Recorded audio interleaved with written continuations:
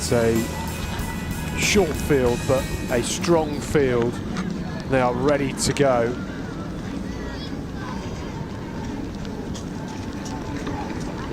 Being held behind the start line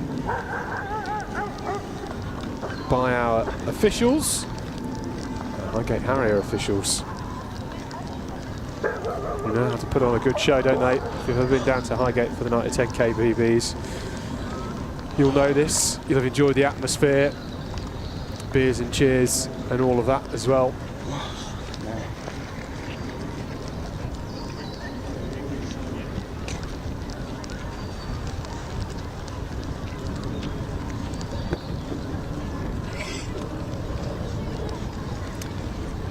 One blessing today, although it is very muddy, it's not particularly cold. It's 9 degrees at the moment in Parliament Hill.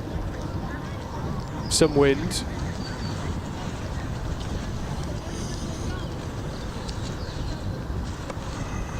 That may well help them up this initial hill.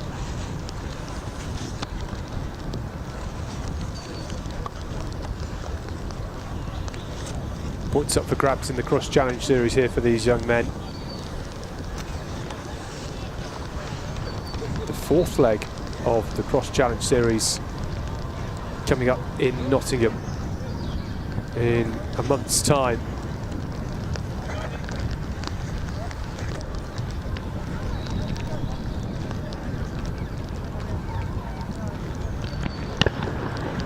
Away they go.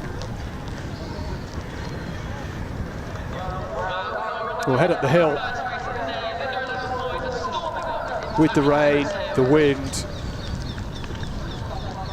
and some support cheering.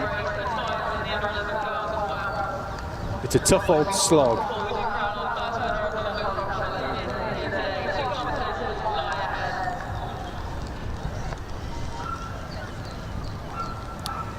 The home country's international, which features later in the senior races and the under-20s. Not an element for these young men.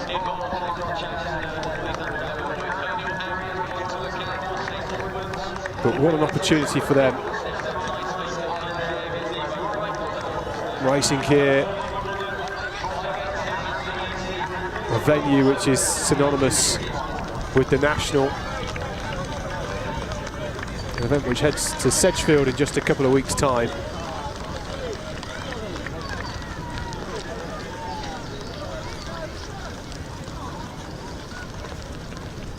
Our early leader in that white vest with the black and white arm sleeves on the left-hand side, that's Carter Jenkin, South London Harrier.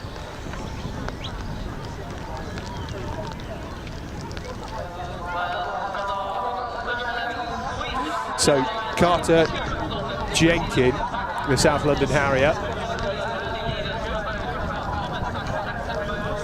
is going well here at the front of this race. Number 32 is Raphael Thomas in the black.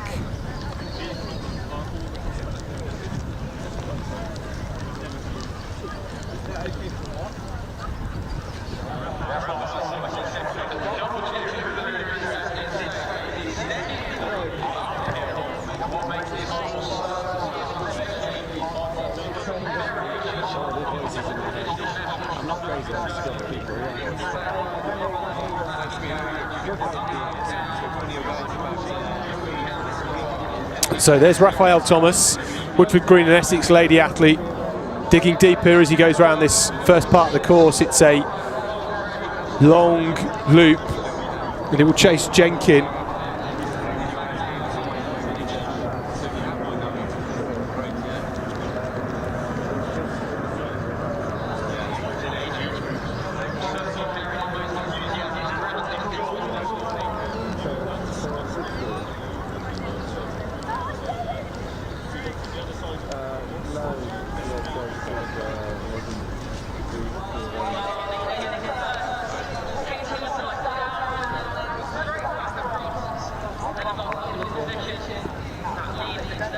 So Carter Jenkin in front.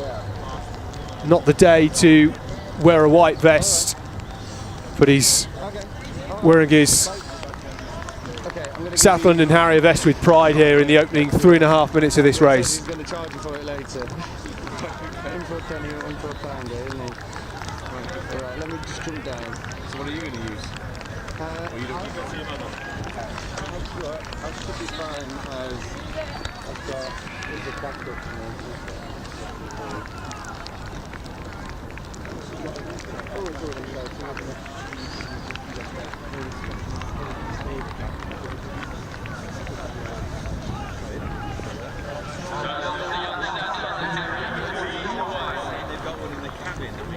So Carter Jenkin looking very, very strong. He is enjoying the scenery, digging deep, and we'll be able to see on the left-hand side as he's gone round the hairpin bend, which makes this the short lap, and we'll be able to see his competitors on his left-hand side.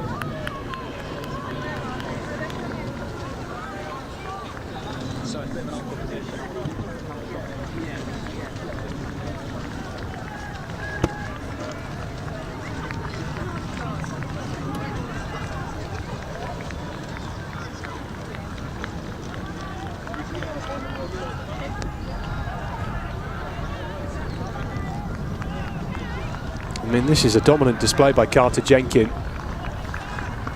So the course at Parliament Hill, if you were here 2 years ago, if you were watching 2 years ago, it's been set up on a shorter course so that spectators can see all of the race. If you've ever been to Parliament Hill for the National before, you'll know that it goes way off and you can't quite keep up with it. But here for this shorter 2 kilometre loops, it allows people to see it pretty much the whole way round.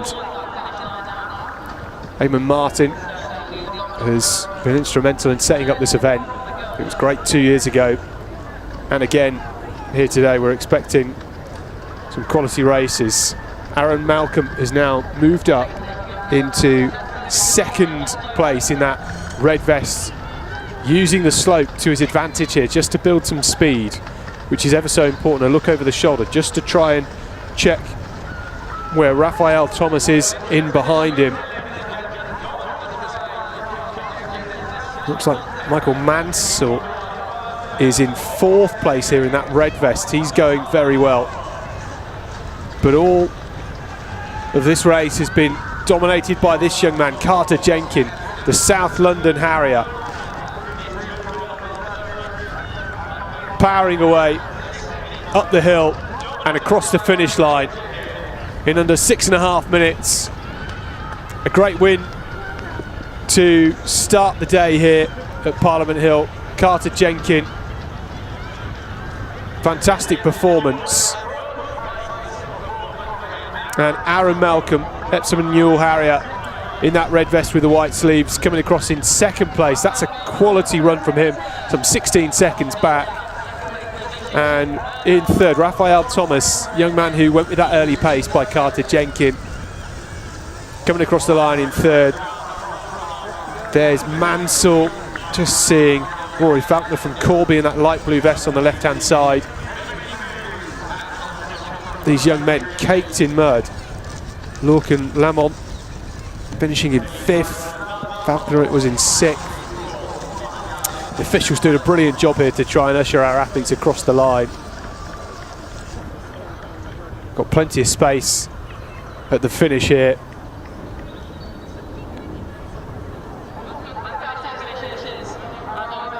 Here's Jonas Heitmuller Edmondson.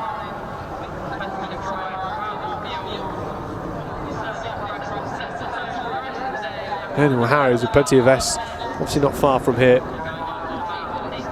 Expecting a good representation of London clubs today. Here comes Sammy Bird, St Albans athlete, and then just Thomas Howlett coming in behind him.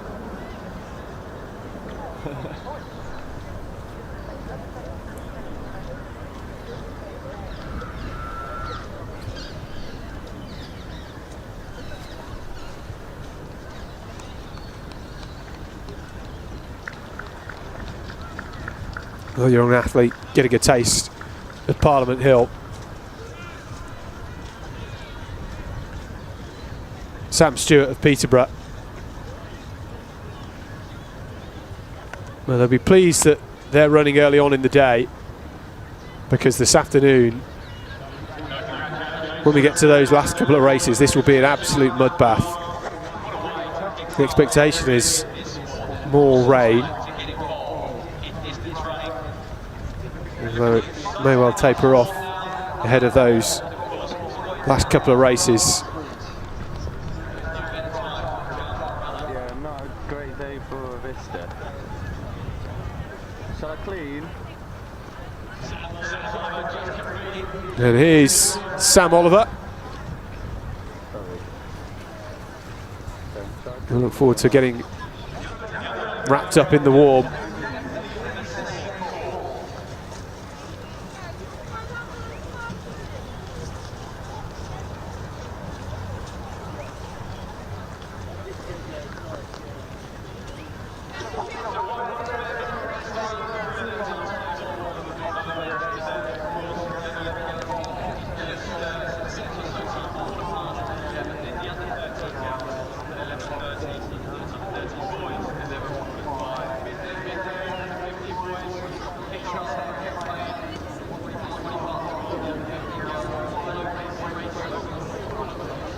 Honestly, a young man, Thomas Bentham.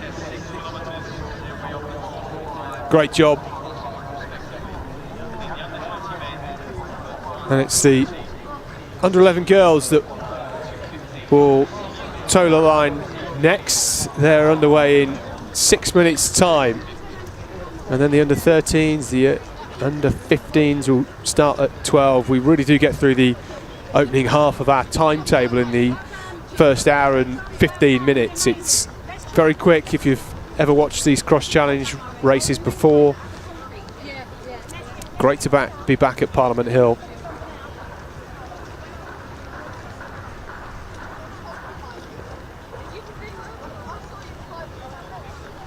Really is the home of cross-country racing.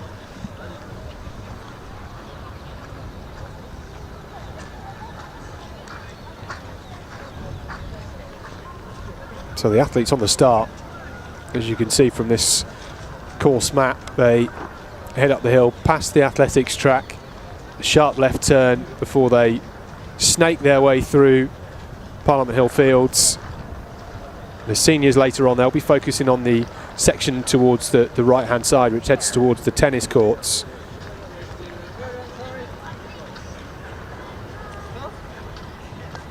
It's the same loop that the seniors for the women will do as well. We've also got some under-23 teams here today as part of the Home Countries International. They'll be racing as part of the senior races, the last two races of the day.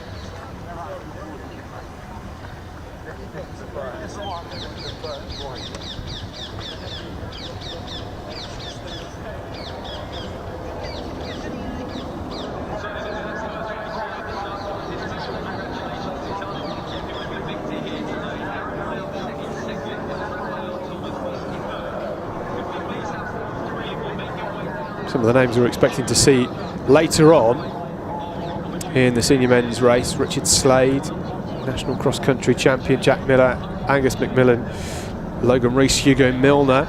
It'd be great to see him here. I just wonder whether that signifies an intent to head towards the national cross in 2 weeks' time. Got a busy month. February is always a busy month for athletics. This cross-challenge series today, plenty of cross-country leagues as well throughout the country. Up in Sheffield, it's the England Athletics Age Group Championships for the under-15s, under-17s and under-20s. Next weekend, of course, the UK Indoor Championships in Birmingham, Bucks Indoor Championships in Sheffield next weekend. In 2 Saturdays' time, it is the National Cross-Country Championships. Lots to look forward to. Cross-country season continues well into March with the World University Cross-Country Championships. being held it over in Italy. Great Britain and Bucks will be taking a team. As I understand, I think the athletes were notified yesterday. Certainly this week. Plenty of time for them to prepare.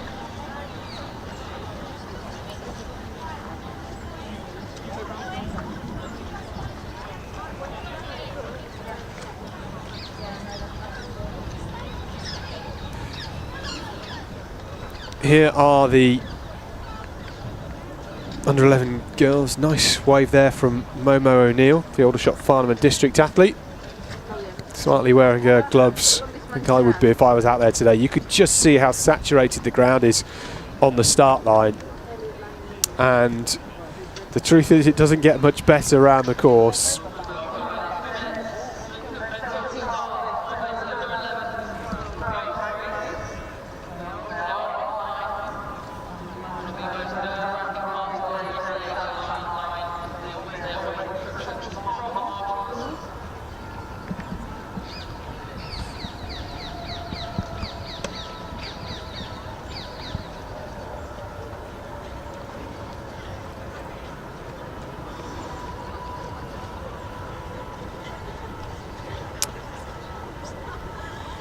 Around 35 athletes entered for this race. As is always the case, we never quite sure who's actually turning up.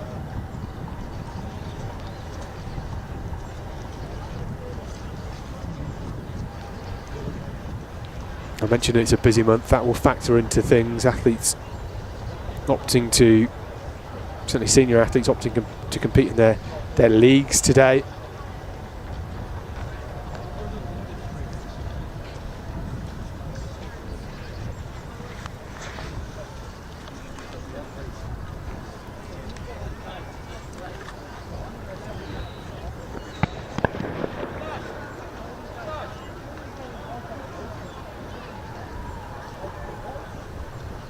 Away they go, up the hill, tearing off with absolutely no fear, but a lot of grass and mud in sight ahead of them.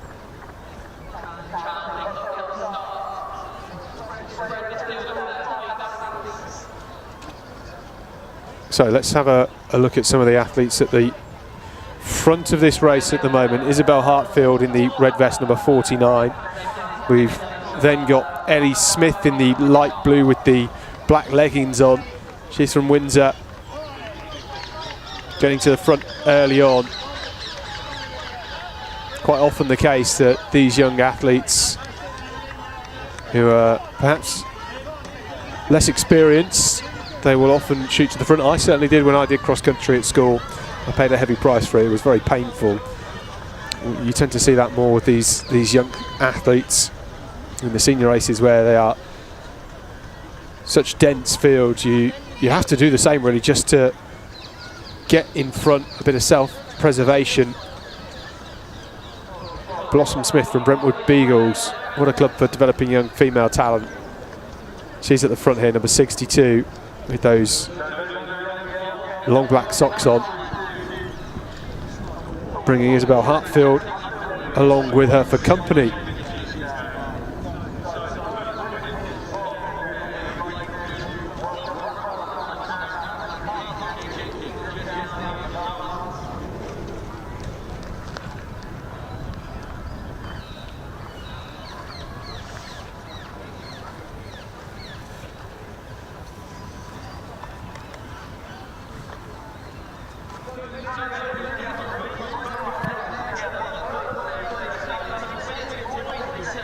So Blossom Smith and Hartfield.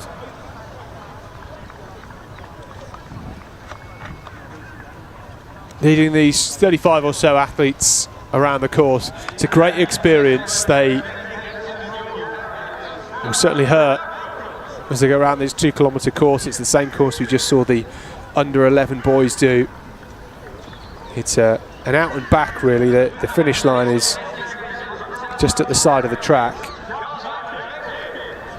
They've already gone past it. We saw that one of our early shots. Blossom Smith though now opening up her a good 10 or 15 metre lead.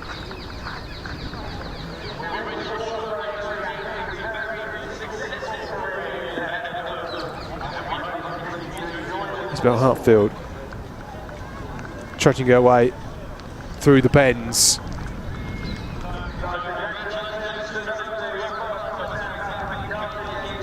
A bit flatter here because they come along the edge of the slope, if you like. Blossom Smith looking very strong. Well, she's going to head left in just a moment and will loop back round. It's a real good opportunity for her to see where everybody else is in this field.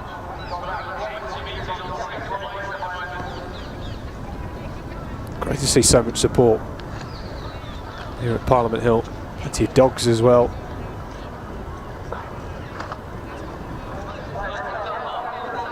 Parkrun's already been and gone at Parliament Hill this morning, which is a bit further north of where our course is.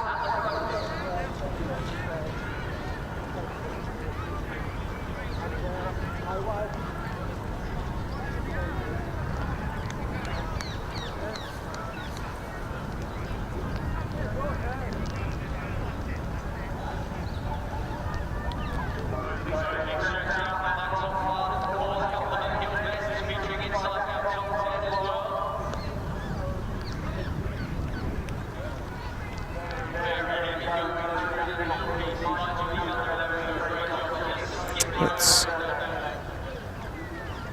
Freya Greenhout, Hernhill Harriers, number 47, just leading that group of athletes.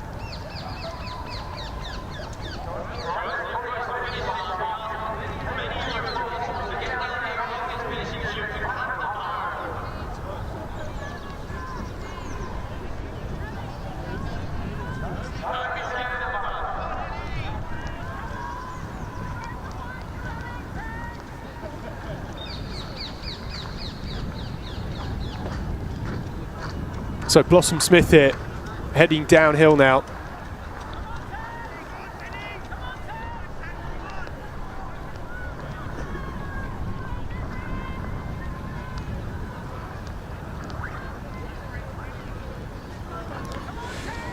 So she's meandering away. This particular corner that Blossom Smith has just gone round is very muddy. Look at it, there you go. If you've got the course map in front of you, you can just see that yellow sign. It says K on it. That's the turn, the sharp turn on the most westerly point of the course.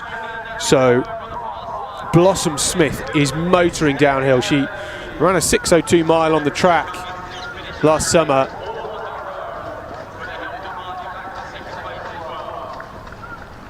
.10 years of age, showing loads of strength, loads of speed. Got to be very careful. Some of the athletes coming down this hill just looking a little bit legless here, a little bit uncontrolled. Isabel Hartfield has some pressure from Ivy Buchanan, who is in third place at the moment. The Windsor athlete Ellie Smith is there in fourth, and that's Freya Greenhout just behind her. Alexa Thomas flashing past the screen.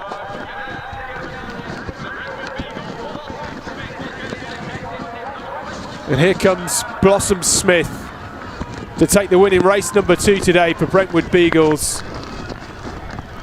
That is a cracking time. Just outside 6:55. A time that 6:53, I think that would have put her inside the top 5 in the under 11 boys race. So it just goes to show how quick she is. Hartfield coming through in second, then Buchanan in third. There's Smith, Greenhall in fifth. That's Alexa Thomas coming through for 6th place. Here's Verity McKenzie, Georgia Hudson, another Windsor athlete there, Teddy Molnar.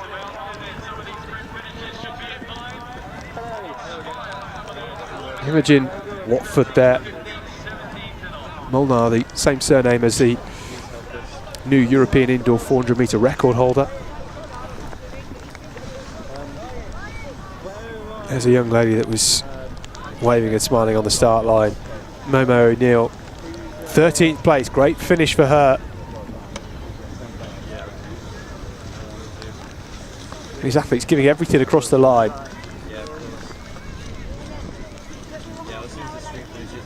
Gets so churned up at the finish, even difficult just to walk away.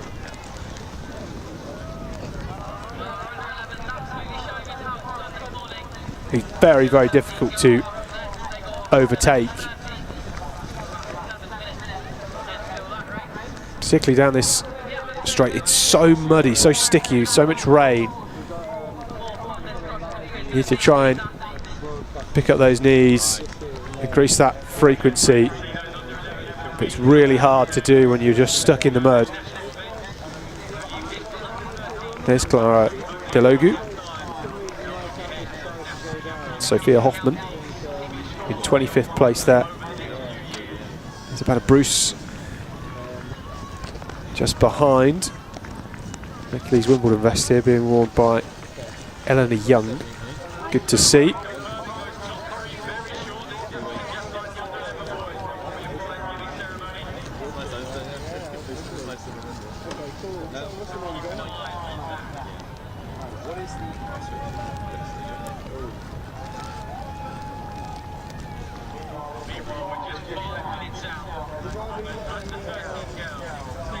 Here we go then with Billy McMillan, Ori and Harriet. Done a wonderful job to wrap up this field inside 10 minutes. Good to see. Well done to that young lady. Hi, my name's Conor Bentley. I'm a GB triathlete. I'm joining Sports Shoes Athletes in Residence for 2026. My aims for next season are sub 29 for the 10k and sub 14 for the 5k. And I'm really looking forward to racing the Alpha Fly this season.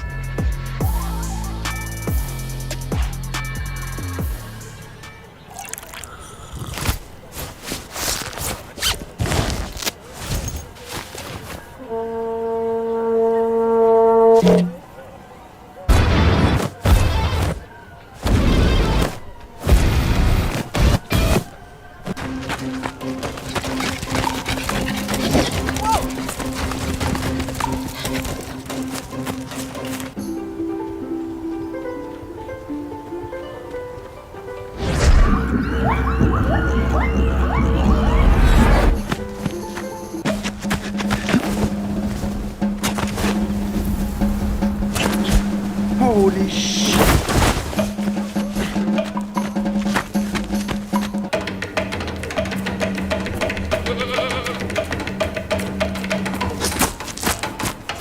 Hi, my name's Conor Bentley. I'm a GB triathlete. I'm joining Sports Shoes Athletes in Residence for 2026. My aims for next season are sub 29 for the 10k and sub 14 for the 5k.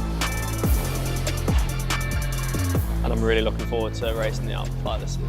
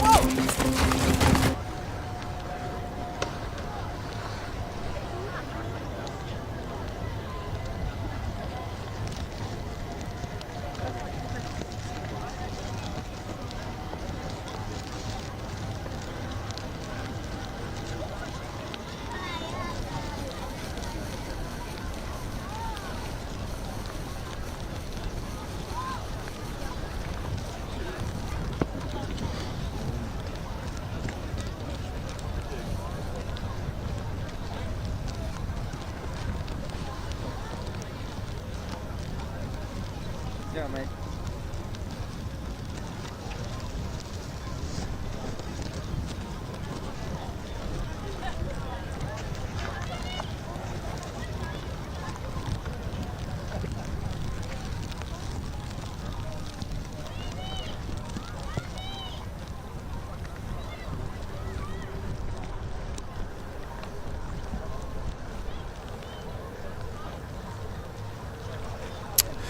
Couple of minutes away from the start in this under 13 race, our first under 13 race, the under 13 girls.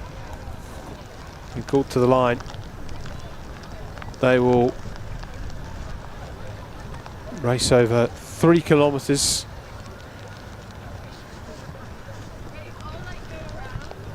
Which is 2 medium laps.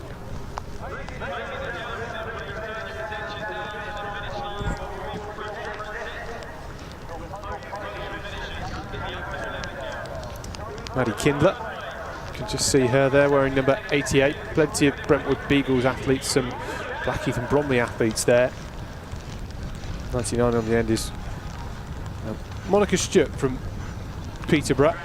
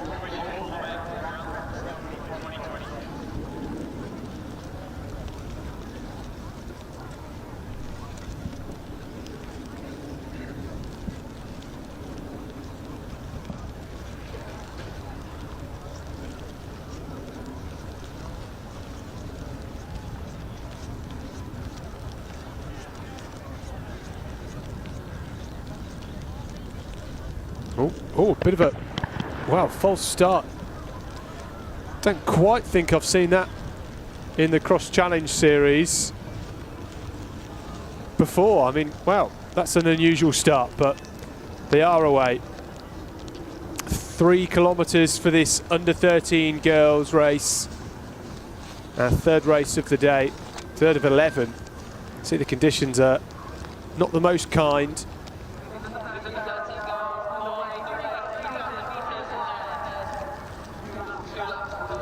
Madison Kindler wearing number 88. Already had a strong start to her winter campaign. Just in front of her, Sophia Davies, her clubmate. Ella Hayes of D-side in the black. Just over on the inside.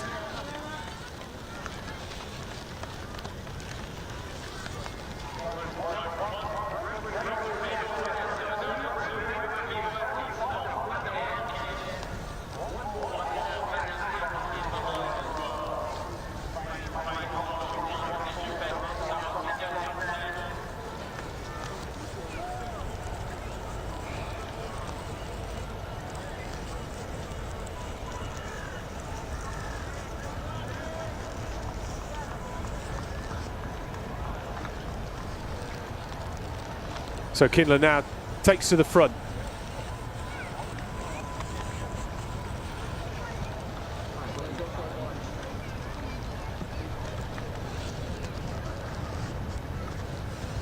Away she goes.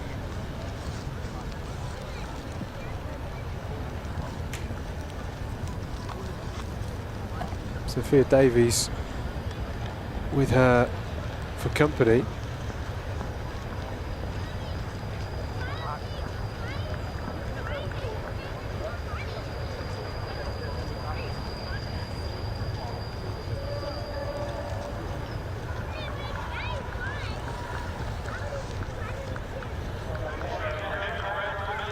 Really great for Maddie Kindler to have some company here, because so often in these races she is away and gone very early on.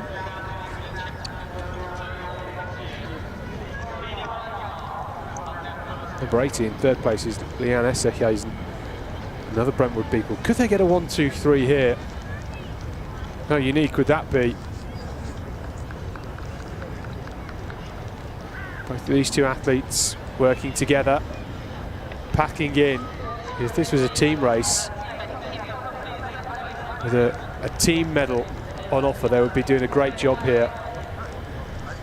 Very important to try and get close together with your teammates. So these athletes will be doing 2 medium laps. So rather than going straight to the finish line, they'll loop back round for another kilometre.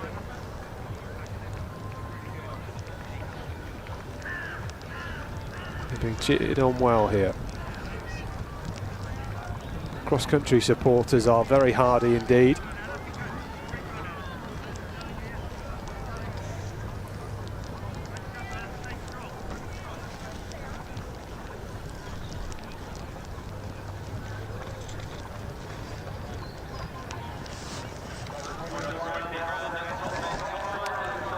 So they're over the halfway point of this first lap.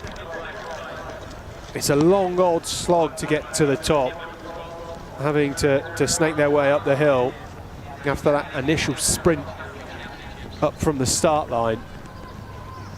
Now Kindler has opened up a small lead here.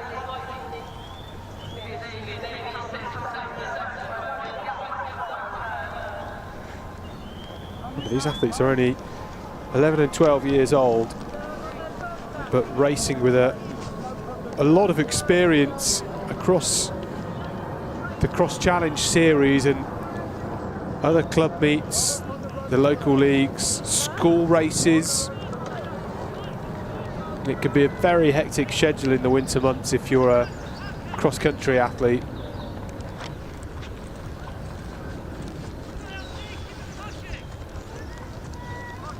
And the nature of this course, enabling spectators to stand in one position and capture pretty much all of the race. So back downhill for the first time.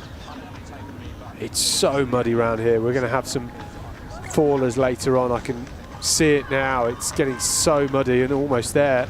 Our athlete in third, just flashing past the screen and almost slipping up herself. That's Blue Bailey, the Bingley Harrier.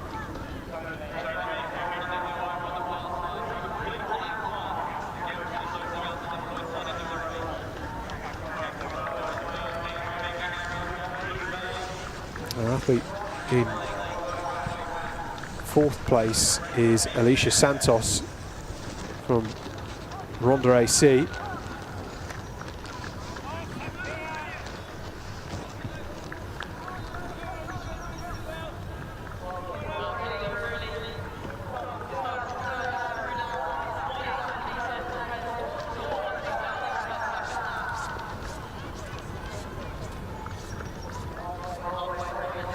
So they don't come through the finish here, they loop back round.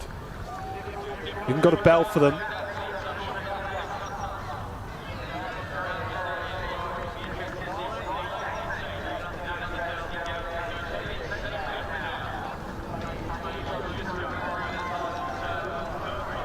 So Bailey is there in the light blue in third place. And here's our top three at the moment with less than a kilometre to go. It's going to be a hard kilometre. They will have to climb here when they head right around this bend, snaking their way up before things level off for potentially a big sprint finish. Two D-side vests there. The one in front, number 81, is Gwenda Hay. Already mentioned Ella Hayes early on in the race. She's just a couple of places behind. 102 that is sandwiched by those D-side vests is Jemima Watson. And there's Leanne Esterhuizen.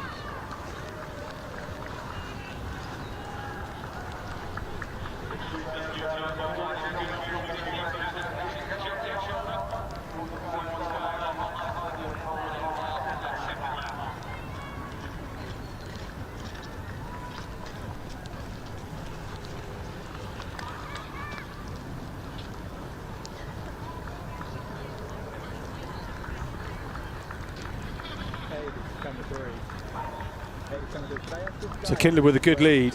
Sophia Davies has done really well to stick with the pace in the opening 2 kilometres now. Kindler, this is where she's strong. She has the ability to just push through the gears in the back end of races. We're used to seeing her power away on the opening lap, the opening kilometre or so, but she has the strength to push on in the latter stages.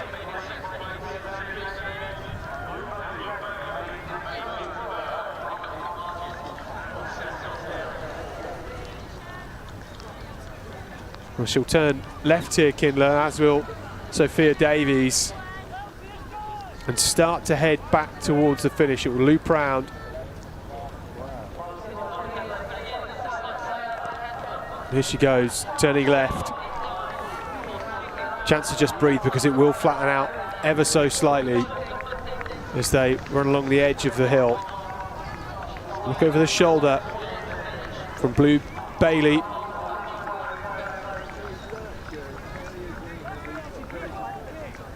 And again, she looks to be clear in third at the minute, but things can change when athletes start to recover in the minute or so after turning this corner. When they start to head downhill, the legs can free up a bit. They can start to push a bit harder. It's just so difficult on that final climb. It's a really challenging course that Eamon Martin has put together here. We saw it 2 years ago.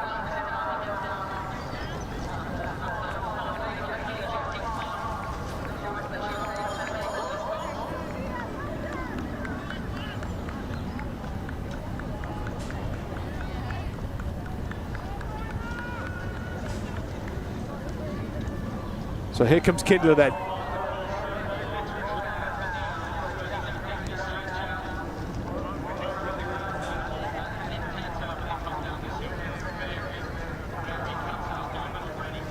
Downhill she goes. She'll see the finish line towards the left-hand side.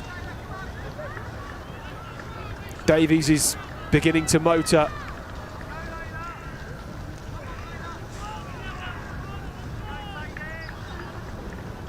Blue Bailey now enjoying this downhill section.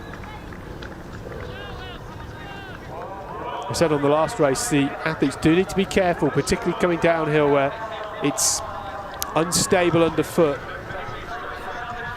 Particularly with the fatigue in your legs, you can become a bit wobbly. Down on the flat now for Bailey as she tries to chase down Sophia Davies. It's a good straight on the flat to finish. Alicia Santos here in fourth. But here comes the sprint from Maddie Kindler to take another win on the Cross Challenge Series. She does it again here at Parliament Hill to win the under-13 girls race. It's going to be a 1-2 for Brentwood Beagles. Sophia Davies coming through for second. Fantastic performance for her.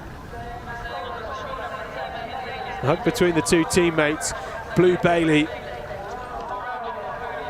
here in third. Nicely done from her. And here comes Alicia Santos.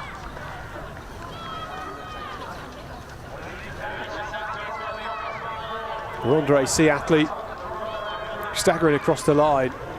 Fantastic fourth place for her. And this is Jemima Watson wearing 102, followed by Gwenda Hay at D side. Coco O'Neill. And then it's Ella Hayes, the other D side athlete, coming through. And this looks to be Leanne Esterhazen inside the top 10. Elsie Rudkin-Wilson just behind her. Fatigued across the finish line.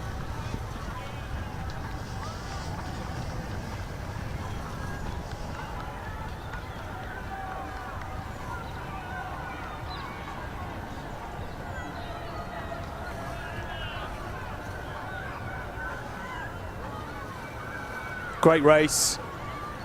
good to see Kindler have somebody with her in the opening 2/3 of that race. Different dynamic for her. So used to seeing her pull away. And I'm sure we'll see Kindler and Davies taking part in the National Cross in a couple of weeks' time.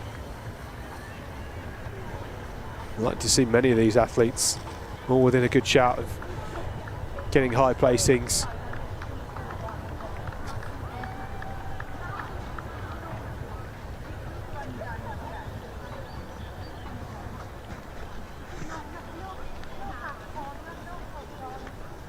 Under 13 boys already on the start line.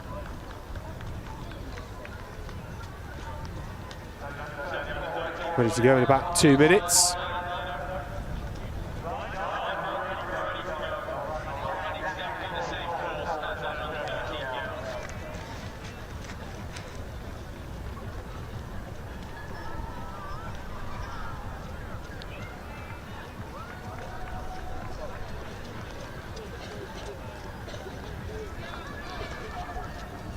Well, this was the false start earlier. Well, they were lucky in the end, they didn't slip over in the mud. Understandable, the athletes get a bit jittery on the start line.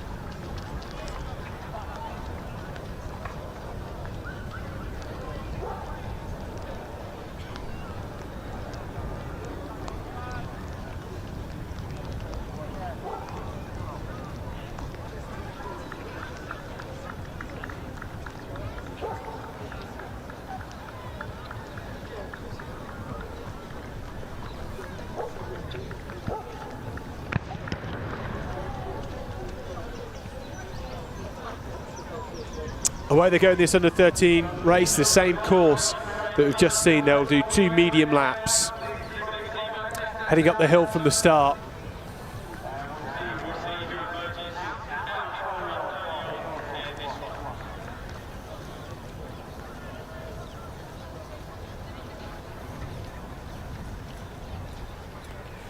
Josh Maiden in the red, the Hearts Phoenix athlete.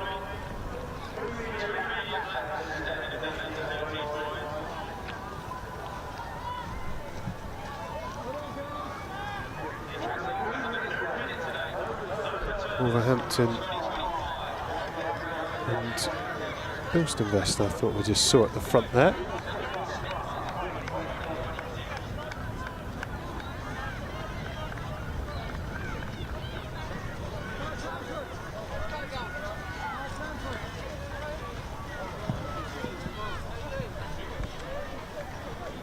Seb Palmer in that Wolverhampton and Bilston-Vest.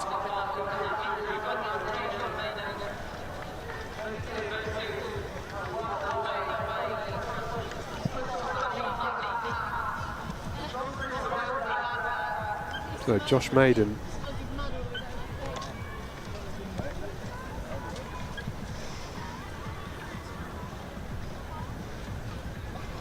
Thank you. Ben Welch in that white vest in the middle, 138.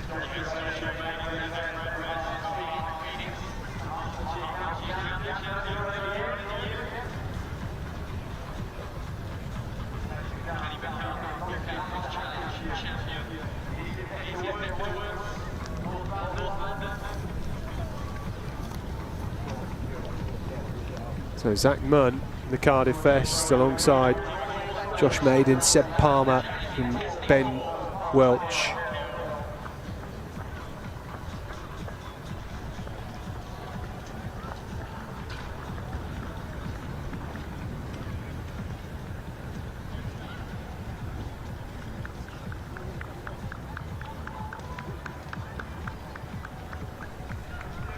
These 4 athletes then, all grouped.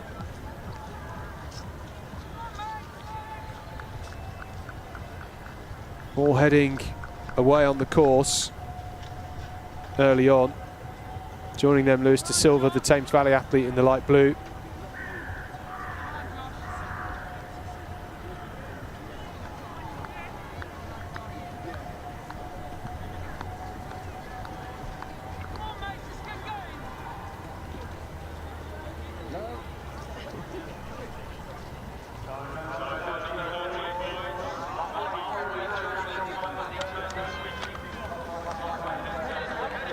So Ben Welch at the front in the white vest. Then we have Josh Maiden just behind him. Lewis De Silva in the light blue. In that Cardiff vest, it's Zach Munn.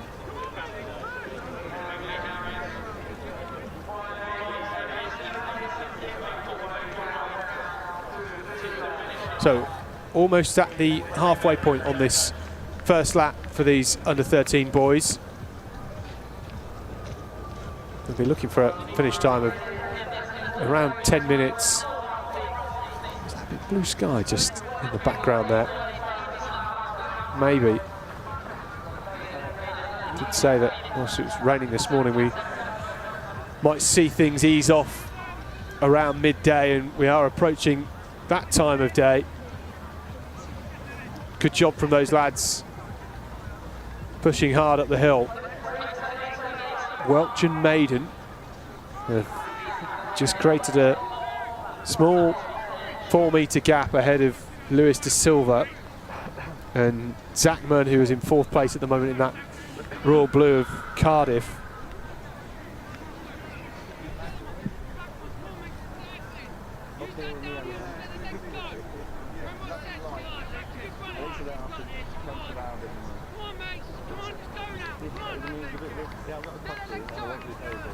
So Maiden clearly in front now.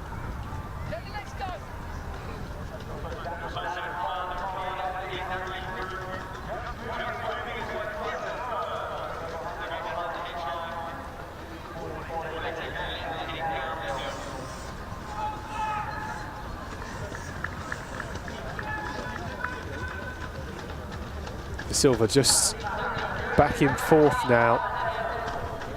Well, these 4 lads are really going for it. It's tit for tat at the front. Welch was leading. Munn was. Now it's Maiden again, who led early on. And when they get to the hairpin bend and turn around at the end of this first lap, they're over halfway and they have around a kilometre to go.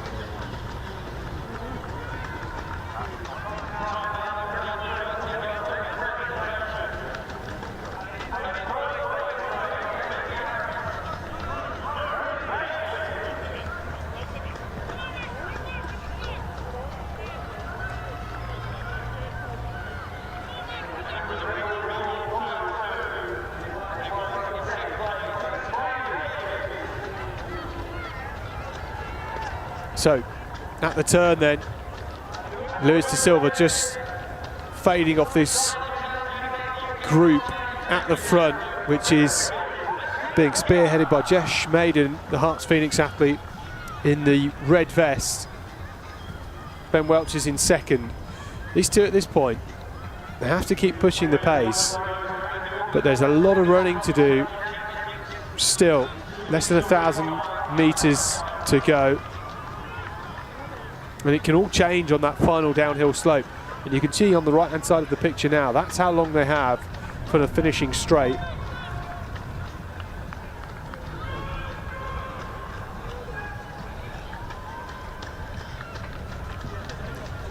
It's no small straight, that's for sure.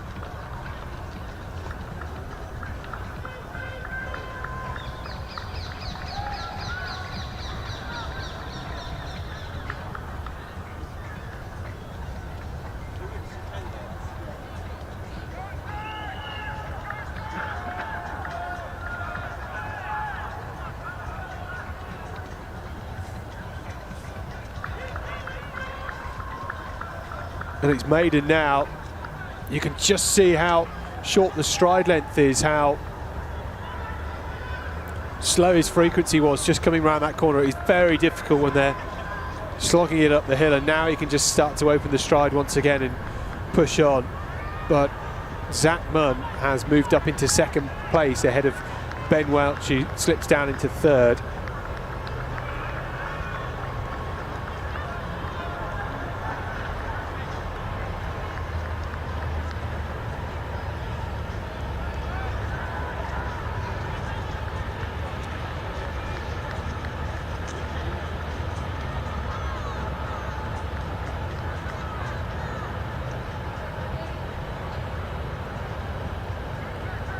Yeah, he's a long old finishing straight. Plenty of running to be done, and this will be a real relief for Josh Maiden here, who has now got to the top of the hill and can just take a moment for a big deep breath to try and recover as he will start to head downhill. Going to be a lot easier for him here. These two athletes going very well, inside the top 10 at the moment.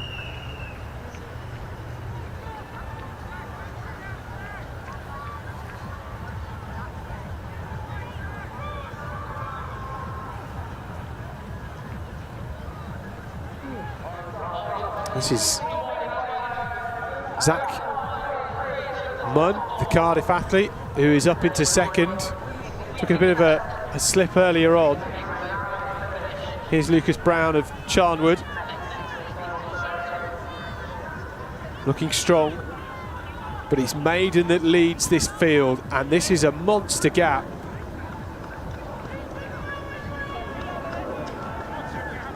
Maiden from Munn. Downhill.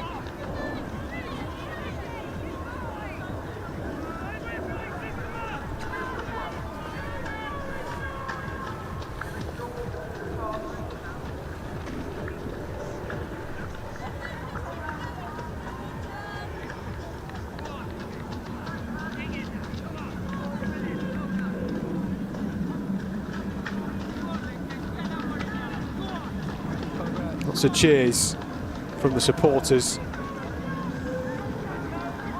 around the corner for the final time, down onto the finishing straight. Less than 150 metres to go. Pushing hard. He's dug deep in this race, Josh Maiden. Had a good group of 4 early on.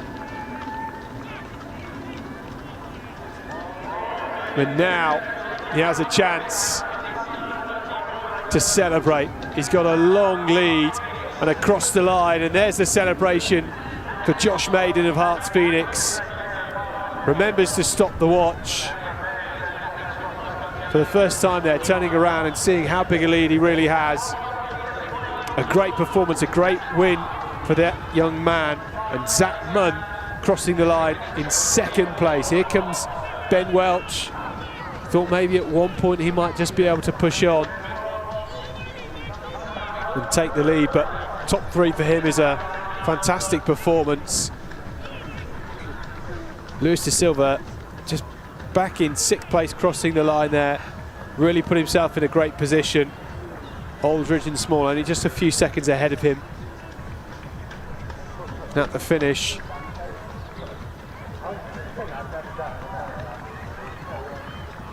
Zach Evans, Blackheath and Bromley there. And Seb Palmer, Wolverhampton and Bilston man, coming through for 8th place.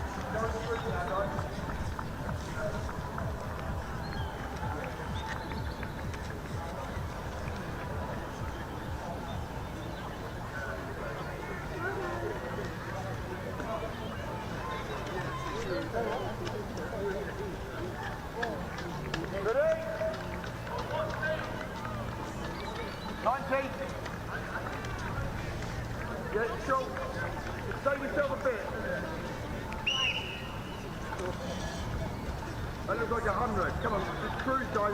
Cruise. Cruise. 11 seconds. That's to 100. Right.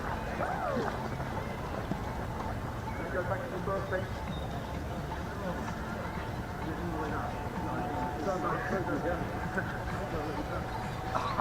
Still a few athletes working their way down the hill.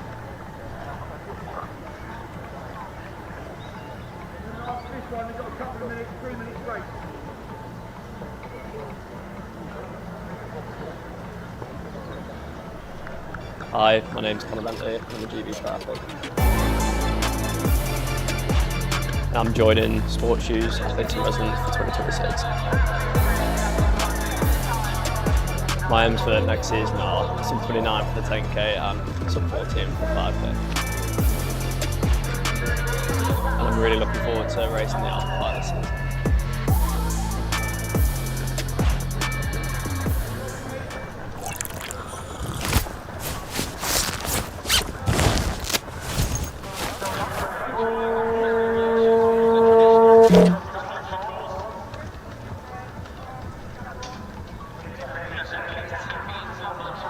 Under 15 boys then, ready to toe the line. Off they go in 2 minutes.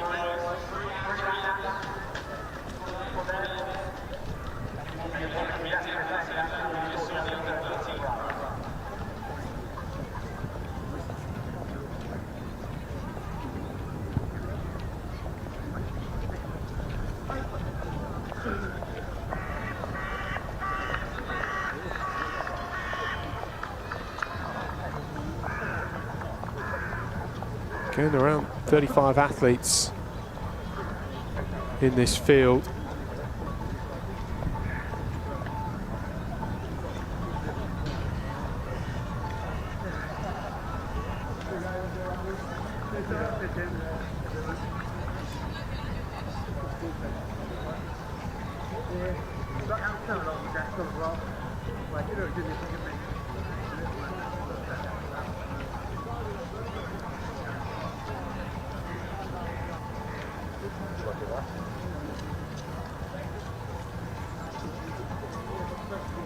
What a sight.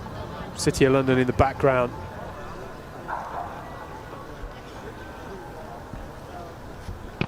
These athletes, off they go from the line. It's like Parliament Hill ahead of them. Away from the cafe they go.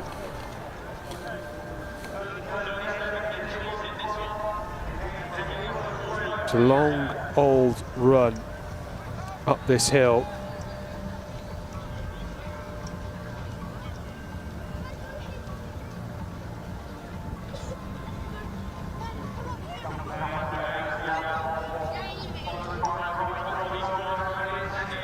About 300 metres before they turn left,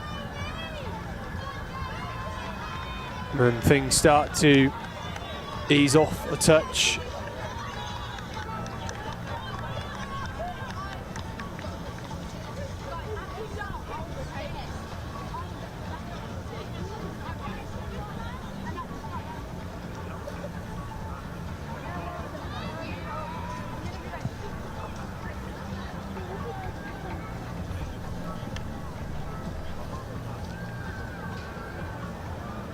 Sorry.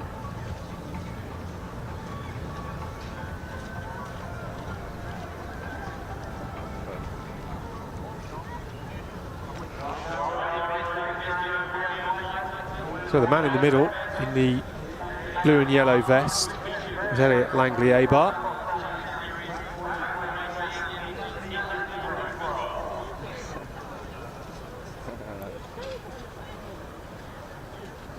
Jonah Tildersley from City of Portsmouth is at the front also.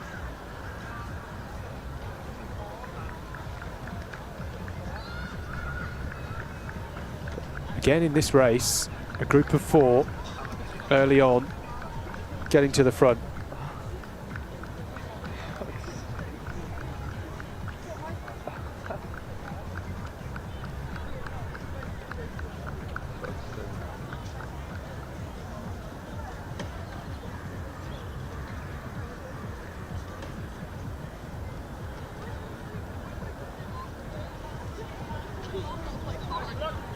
And the red vest at the front is Leo Blyton from Bicester AC. And the yellow vest at the back of this group, Jamie Gilbay from Chelmsford. So these 4 athletes away on their 4K loop.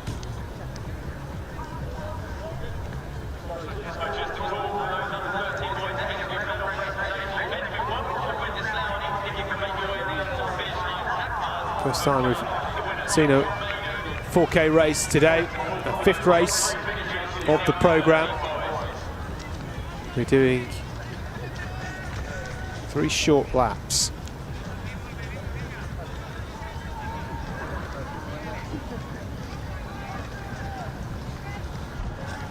Luke passed the finish line twice before finally crossing through it.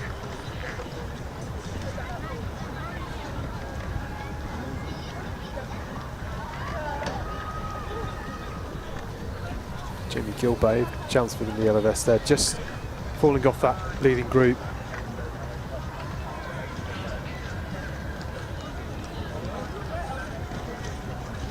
Puts him in a difficult position, because does he commit over the next 3 kilometres and try and stick with these guys, or does he just ease off a little, hope that they perhaps come back to him later on? I don't think they would, but he might just feel a bit more comfortable easing off the pace. It's a strong start.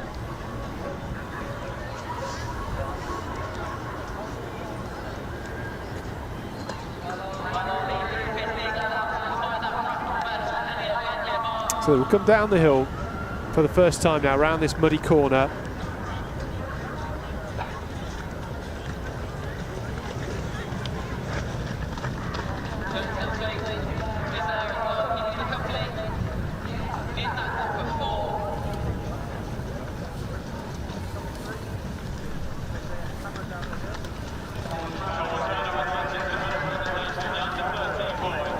So Elliot Langley A-bar, and you've got Jonah Tildersley alongside Leo Blyton, the front three, with Jamie Gilbey in fourth, falling off that group now at the tail end of the first lap.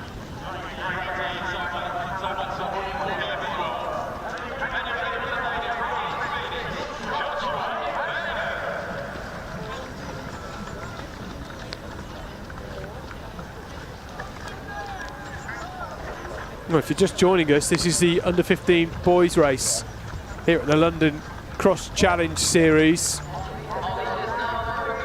The third leg of 4 of this cross challenge, the first cross challenge race of 2026.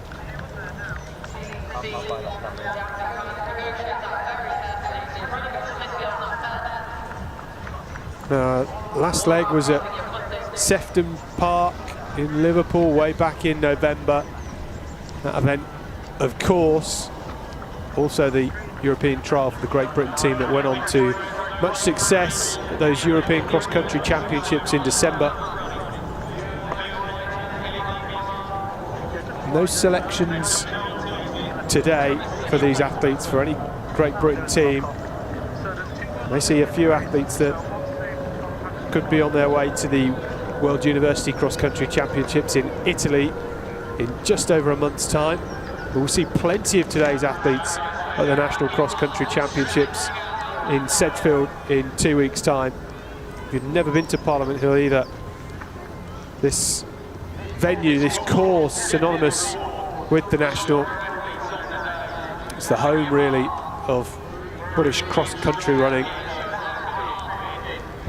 And we've had a blockbuster 4 races already. This is race number 5, a total of 11. It all rounds off at 2:50 p.m, which is the start of race 11, the senior men's race. That'll be done by about 20 past 3 this afternoon. The senior women's race is before that at 2:15, so lots still to come. Elliot Langley A-bar in this under-15 boys race, though, finds himself at the front, with Leo Blyton for company in that red and yellow Bicester vest.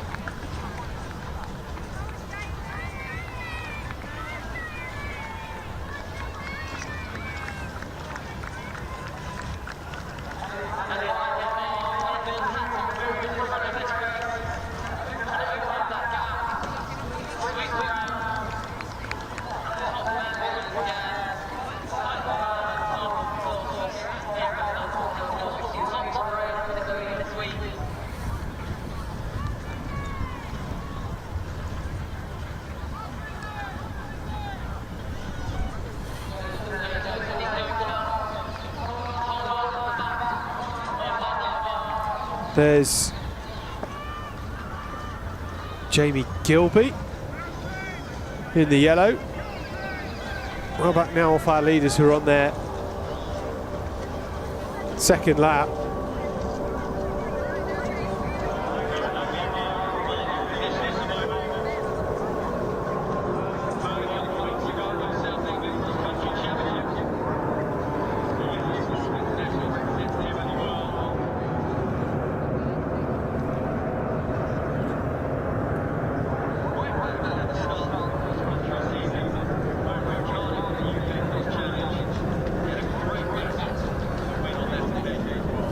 Well, Blyton is doing the right thing here, just staying close, keeping Langley Abar in sight, but the youngster from St Albans looks so strong, very controlled.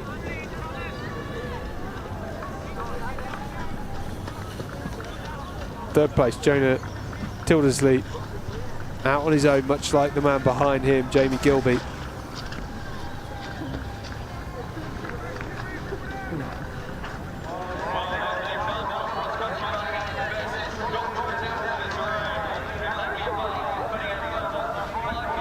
Well, I have one more lap to go. It's a nice section just to open the stride a bit, build a bit of speed. It's a very tight hairpin bend in a moment for this man, Elliot Langley Abar. He's giving a wide berth. It's so muddy in that corner. Very easy to slip up.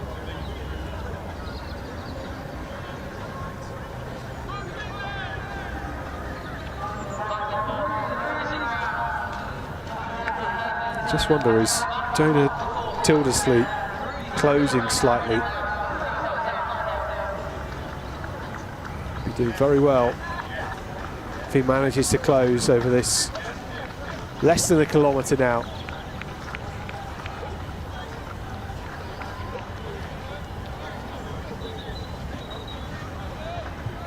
Getting some support from the sidelines, which is so important, and that's the gap at the front between first and second. The man on the right, Elliot Langley Abar. The man to the left, Leo Blyton, in the red.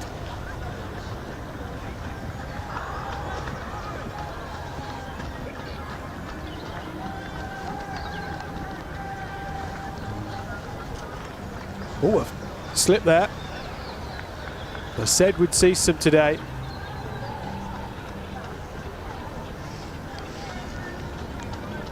Need the long spikes.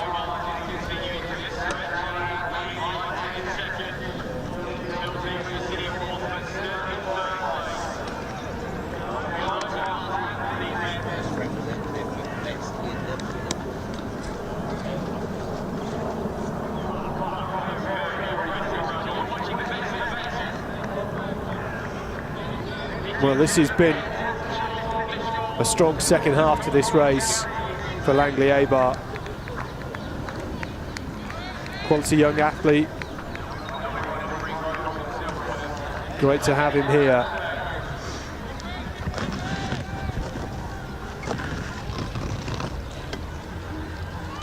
Yeah, Bracknell man, I think I said St Albans earlier. Bracknell.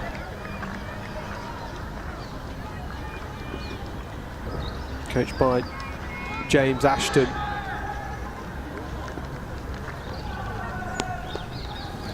Ran a 4:46 mile last year at the Bannister Miles. Hope to see him there again this year. Only a few months away. He was sixth at the English schools over the 1500 with Elliot Langley Abar. There's Tildersley. I think second's just a way off for him.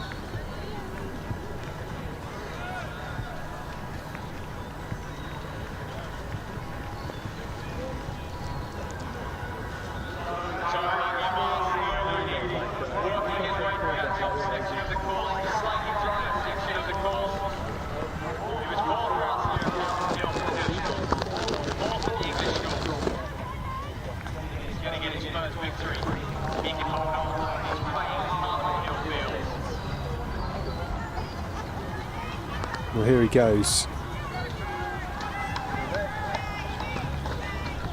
Blyton isn't that far off.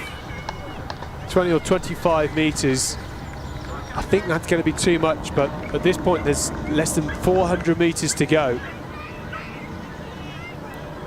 Got lovely technique, Langley A-bar. Really smooth. Hasn't shown any form of stress on his face, in his shoulders. Sort of very relaxed all day. And over the last 14 minutes, he's just wound this race up. First it was Jamie Gilby, then Jonah Tildersley, and then Leo Blyton, and Elliot Langley A-bar has been very dominant here at Parliament Hill on this third leg of the Cross Challenge series. The finishing arch in sight. A brilliant performance from Elliot Langley A-bar here in the under-15 boys. He wins the London Cross Challenge for 2026. Leo Blyton was closing. He gets second. And Jonah Tildersley for Portsmouth in third place. And these three athletes over 100 metres clear of the rest of the field. And it's Jamie Gilby who's still in fourth place in that yellow vest heading towards us. He's been rewarded with a fine fourth place here because he committed early on, went with the top three, found himself out on his own, but has done very well to stay true to his task. And there he is, Jamie Gilby in fourth place.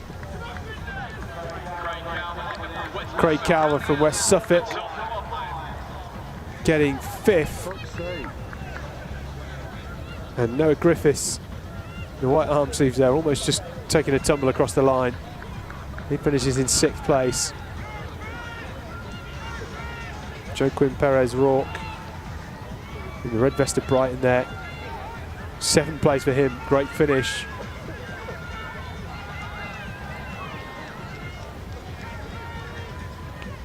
Lorenzo Moss of Newbury.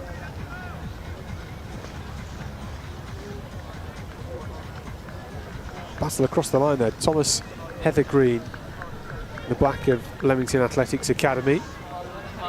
Ninth place.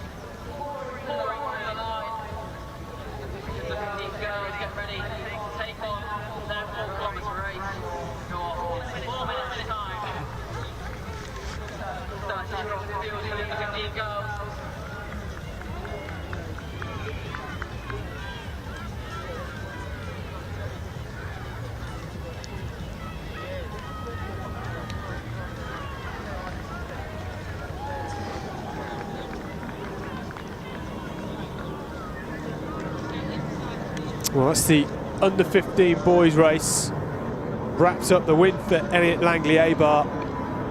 Next up on the timetable, it's the under-15 girls, race 6. They'll also do 4 kilometres before we start to head up the age group.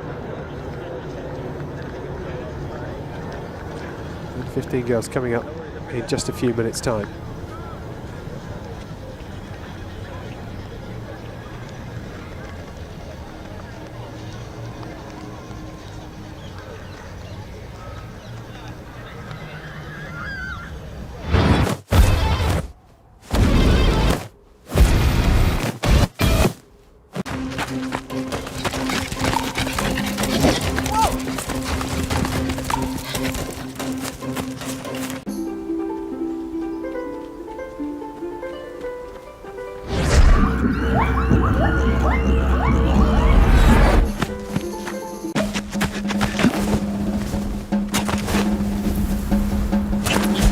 Holy shit!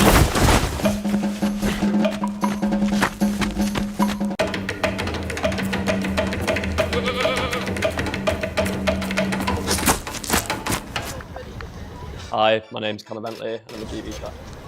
Okay, I've got 450.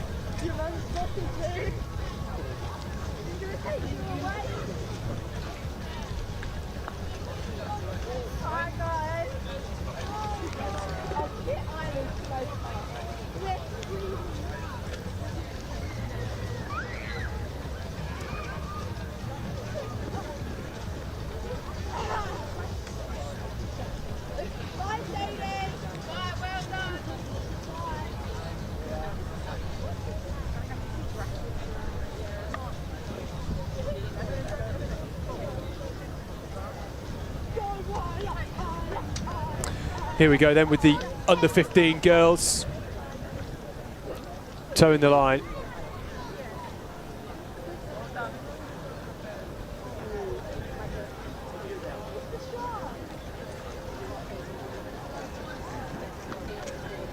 Well, it felt like a long hold, didn't it? But now they're off. No stuttering starts this time as they head up the hill.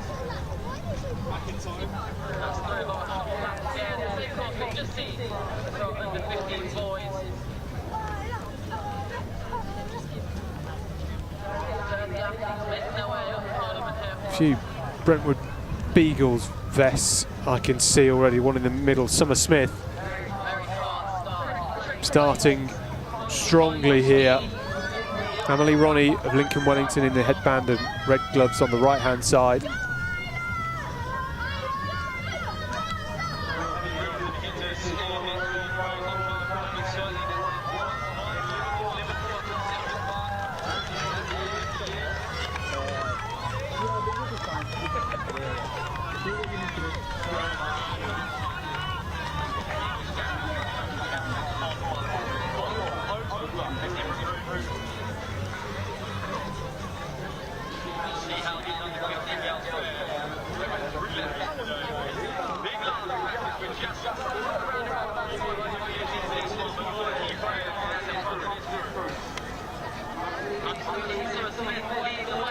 Also, we have near the front of this is Cara Gorman in the light blue, the Windsor athlete.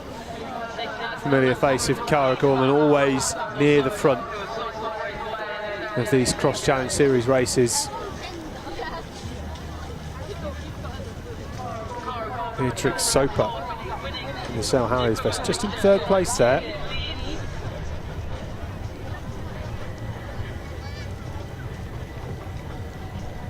Early stages, 3 medium laps for these young ladies.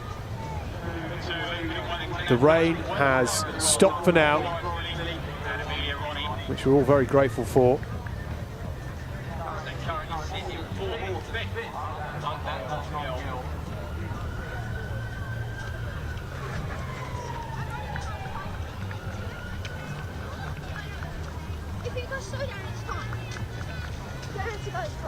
So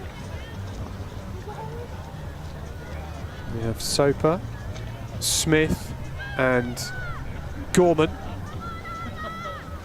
all there. The athlete wearing 183 is Rachel Fitzpatrick, all the way from Aberdeen.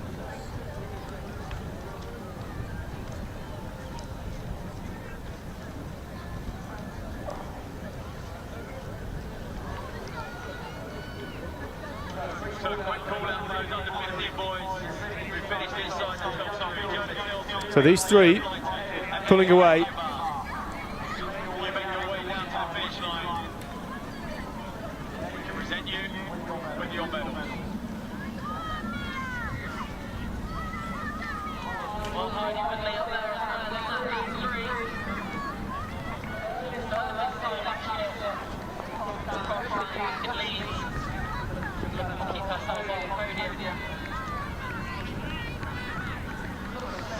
So Smith at the front.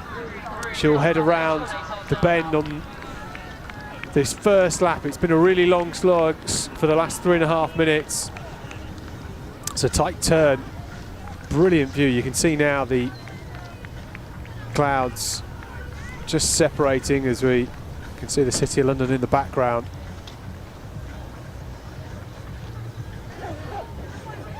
Beatrix Soper is now up into second place. Cara Gorman in third, with Rachel Fitzpatrick there in third place.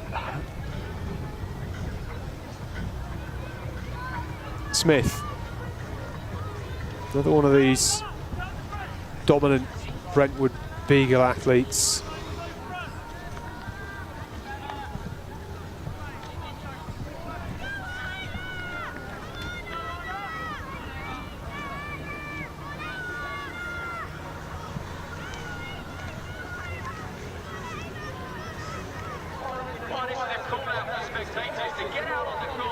Summer Smith, who is a medalists at the English schools last year. Over the 1500 metres.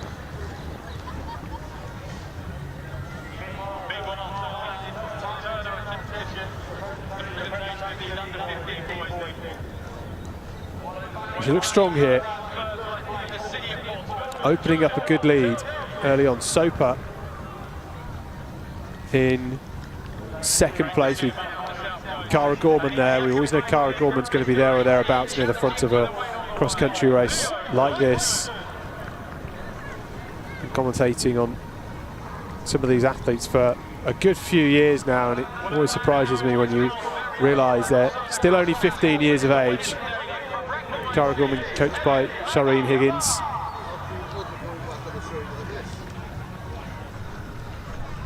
He's great on the track.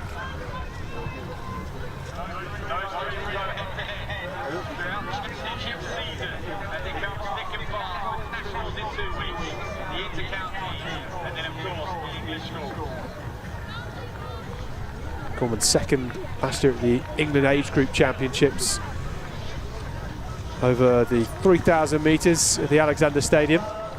And there's a end of lap one for Summer Smith, Soper and Gorman following closely behind.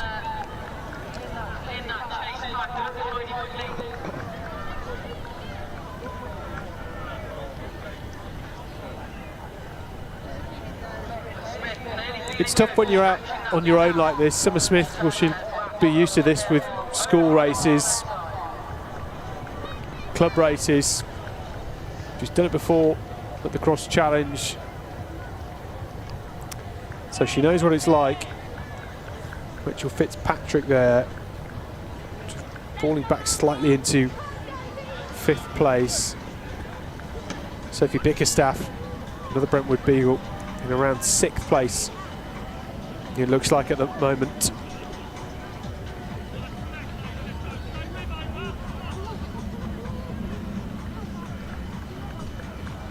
When you're at the front of a race like Summer Smith is, you know you've got 2 laps to go.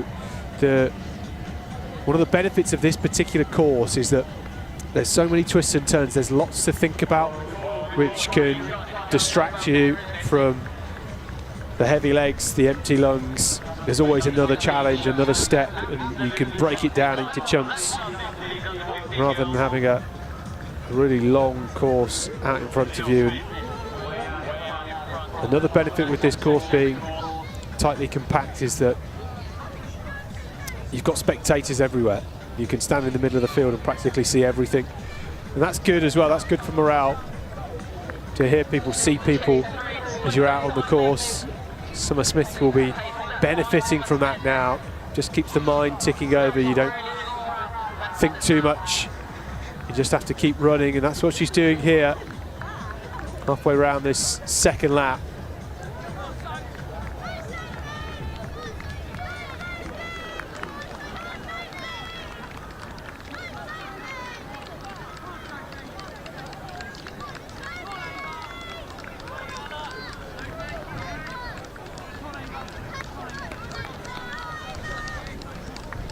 Go to the shoulder there.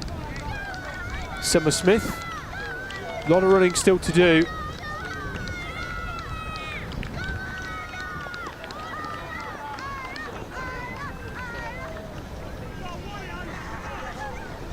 This is the part of the lap where it starts to get a touch easier.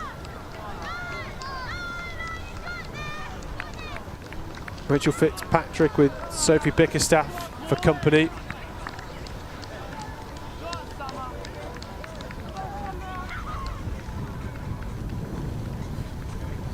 Long way to come from Aberdeen, but we do have a Scottish team here later on in the seniors and under 23s competing part of the Home Countries International. That is a team race. This is about Lawley from Swansea.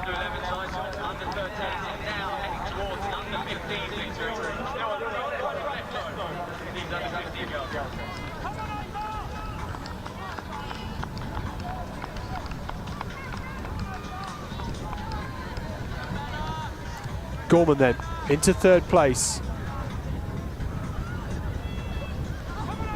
Who's the athlete that's moved up into second, I wonder?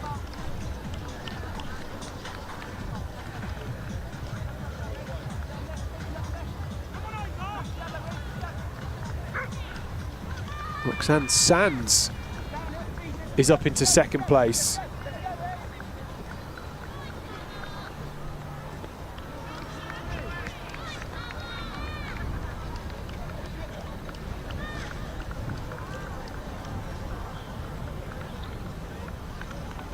Being cheered on. Gorman in third place. Soper has just moved back into fourth. Gorman's done well to shake her at the moment.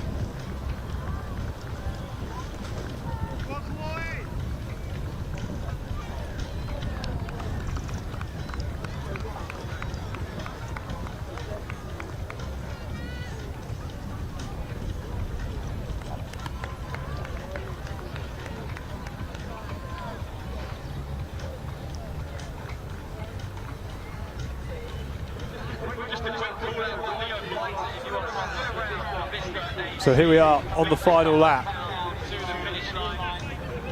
Roxanne Sands, an athlete we don't know a lot about, but she's putting in a fantastic performance. She started patiently and has just chipped her way through the field and finds herself clearing second at the moment, ahead of Cara Gorman, behind Summer Smith, the Brentwood Beagle athlete.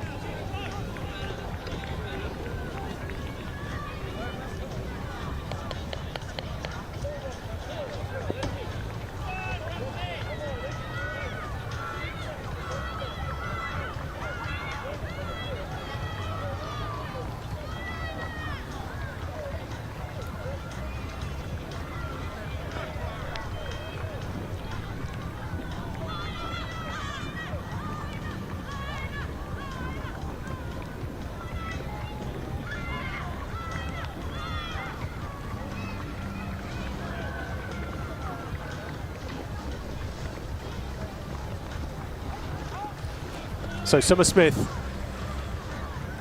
at the front. Well, these young ladies will be very happy it's not raining. It is windy, you can see. The wind direction sort of blowing them up the hill, so when they come down on the final stretch, down the hill, they do have the wind in their faces, but I don't think they'll mind too much on this lap because it means they're coming home. Really challenging course. Soaking wet, very heavy underfoot.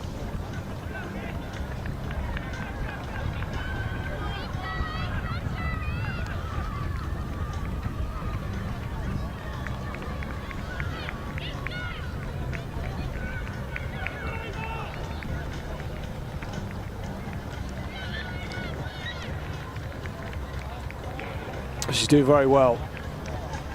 As I mentioned earlier, it's a hard job to get out there on your own.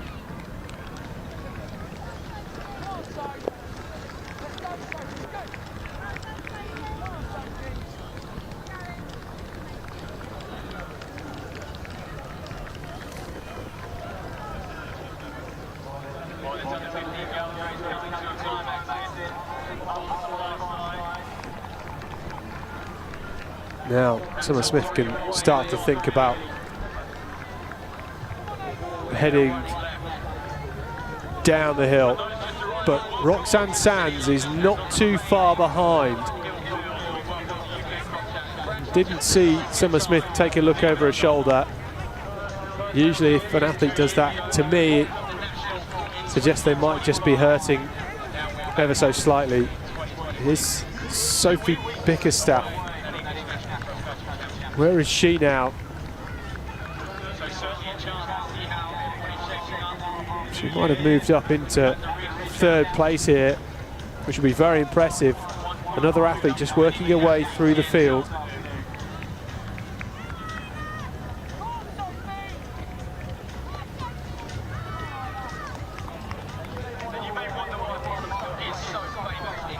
So Roxanne Sands in second place, there she is. Is there anything she can do? 400 metres to go as they turn this corner. Summer Smith, who's looked so measured in this race. Not a grimace on her face at any point. Trusting in her training, trusting in her own abilities.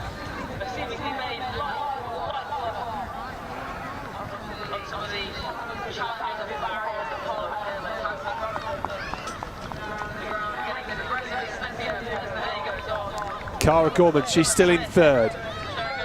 There she is.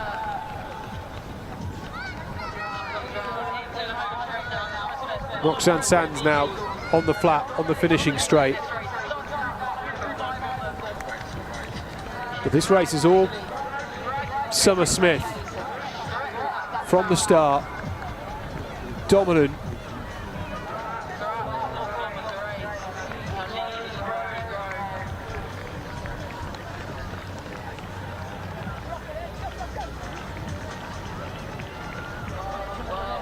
She's been so strong throughout. And Summer Smith with a big win at the London Cross Challenge. Another win for the Brentwood Beagles.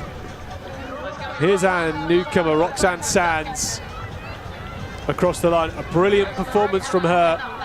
Hopefully we get to see her in the National Cross in a couple of weeks' time. Cara Gorman, again with another brilliant display. So used to seeing her towards the front of races, and again a top 3 finish from her. Mud everywhere. There's a big lead, wasn't it, from Summer Smith, 13 seconds in the end. Here comes Sophie Bickerstaff. 4th place for her. Rachel Fitzpatrick, the Aberdeen athlete, in the white here, has done a brilliant job to keep that vest looking pristine. Less than a minute behind Smith. She finishes in 5th place. Rachel Fitzpatrick. And there's Beatrix Soper. Soper started so well in this race, did really well to hold on. She committed from the off. Great to see. And a flurry of 3 athletes across the line together there. Was it Isabella Lendrum, the Chichester runner, just on the right-hand side. Chichester getting a very unique track which should be built over the next few months. Track surface being laid in a few weeks' time, I believe.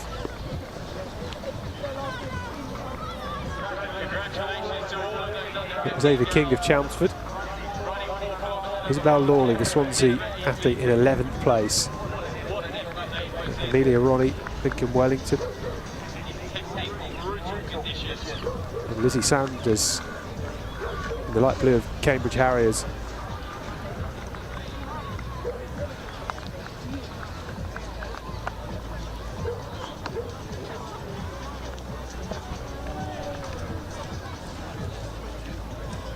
Summer Smith dominant in this under-15 girls race.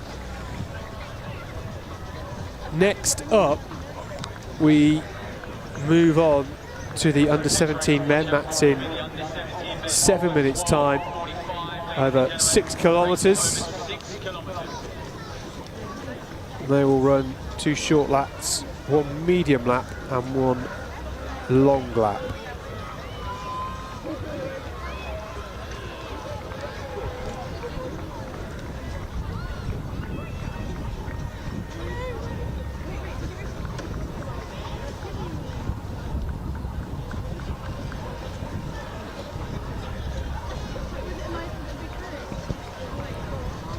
More action to come in 6 minutes' time.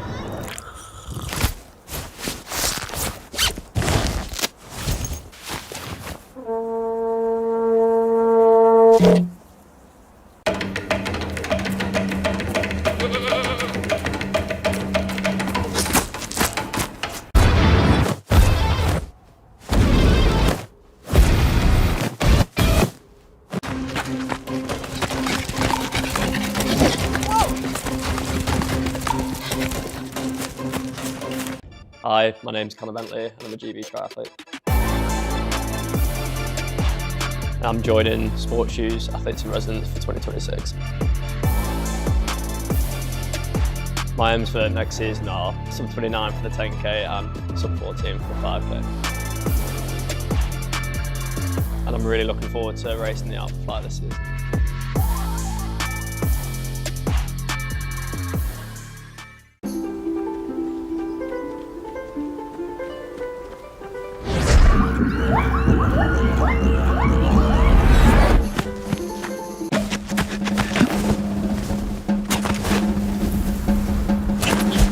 Holy shit!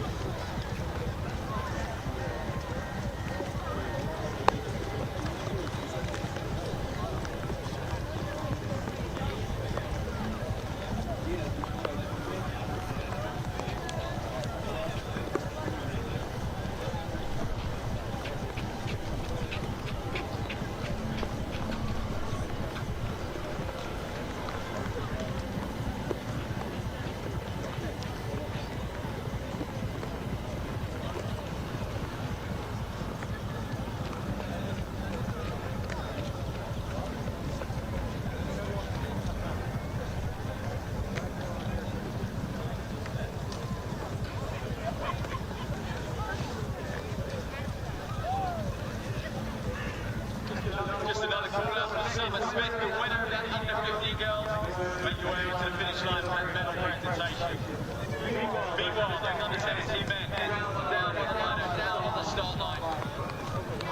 Ready to rip up 4 laps. So the under-17s almost ready to get underway. You see those national vests. This is part of the home country's international.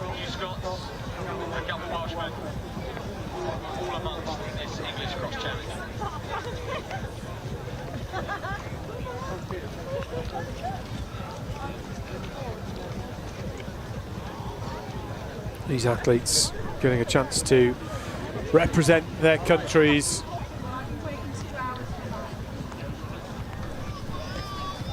Wales and Ireland bringing over some younger members so that they can get the experience as well as a development opportunity for those countries, as is Scotland.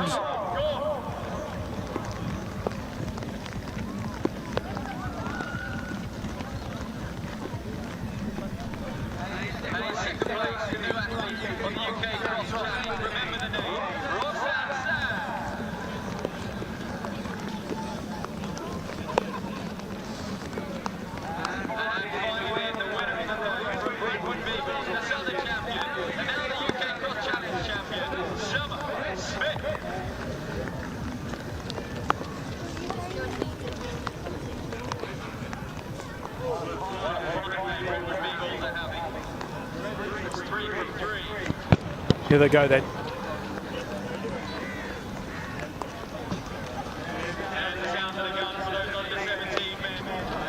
Six kilometres these under-17s will run.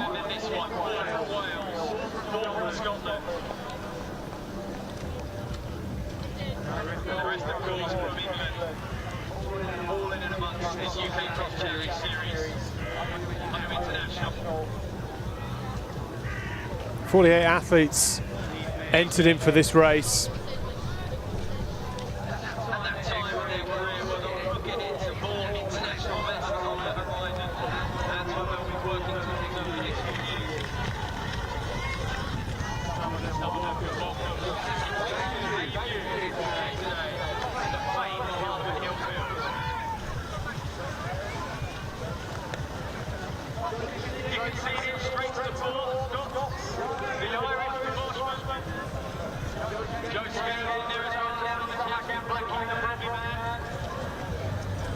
So at the front of this race, early on then,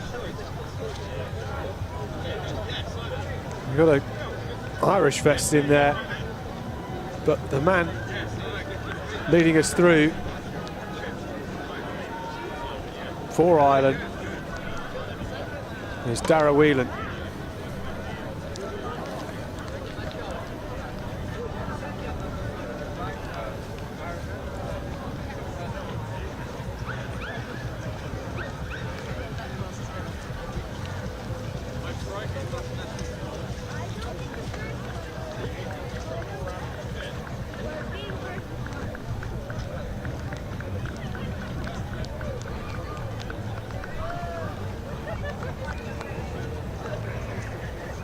Teddy Murphy in the cap is in about 4th place, the Decorum AC athlete.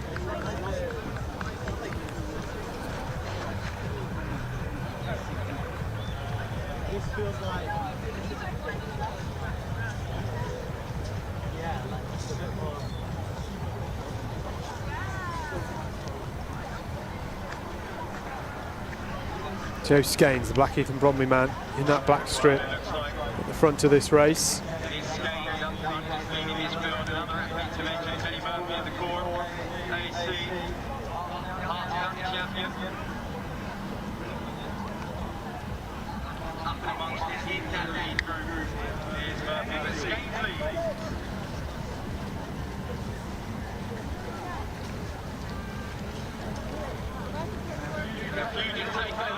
Mikey Bacon is in there at the moment.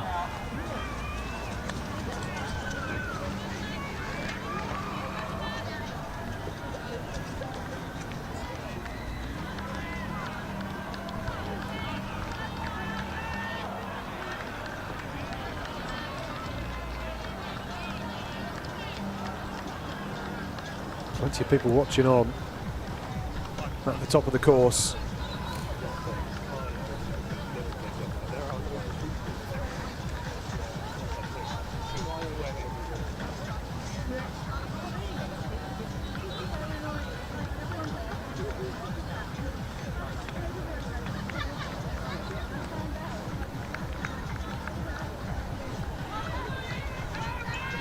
Joe Hill in the black wearing 236.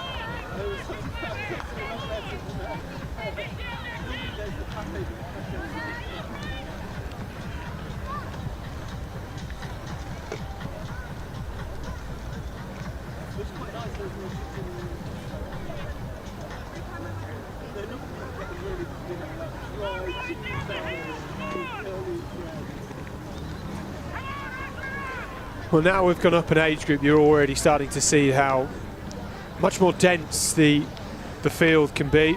Joe Skeins, I think we saw him here 2 years ago, if my memory serves me well. He's developed a lot, starting to find his track legs.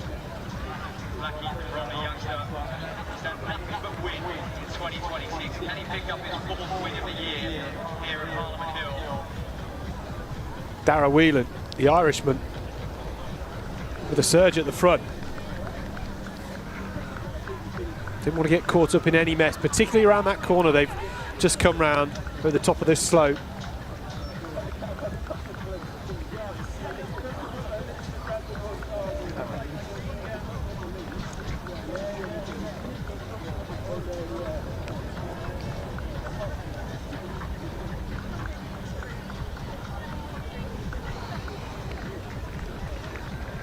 And that is a huge lead that Dara Whelan has opened up in quite a short period.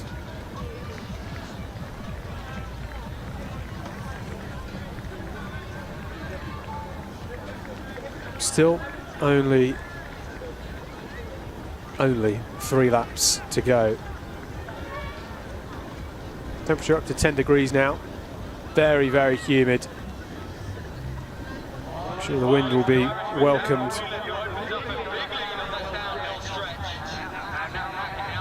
So Whelan leading. Jake Norris in there from Leeds City.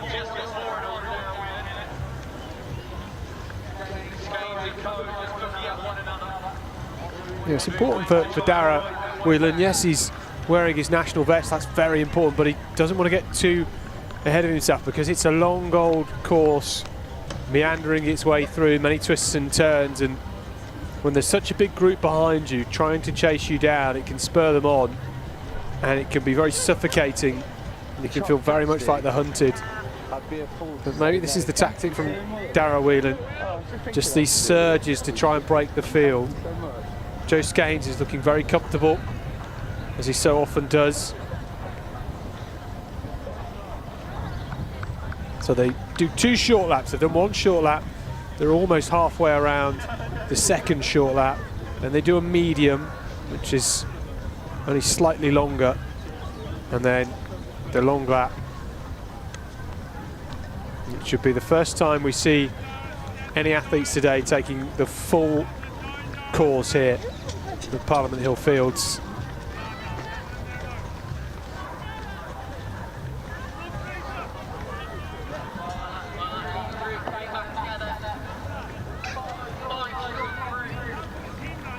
So we're all packed together now in this group of 5. That first lap certainly just spreading them out ever so slightly. Alfie Cook in the white and red vest there is back in 6th, the Gateshead athlete. I think he lost his bib quite early on. Mikey Bacon in 5th, just slipping off the back. Jake Norris now just moving towards the front.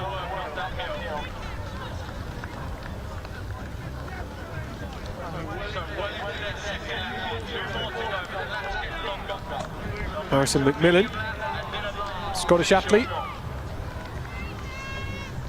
in 4th place.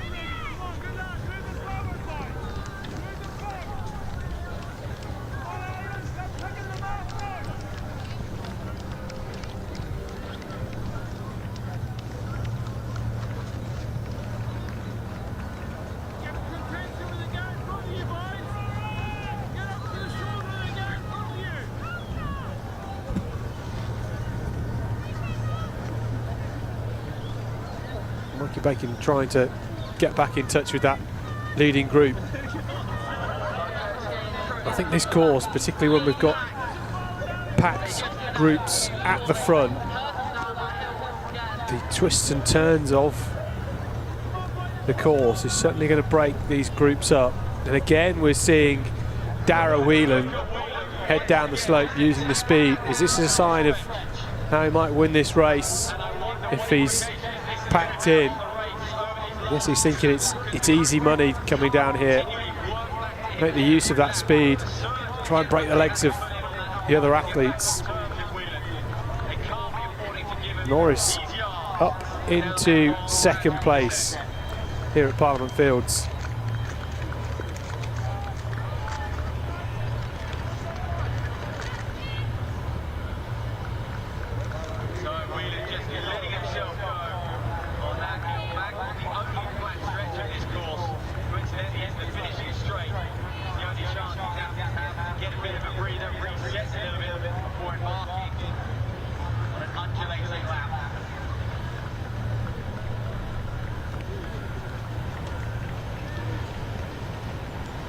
So Whelan, out he goes. On the 3rd lap, there's still so many athletes close enough to the front of this race that things could happen. Leads will change. Perhaps our eventual winner is not even amongst the leading group of 4 here. The man with the sunglasses, in case you're wondering, Finn Lumber-Fry, Eastbourne Rovers. But he's glad it's not raining anymore. Those sunglasses wouldn't have been much good in the pouring rain earlier on this morning.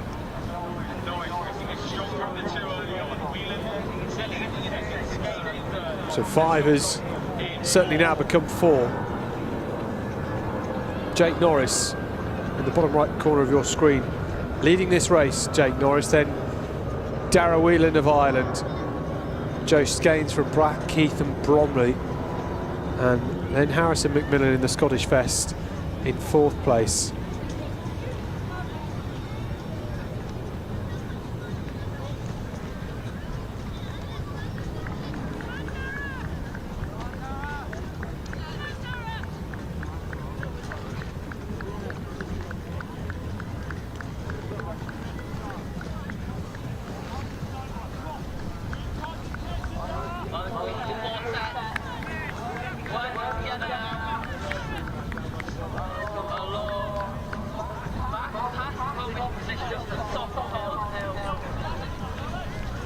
Sorry, my love. Sorry, you think?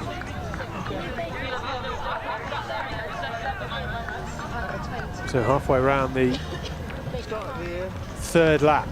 Down there. Up the top. The challenge on this fourth one, because it's the longest of all the laps when they come round to it. At that point, this might be included. But I know for sure they come back and then they loop around.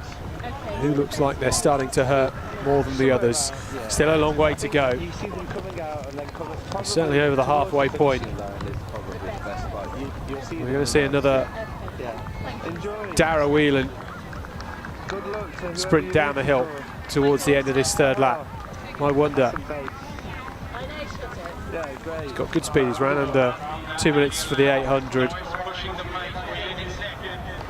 How quick is he on the cross-country course? This is a difficult one. It's a very muddy cross-country course. When is it not at Parliament Hill?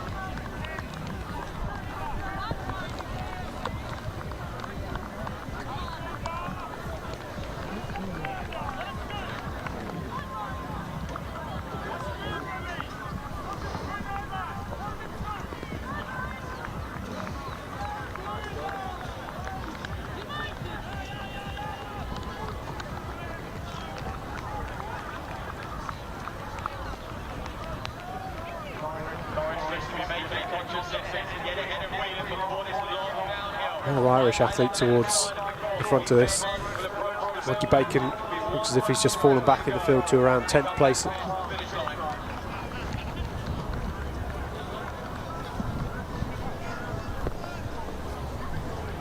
Dara Whelan again, pushing the pace down the hill. 5th place, it's Joe Hill from Blackheath and Bromley. That's 2 inside the top 5, and Norris and Whelan just starting to break away here. I wonder at the end of the 3rd lap, with 1 lap to go, the longest of the laps still to come.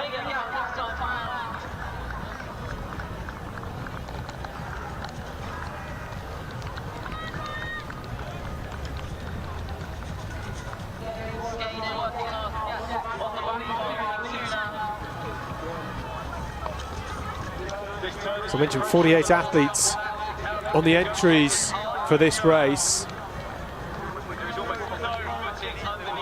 This is perhaps the best opportunity these athletes have to prepare for the National Cross Country Championships taking place in 2 weeks' time in Sedgefield.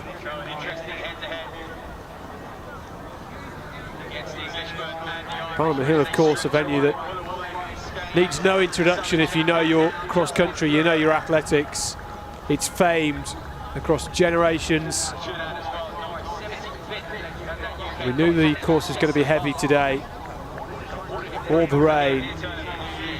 And this shot just shows how heavy it is underfoot. It's wet, it's sloppy. See a few athletes, even in the finishing straight, just struggling to keep their footing.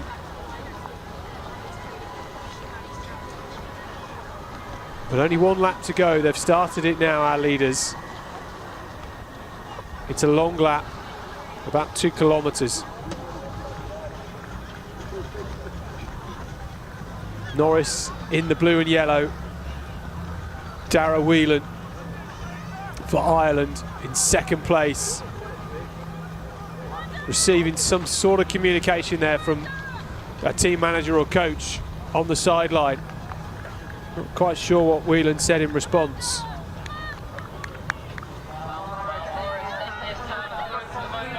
Norris has quietly gone about his business here, and maybe is this the surge now from Dara Whelan? Was that the instruction from the man in the jacket on the sidelines? Make a move, perhaps. This is certainly Dara Whelan making a move.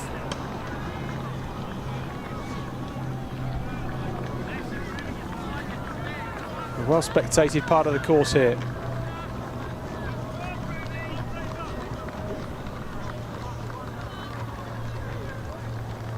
And for the first time, they head out on the long stretch.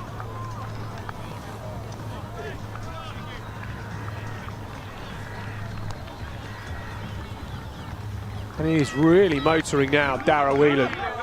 Well, this is a long run for home. Norris has been left. Clearly, picking up the pace on the downhill sections is something that he's worked on. It's a deliberate act. It's proved very useful for him in this race. Norris and Skeins trailing in second and third place.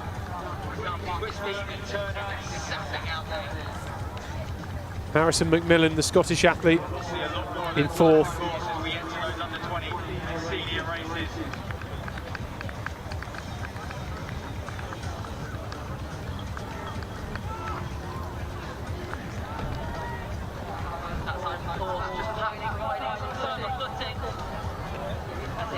Well, this is an impressive fourth lap. Dara Whelan now just into his groove, into his rhythm. Focusing on pushing the pace.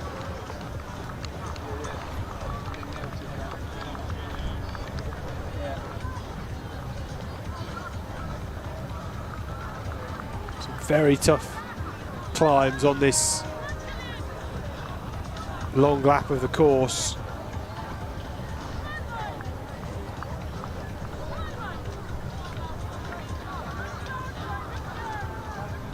There's Joe Hill.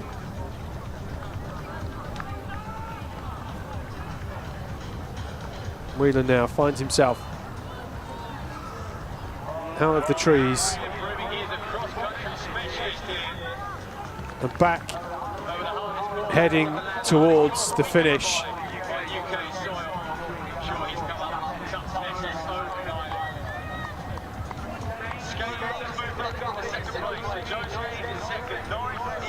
There's the support again, there's the encouragement. Telling him to press on, keep pushing it. He's doing just that. It's been an impressive display.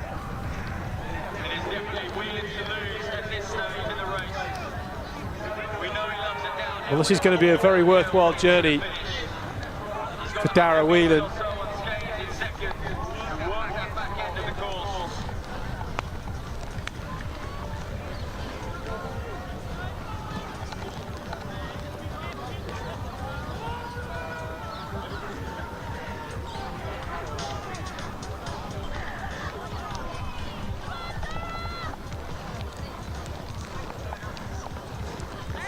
Perhaps his most favourite part of the course. He's bolted down here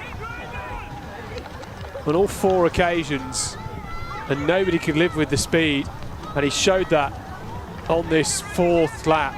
The Irish flag waving in the background. Jake Norris has now been overtaken by Joe Skeins, the Blackheath and Bromley man.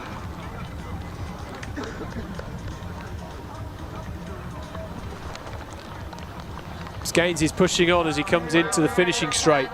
Joe Hill, his Blackheath and Bromley teammate, just a couple of places back.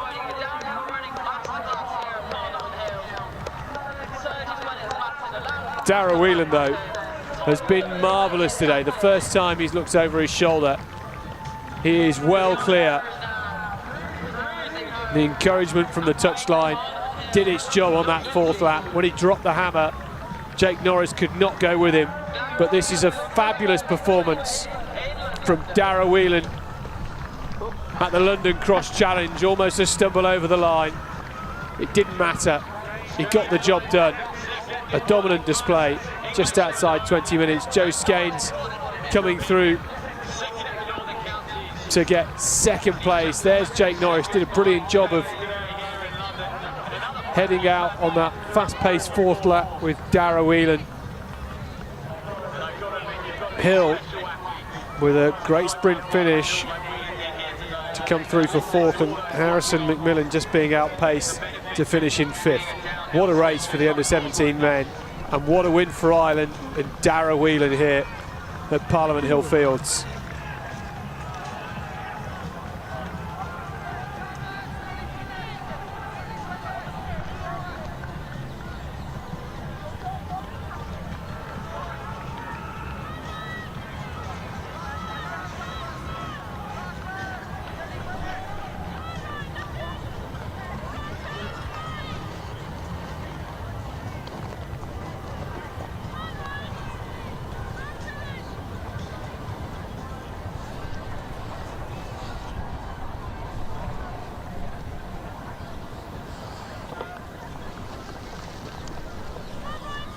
Another Irish athlete crossing the line. David Fraser. 15th for him.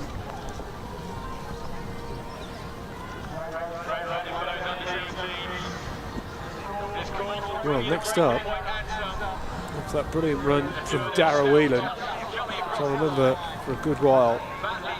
So strong. Good lesson to young athletes watching of how to use the downhill sections. But race 8 is up next. In 8 minutes' time, it's the under 17 and under 20 women's race.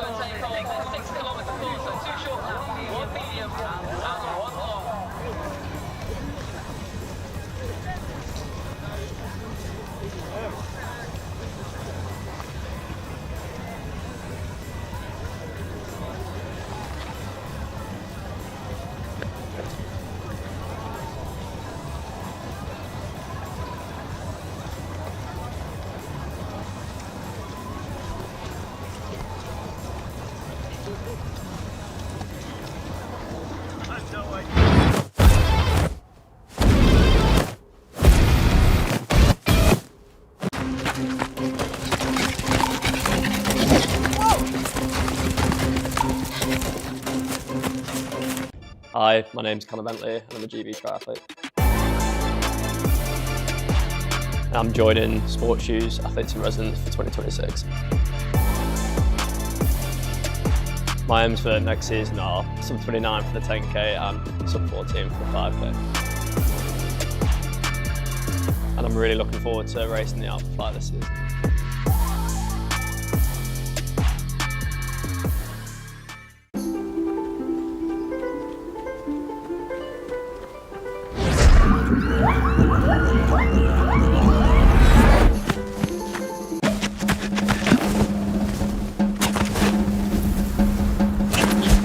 Holy shit!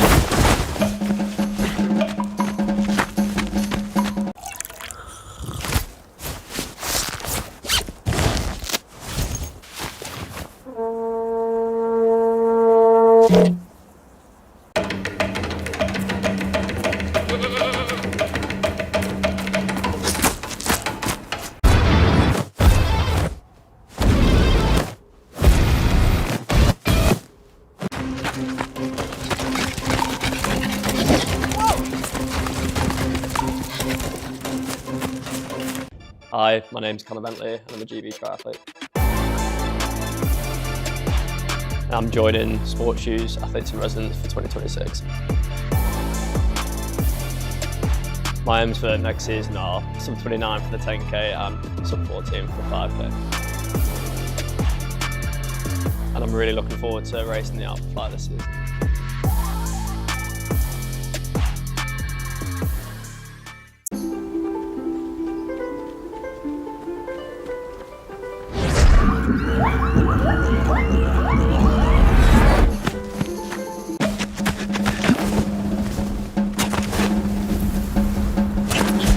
Holy shit!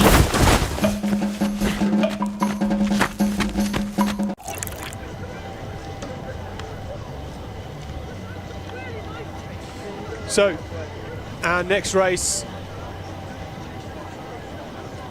a bit too eager. It's the under 17s and the under 20 women.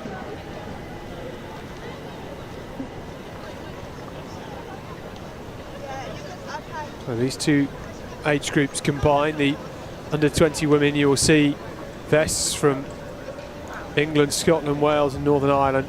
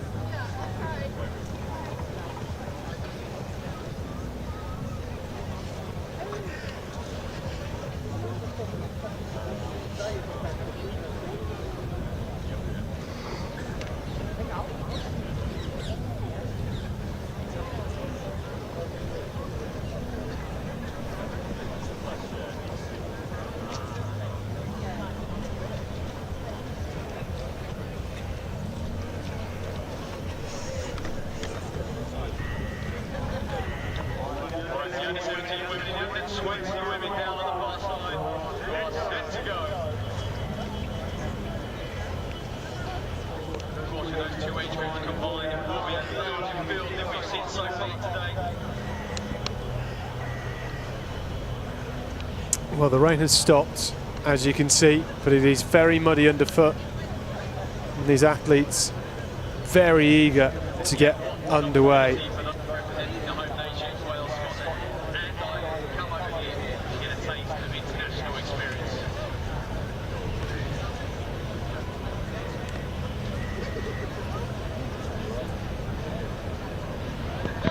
No pens here today. Everyone away safely in this under 17 and under 20 women's 6 kilometre race. We've got about 45 under 17 women in this race, and then about the same for the under 20s.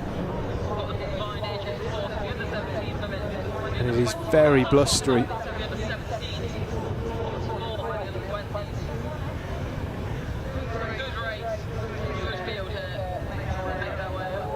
Some of the athletes we can already spot towards the front of this race. Sophia Chapman wearing the England vest.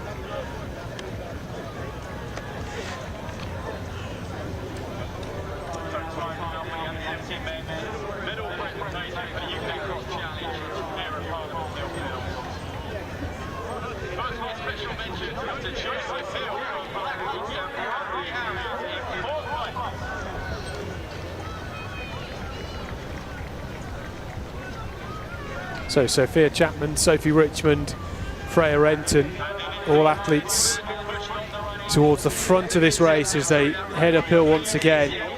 So 6 kilometres, it's the same as the previous race we've just seen, where they will do 2 short laps, 1 medium, which is only a touch longer than the short lap, and then the long lap to finish. So we'll try and work out as we go through this who the under-17 leaders are and who the 20 leaders. It might be a bit of a challenge. We'll keep an eye on the front of the race throughout all of this. Freya Renton is the athlete from Ireland at the front. Ava James, the England athlete, in second.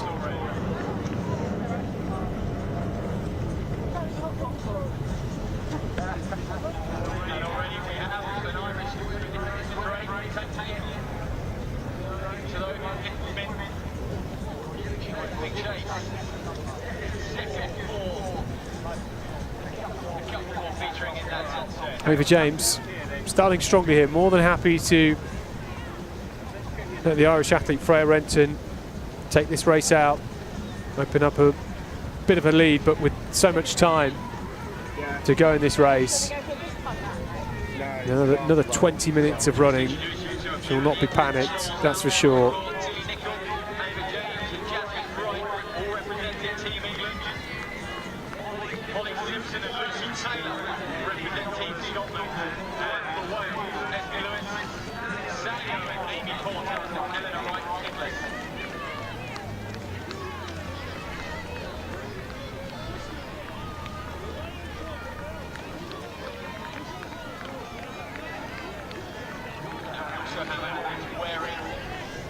So Renton is doing exactly what you would want, getting to a nice steady pace, finding her rhythm, settling in.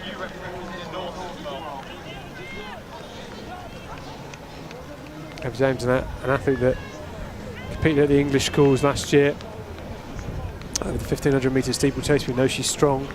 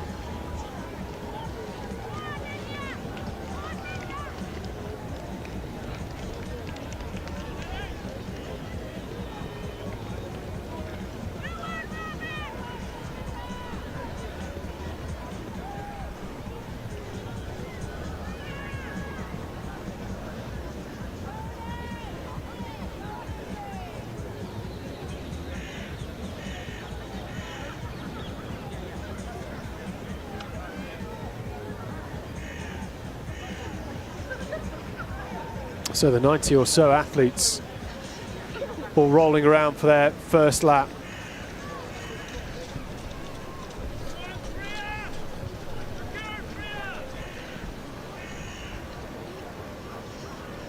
Sophie Richmond is in there near the front. Still, plenty of Irish vests. Wales there with one of their front runners, Millie Pearce. Olivia Forrest. Again, another athlete we've seen dominate the under 15 age group for cross country.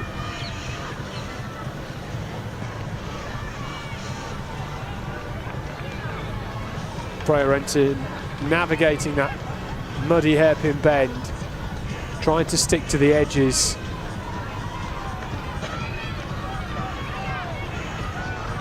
Which are a bit firmer underfoot than the middle of the course. Not easy, got to have good balance, strong ankles, strong hips. The relief when they put their trainers on and jog around the pavement after this. Tilly Nicholl of England in third.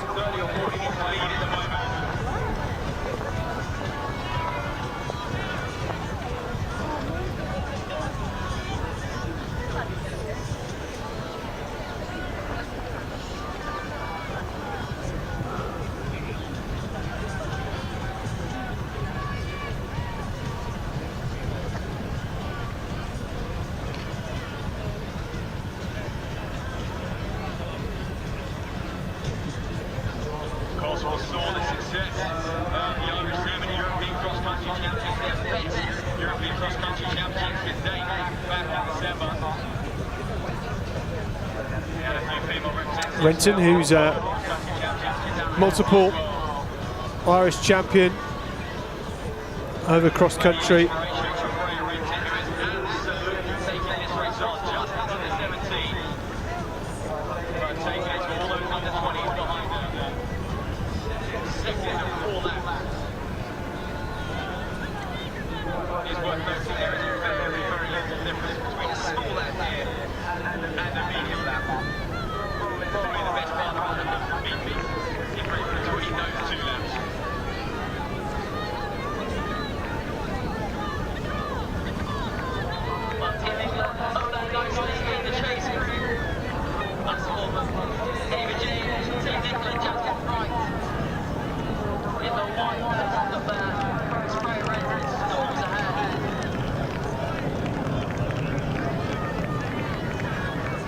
Halfway around this second lap, it's a great view from the top of the hill here. See all the way into London, all the high-rise towers, the offices.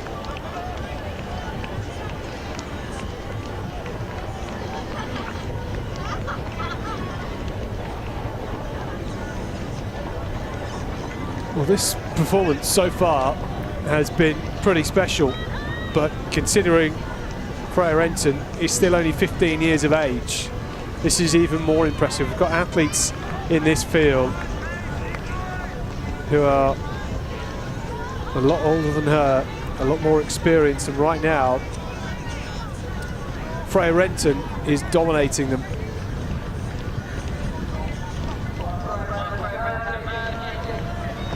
This is such a strong run.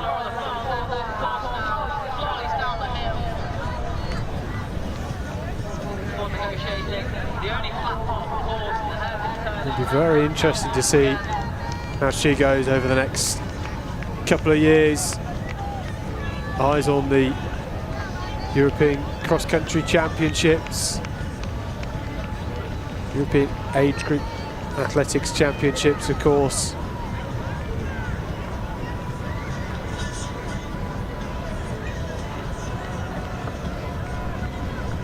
Tilly Nicol just getting ahead of Ava James here for England. Sophia Chapman, Marshall Milton Keynes athlete, also near the front of this race. There's the Irish flag again at the end of the second lap. Next time she gets to this point, Renton will hear the bell.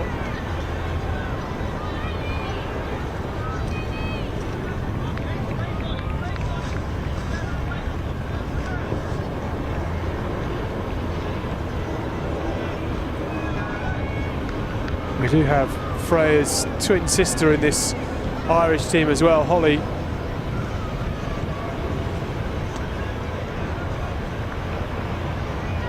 Try and see if I can spot her number at some point.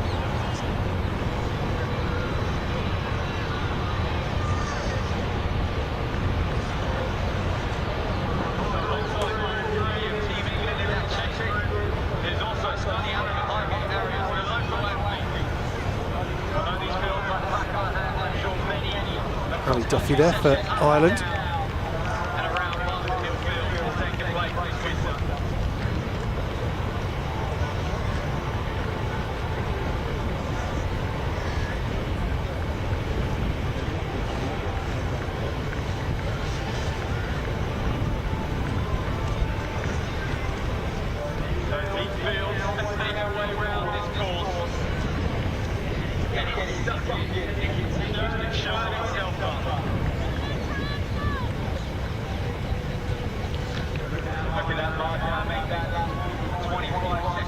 Holly Simpson of Scotland has just flown past our screens. Freya Renton, though, dominating this race. Looking very composed. Again, I should add, she's only 15 years of age.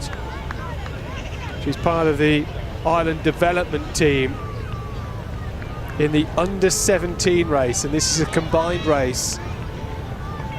She's very special, very talented.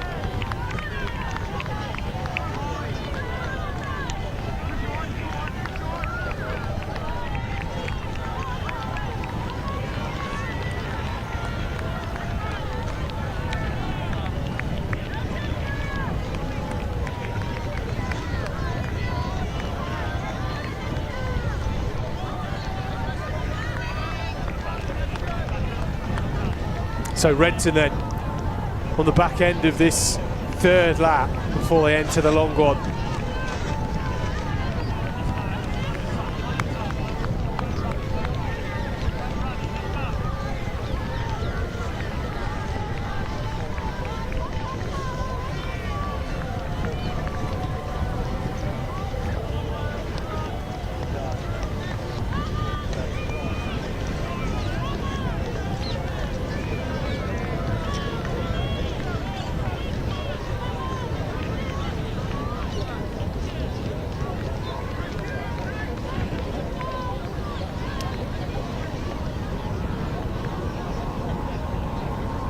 Another big support from the Irish coaches on the sidelines. They know that they're getting to the business end of this race and they have to start making some form of move.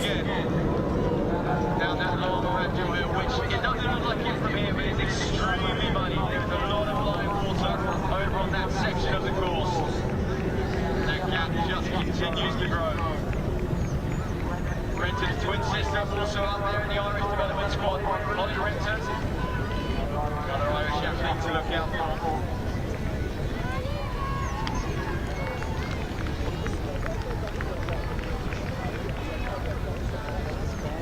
But the Irish have certainly come prepared.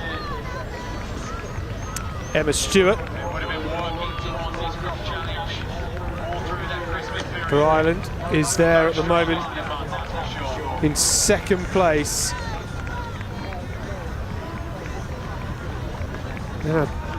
Sonny Allen.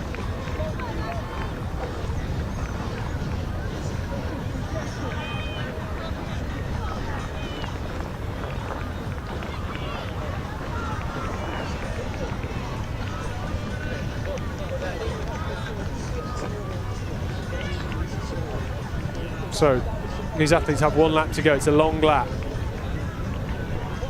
around 2 kilometres in distance before they can head to the finish.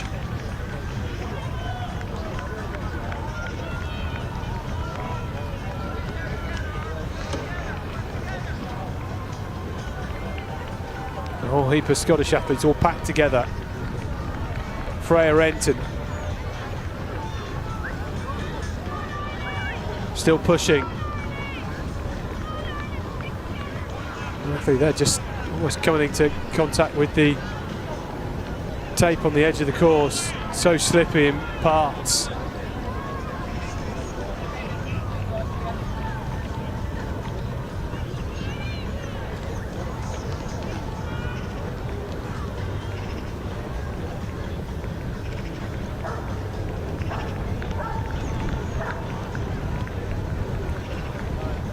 And Duffy again just flashing past the screen.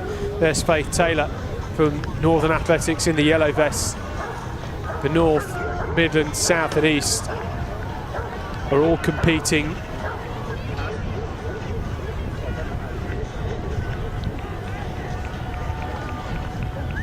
Mitchell Cavey of Scotland. Robin Kennedy from the Ireland development in this Irish under-17 team. Freya Renton though, an under-17, is well clear of the rest of the field on this final lap.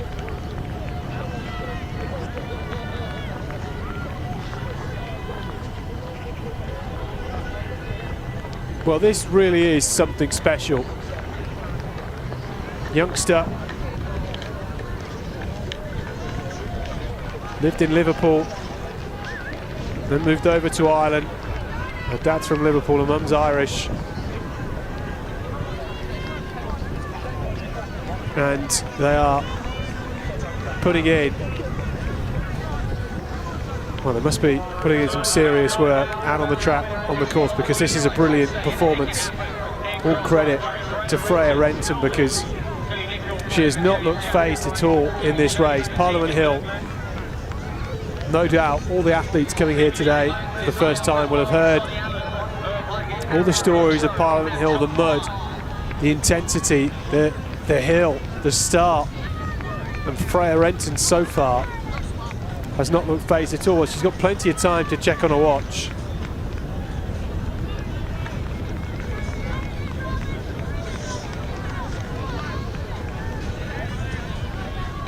Very tough to run around this section, lots of twists and turns.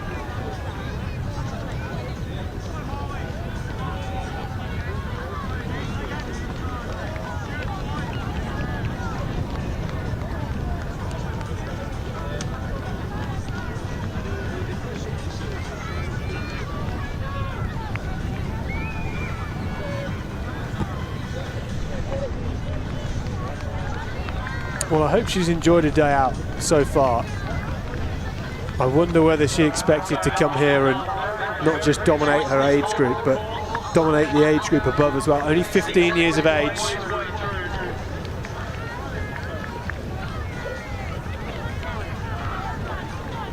An Irish face paint as well.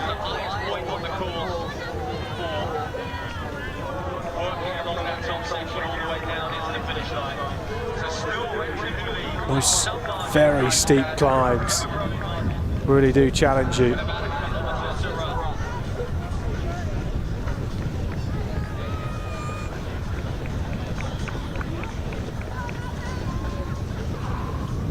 Beth Reamsbot, part of this Irish under-17 team.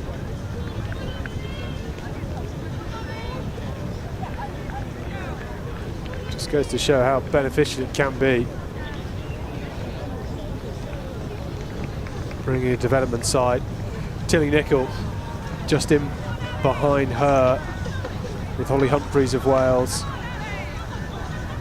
and Millie Pearce, who now just moving ahead of Tilly Nicol.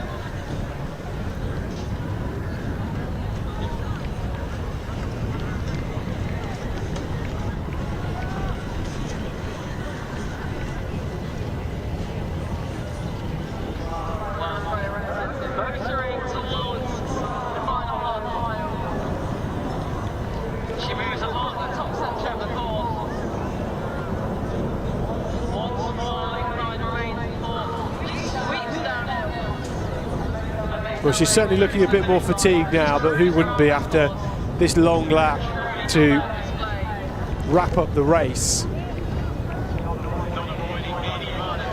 Things will get a bit easier here. Just over 400 metres to go. A large portion of which is downhill, and she has a monster lead, Freya Renton. This is mightily impressive. I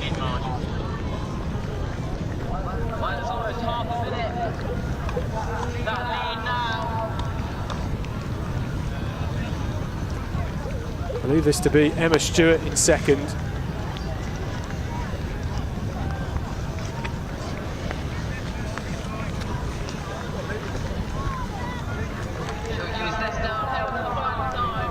Freya Renton then, for the final time, down the slope. I mean, look at that for a lead.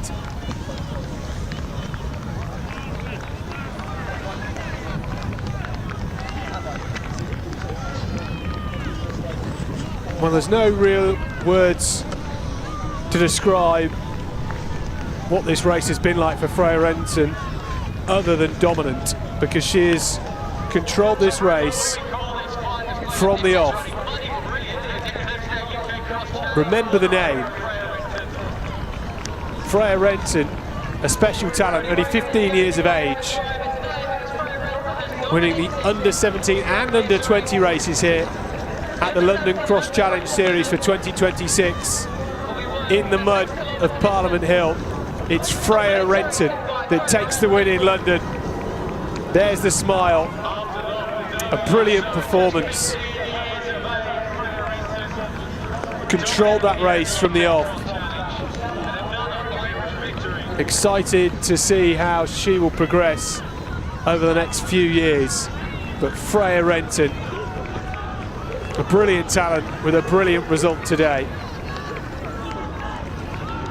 And Emma Stewart crossing the line, the first under-20 to cross. It's a 1-2 for Ireland. Ava James for England in third, collapsing into the mud. Sophia Chapman in fourth, and the rest of them coming now. Was that Holly Renton, the other Renton sister, I think, without the bib on? The results on your screen now showing the under-20 women's race, so it does not include Freya Renton. Well, we'll wrap all those results up for you a little later on.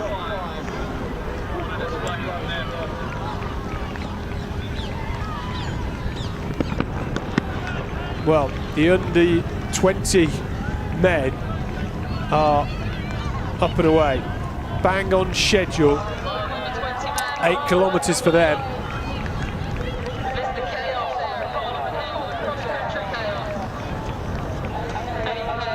For them, they'll do 4 long laps.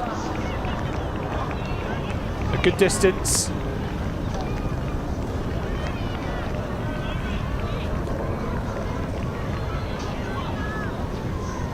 Chance for them to experience the pain and the mud of Parliament Hill.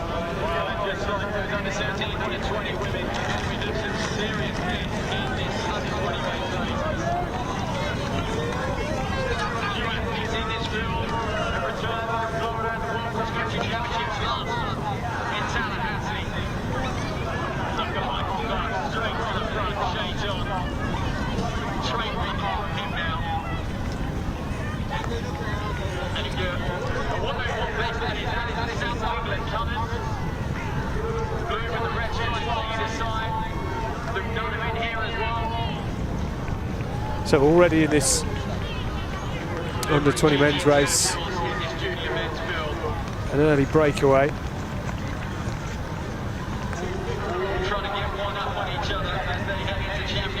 Michael Clark from the south of England in that blue and red vest.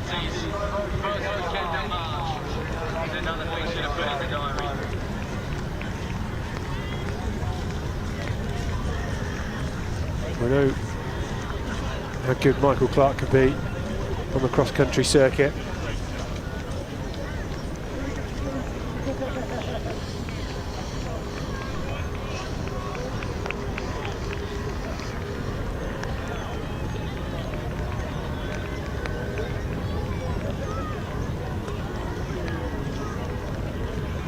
Patiently meandering his way through the course.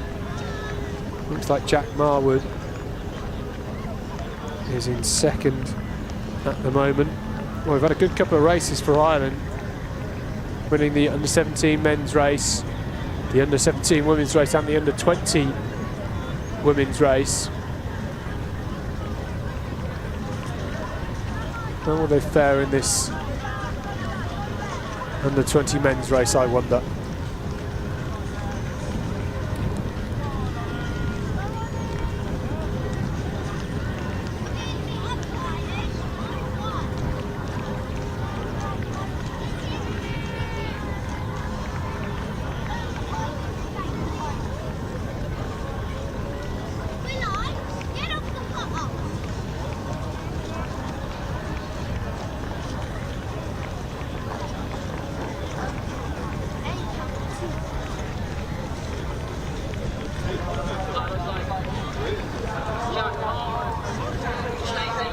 So, on the long section of the course, on this first lap. Remember, this race, the under 20 men's race, including the home countries, England, Ireland, Scotland and Wales, all bringing teams here. Part of the team competition we have. The counties as well from England, North, Midlands, South and East.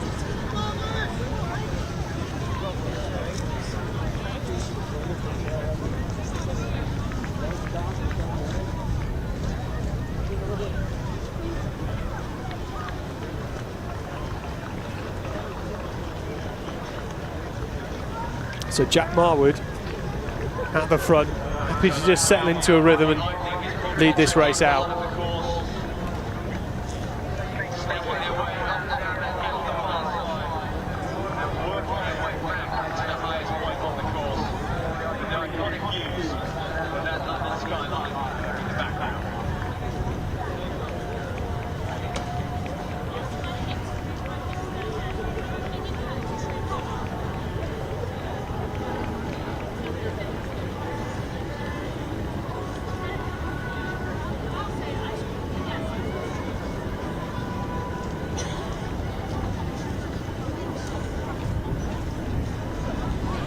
If you're just joining us today, this is the under 20 men's race at the London leg of the UK Cross Challenge, the third leg, the first leg we've had in 2026. Not been to Parliament Hill Fields for 2 years. This is the second edition here.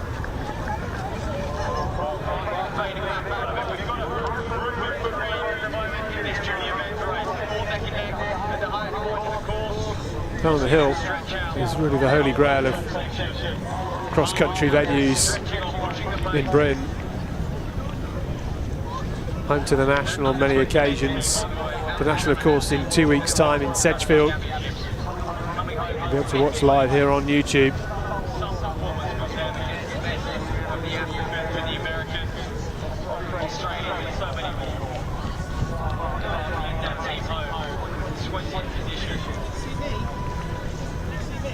It may well be Jack Sanderson in the Luminous Vest in 4th place.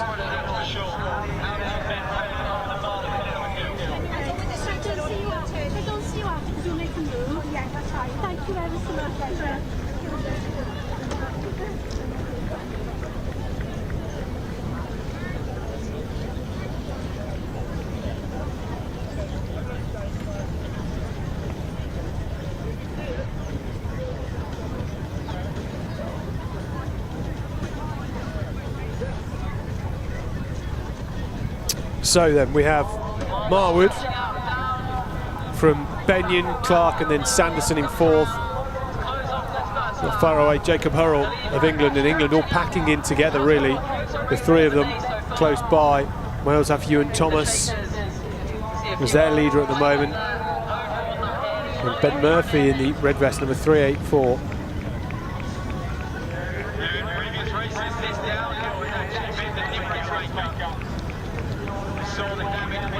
Andy Andrews from the south of England. Surprised how many people we've seen wearing glasses today. I guess it protects your eyes if there's any mud flicking about, that's for sure.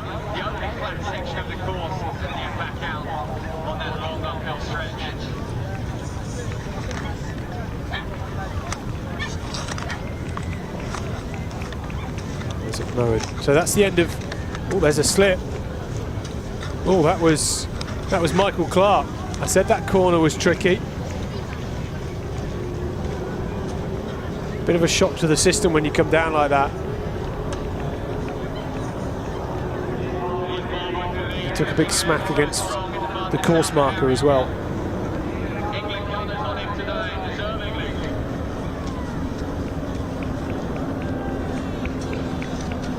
Plenty of men still in contention for this race though. No significant breaks just yet. A lot will change. 3 laps still to run.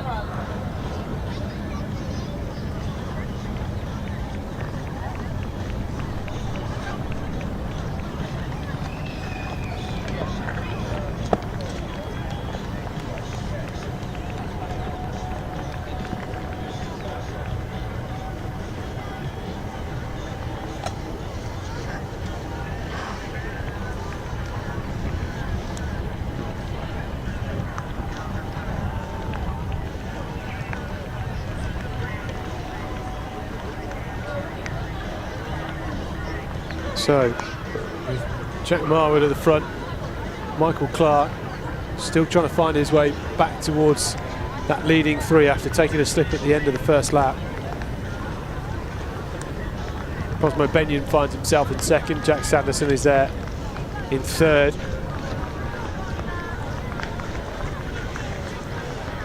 Still breezy.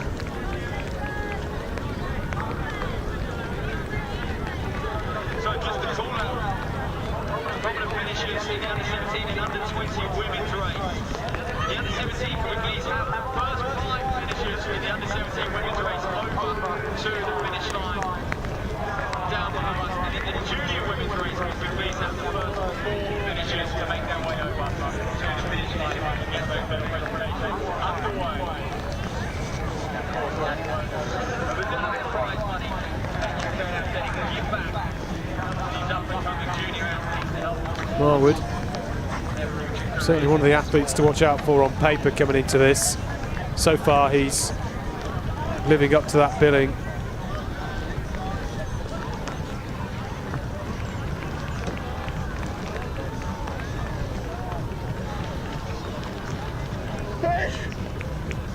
Fish! 17 years of age, young Jack Marwood, Salford Harrier.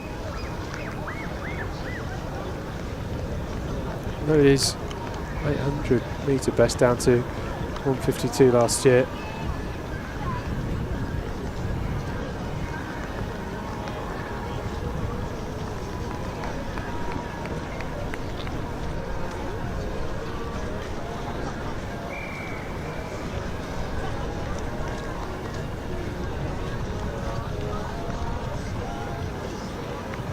The English schools over the 3,000 metres did Jack Marwood.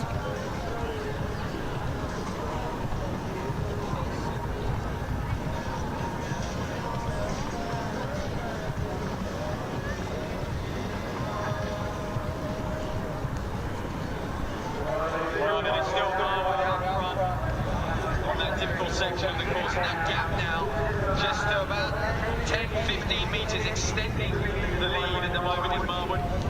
He's got a long opening stride which is just eating through this one. Benyon knows Jack Marwood very well, finished just ahead of him over 3,000 at the English schools last year.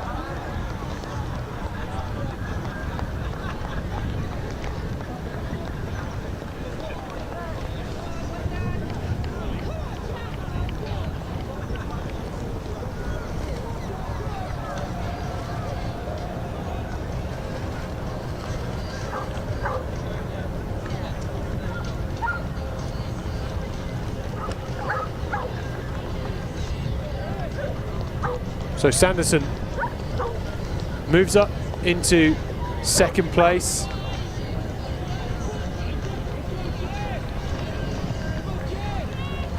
Settle Harrier. Mildly so.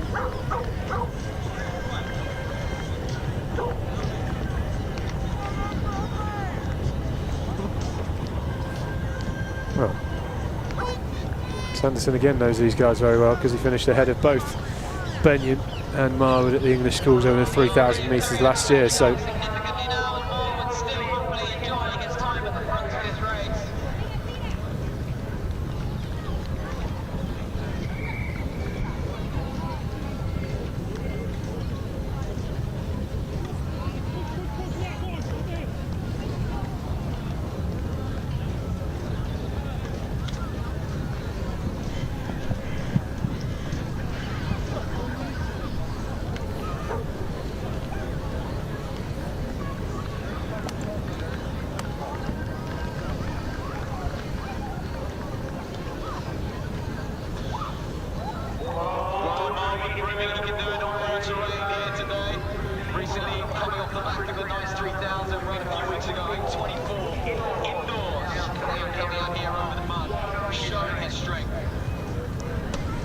So Marwood is looking very composed, isn't he, at the end of this second leg?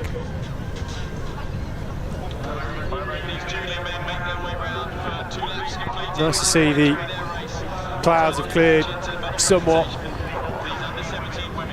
It's a tough job being stuck at the front on your own.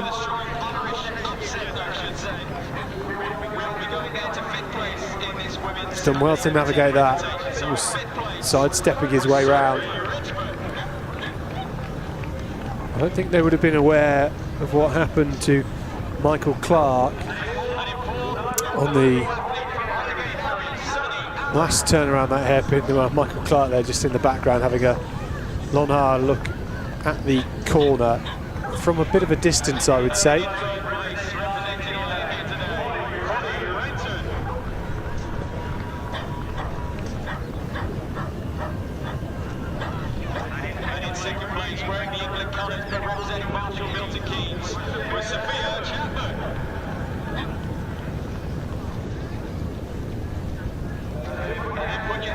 Burgess for the Midlands in a good position at the minute. Jacob Hurrell for England.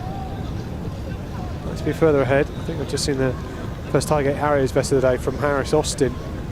Good to see him competing. Tom Fleming of Ireland. There's Alistair McLean.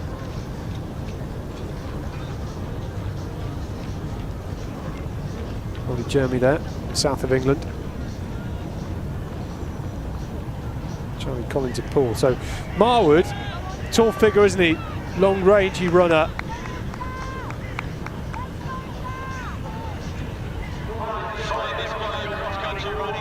Marwood just being patient. There are long laps. Still will have a touch over 3 kilometres to go, I would imagine, at this point.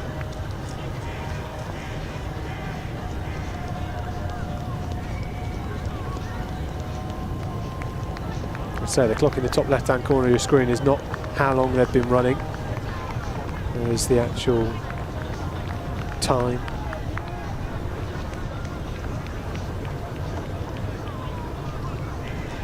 These athletes, they started at 1:40 p.m, so they've been going for about 16 minutes so far.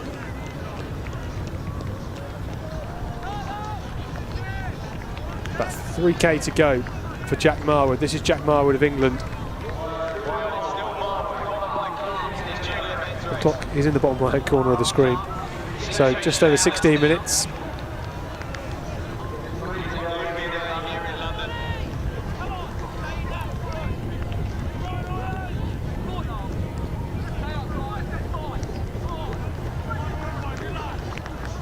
Marwood looking strong.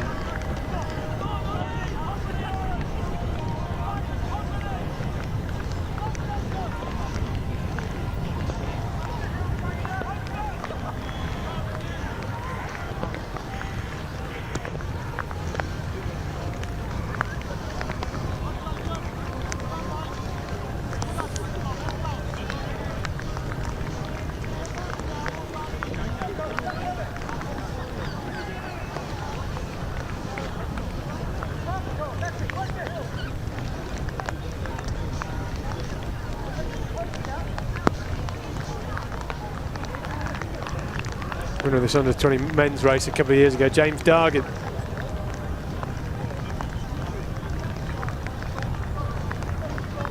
Plenty of familiar names. We also had the short 4-kilometre cross country, which was a trial for the World University cross country team.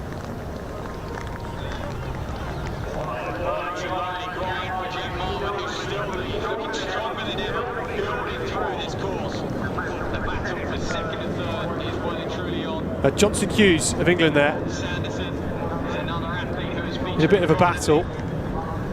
Marwood, I'm surprised how long he's been out on his own at the front of this race, but he's doing a brilliant job of it. 2026 set to be a very exciting year of athletics. The Commonwealth Games in Glasgow. No 1500 metres. The athletes will be competing over a mile, which is very exciting, particularly with Scotland's credentials. The likes of Josh Kerr, Jake Whiteman and Neil Gawley, of course. And then the European Championships in August in Birmingham. What an exciting moment that'll be. 4 years on after the Commonwealth Games.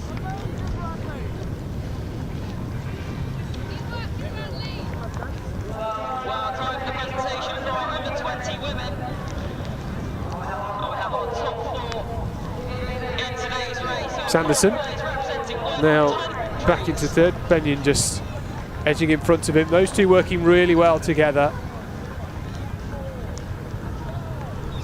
Have they got enough to try and claw it back over the next 2 kilometres? Marwood is not that far ahead. And Benyon and Sanderson are motoring. And Michael Clark now back into 5th place.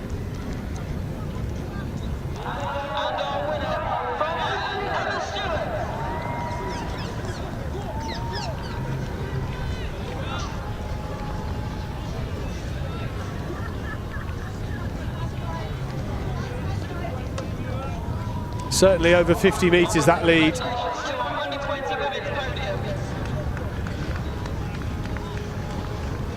This is a proper English cross-country day, isn't it? Wet, windy and very, very muddy.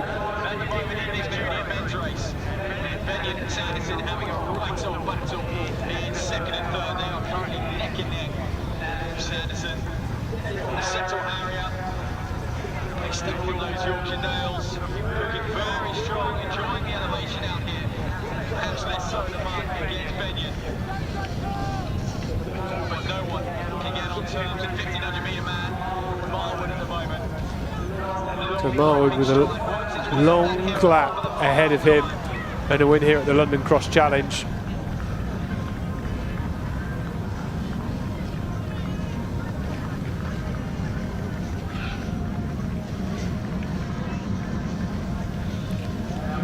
We're witnessing some classical conditions at Parliament Hill today. I mean, it's amazing because he's been at the front on his own for more than half of this race.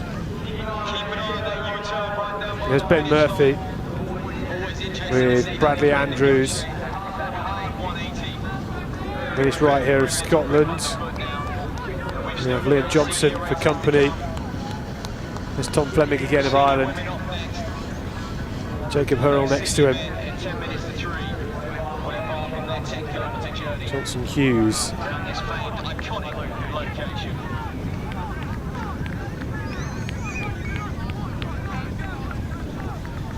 Ewan Busfield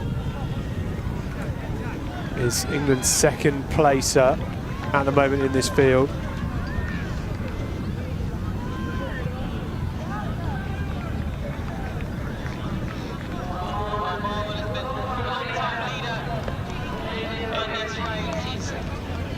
Got about an hour and 15 minutes left of competition here from Parliament Hill in London. The conclusion of the final lap of this race, and then we have the under well, the senior women's race, which incorporates the under-23s. We've got some teams competing, and then we wrap things up with the senior men's race, which starts at 2:50 p.m. So still 2 more races to come after this one. Jack Marwood is looking brilliant here. Could well be leading his England teammates to victory. Jack Sanderson, the Settle Harrier, in the bright vest. Still some way back. Marwood getting a glimpse here of just how far back.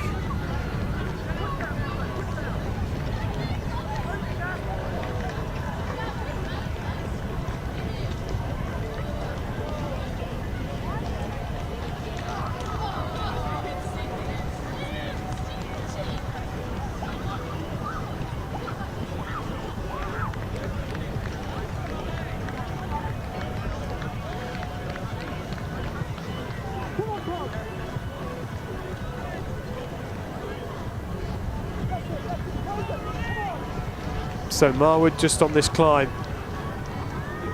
He's deceptively quick up those hills for a tall man. Keeps the stride length, the cadence consistent.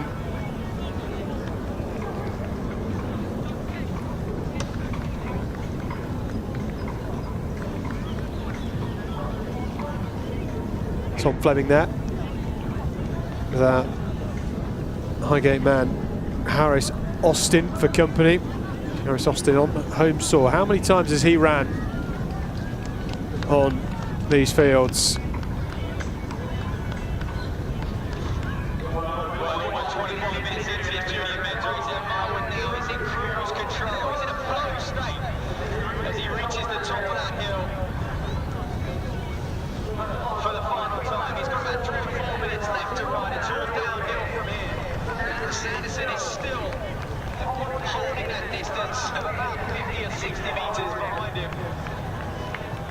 So Marwood clear here. Just how much Sanderson and Benyon potentially would have to chase down. It's 50 metres or so. Marwood, his head position's barely changed. His arm carriage has barely changed this entire race. Over the last 25 minutes, he's just been smooth, hasn't he? Hasn't looked phased. Nobody's been able to live with him. Did wonder, Michael Clark, who started the race so strongly and then had that little slip at the end of the first lap, did that just knock the stuffing out of him? He was somebody that on paper could have contested for a race like this, but it's not been that way. And with 400 metres to go now as they turn this corner, it's Jack Marwood in the lead, a long way ahead of the rest.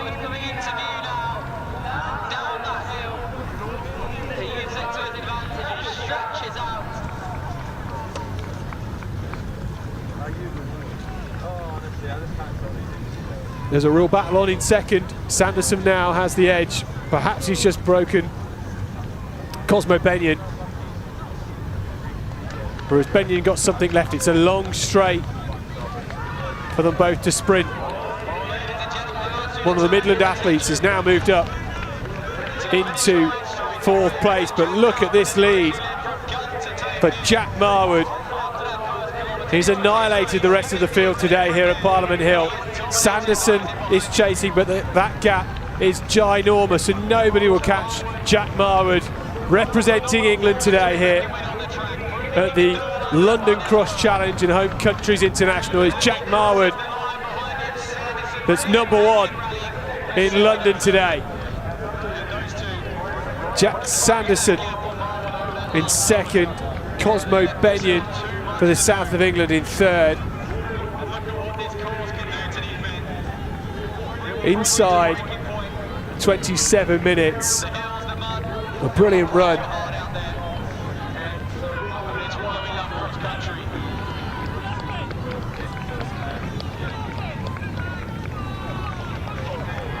Coming through for 3rd, it's Ash Burgess from in 4th place, Ash Burgess from Midlands.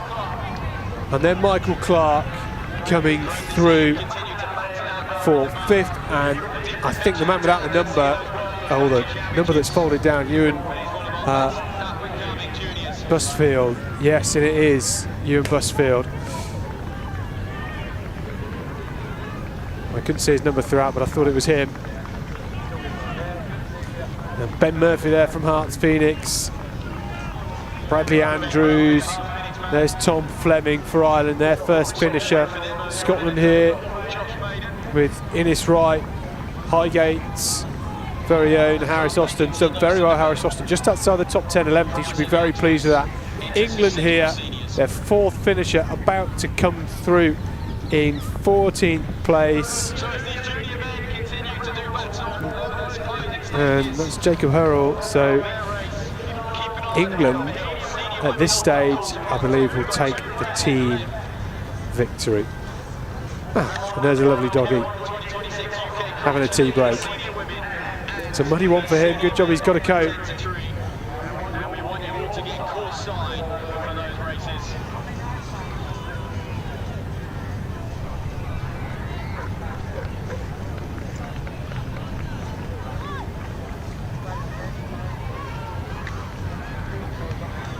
Well, only 2 races to go. 7 minutes until the start of the senior women's race. We've got a couple of under 23 teams competing in that.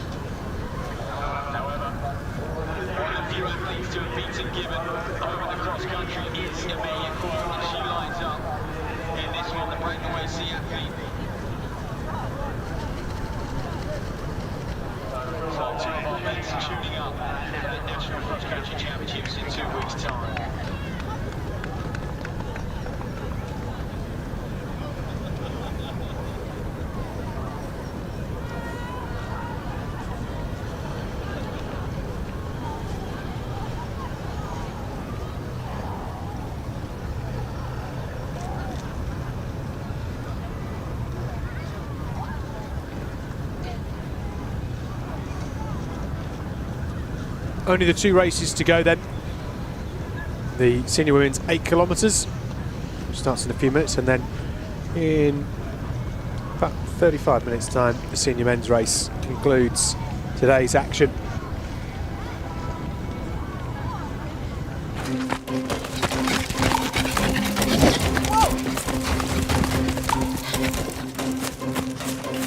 Hi, my name's Conor Bentley and I'm a GB triathlete. and I'm joining Sports Shoes Athletes in Residence for 2026. My aims for next season are sub 29 for the 10k and sub 14 for the 5k. And I'm really looking forward to racing the Alpha Flight this season.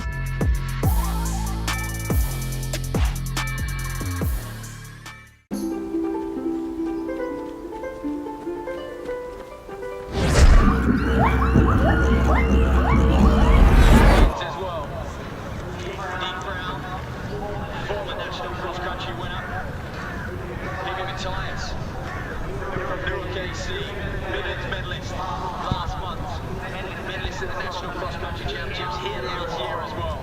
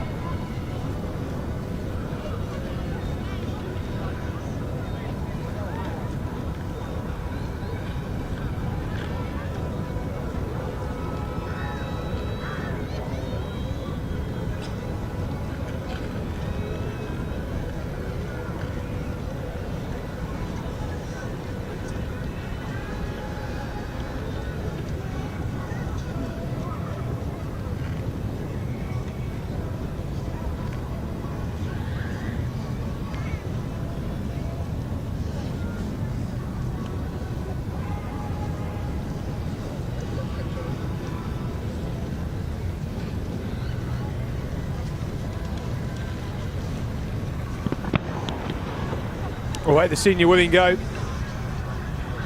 8 kilometres ahead of them.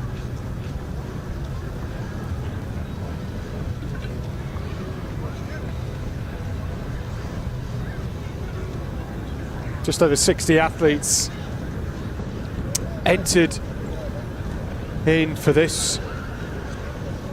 We'll see Amelia Quirk finding her way to the front. Jess Gibbon is... Well, is she here? I don't think she is. 395. Eleanor Curran is there. And then Kate O'Neill of England at the front. Neve Brown, good to see her. England expecting them to have the strongest team. They are on home soil. I mentioned difficult time of the year. Athletes with their own club competitions. Bucks cross country has just been the nationals in 2 weeks. Perhaps some athletes choosing to take this as a training week or a rest week.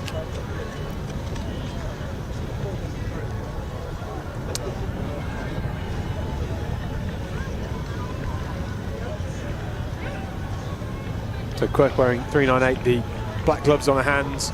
Neve Brown in the red vest with the blue gloves wearing number 422.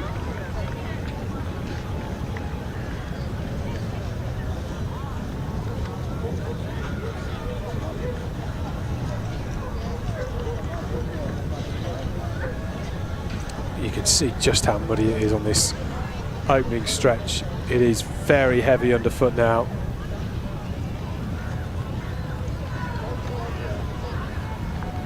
Jenny Walsh, Northern Athletics vest today for her.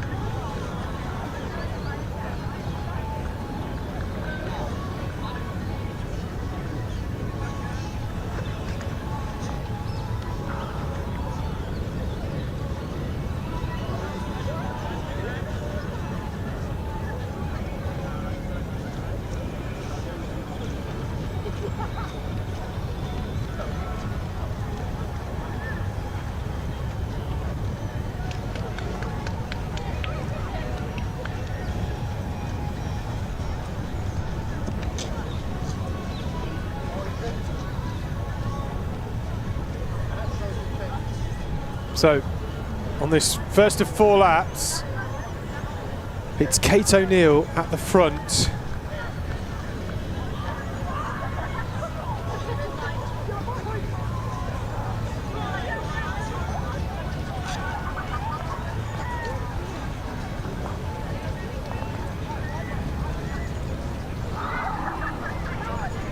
Kate O'Neill, winner of the Southern Cross Country Championships just a couple of weeks ago. Yeah, 2 weeks ago. It was not that long ago. That was at Beckenham Place Park.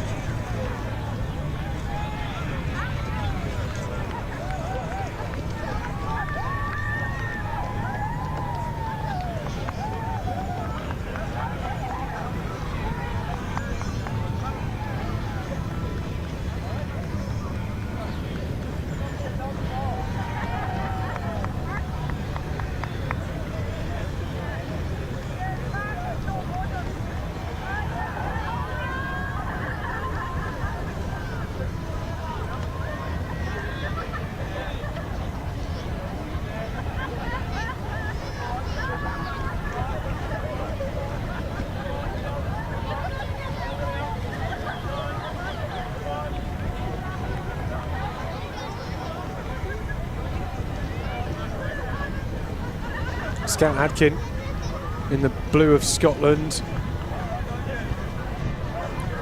So strong on the cross country.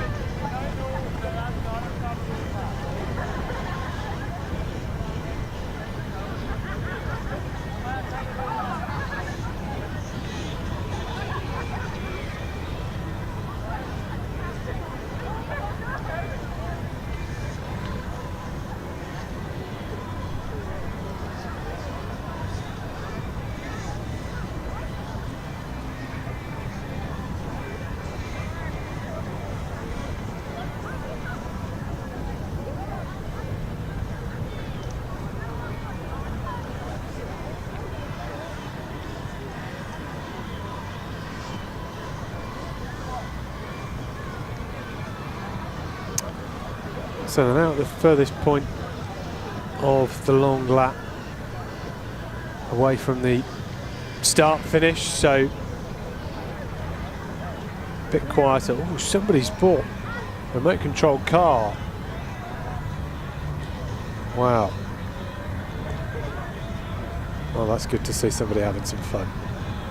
They come up with an electric bike as well. Very battery powered family. That was Abby Rex of Basildon.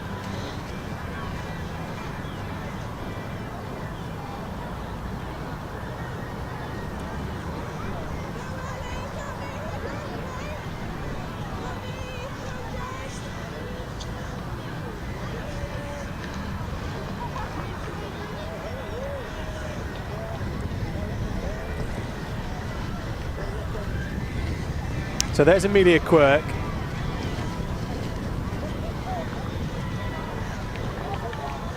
Curran is alongside of her.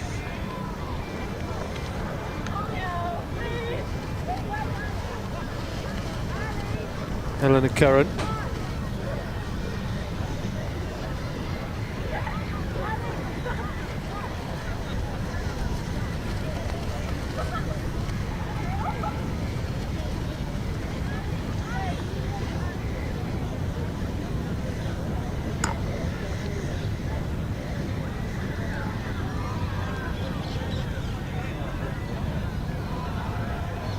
Curran ran at the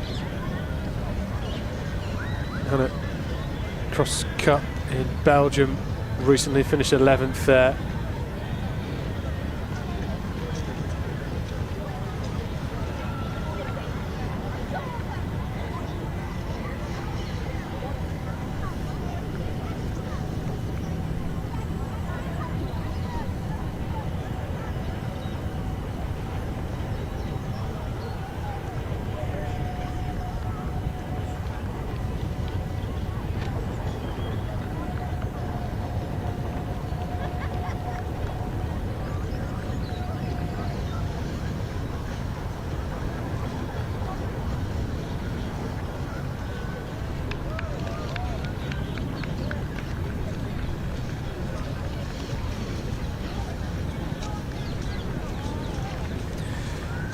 So it's Quirk, Adkin, Brown, Curran and O'Neill. All in the mix in this leading group of 5. England with 3 athletes there.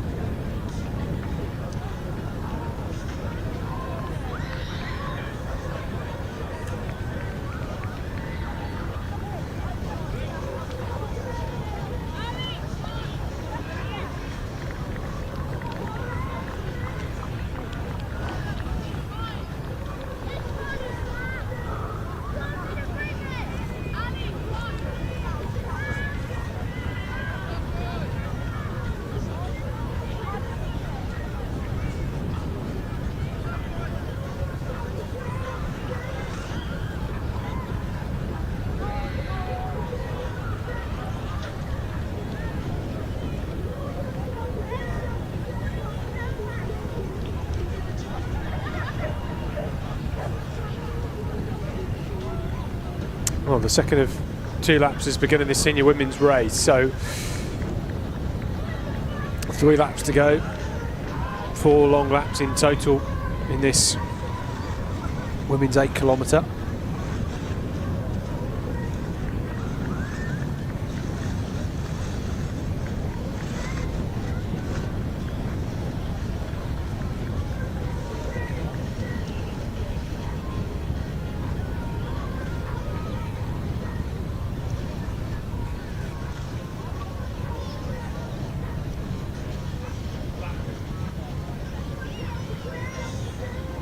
So that's Eleanor Curran on the right-hand side, 3.95.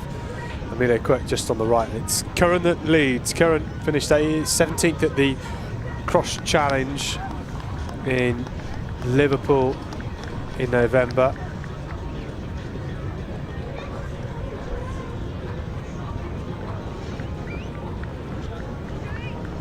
Finished 30th in this race at Parliament Hill, part of the Cross Challenge 2 years ago.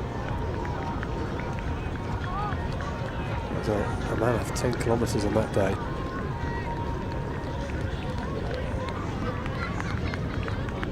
Very skilled on the cross-country scene.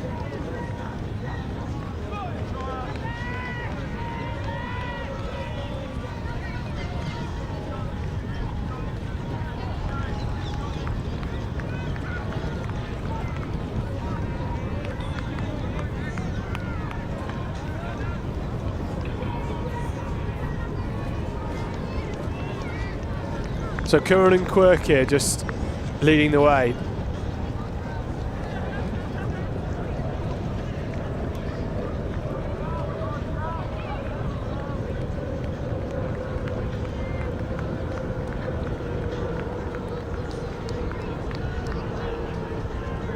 Neve Brown finished 14th at the Cardiff Cross back in November. She was 13th at the Liverpool Cross in November, so for her to be top 4 at the minute, perfectly placed.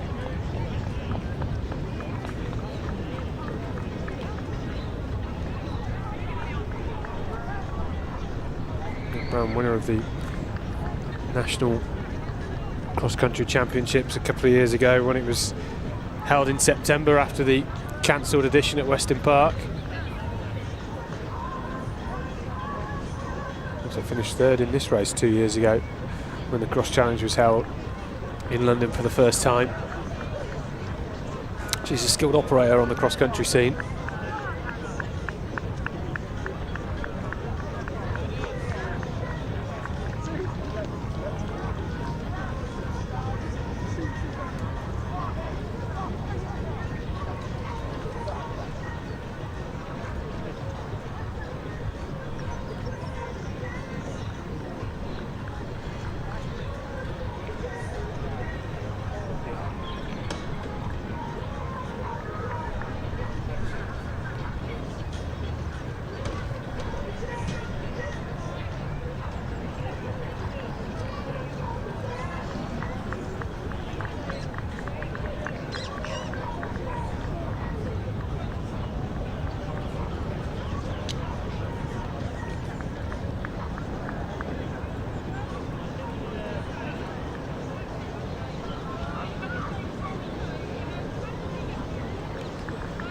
Scout Adkin now into second, and it's just in about fourth place with Neve Brown. It's Curran that is leading, and it's just stretched this out on the second lap at the minute.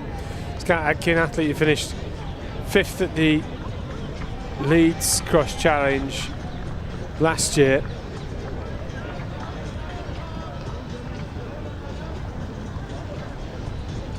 Scout Adkin was 7th here back in 2024, so good to see a number of athletes in this senior women's race coming back to compete at Parliament Hill.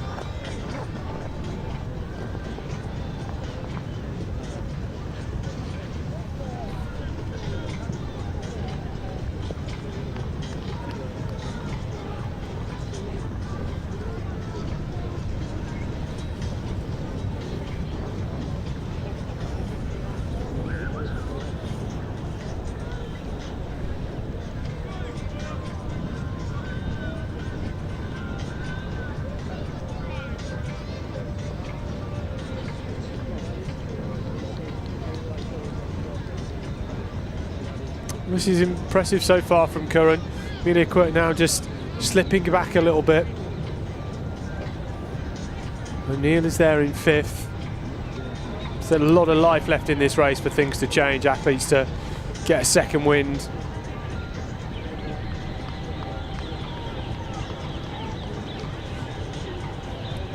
Just wonder whether it's a bit easier for some of the taller athletes when it's so muddy like this, having to take less strides, less time on the ground, less unstable footing throughout the course of a race. Maybe that makes a difference.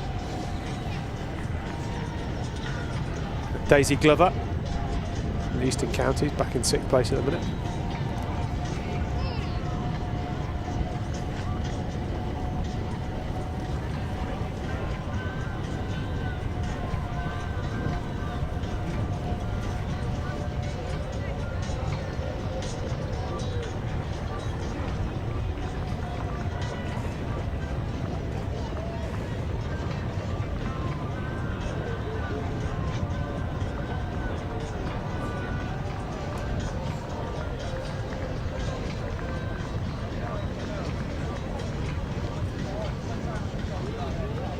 So Neve Brown moves up into second. Well, they're well spaced, these front three, aren't they? It's Curran at the front on the start of lap 3.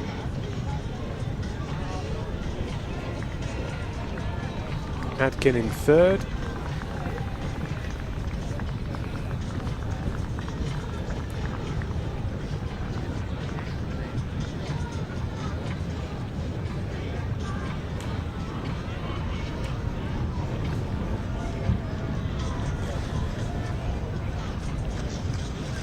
Well, the rain has stopped.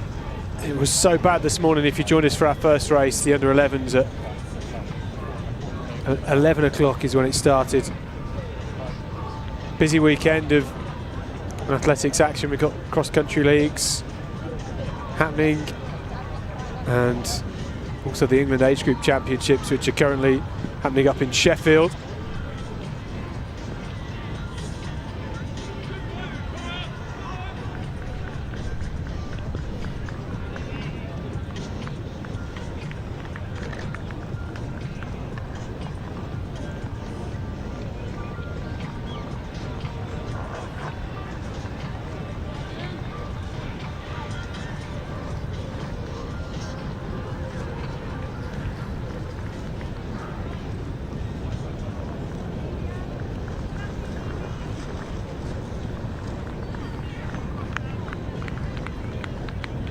So Curran leading with Brown and Adkin there. It's interesting how they're both spaced so equally. Neither of Scout Adkin or Neve Brown quite able to just close a gap. Still a lot of running to go. Amelia Quirk has really dropped back some 20 or 30 metres now.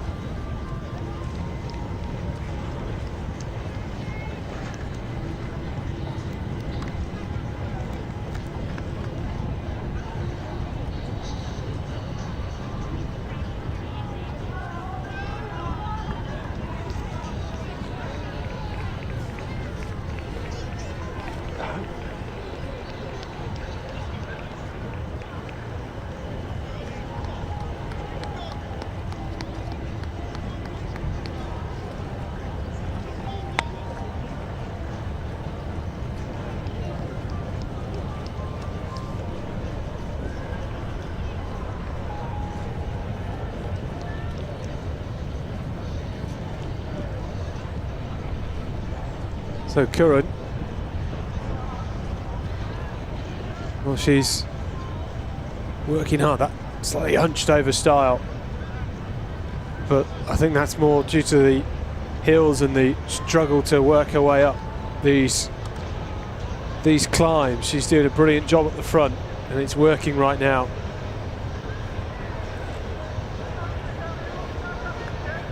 Well, some under 23 athletes in this race. Just to let you know, the full lineup for England: Eleanor Curran, Kate O'Neill, and Amelia Quirk. Just Gibbon was down for Team England, but doesn't look like she's here. We'll certainly see her towards the front of this race. For Scotland, Emily McNichol, Claire Stewart, Scout Adkin and Grace Whelan.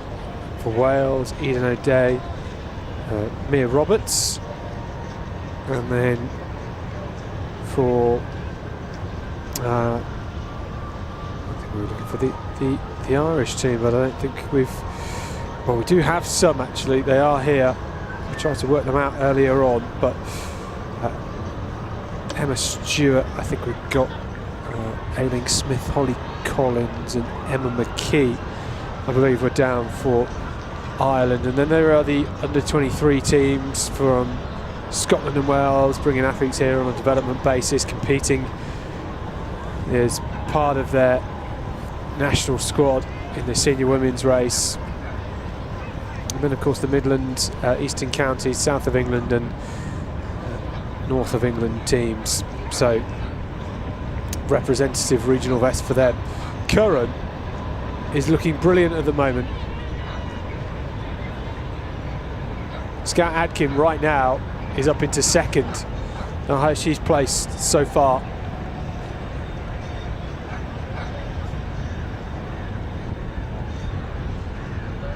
And Quirk out on her own, has O'Neill behind her.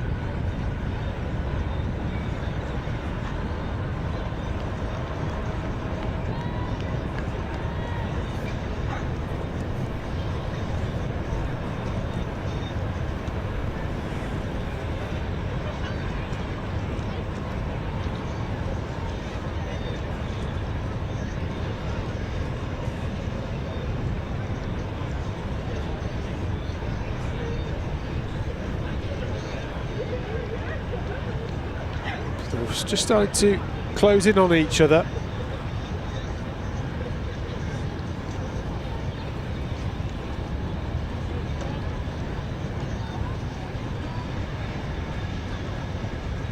Breeze in their face as they come down this slope. Still got Daisy Glover with the headband on and the black arm sleeves coming down the slope. She's in 6th place.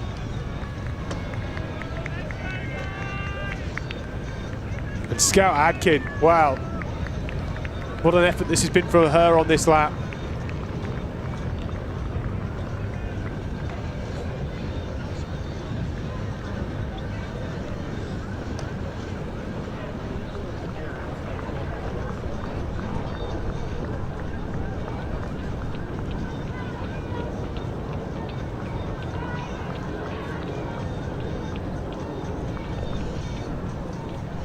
Final lap then for these ladies. 3 still in the mix. Neve Brown,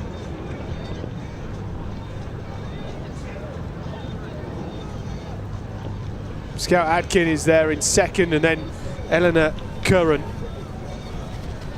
And Amelia Quirk just been overtaken for the first time by her teammate Kate O'Neill.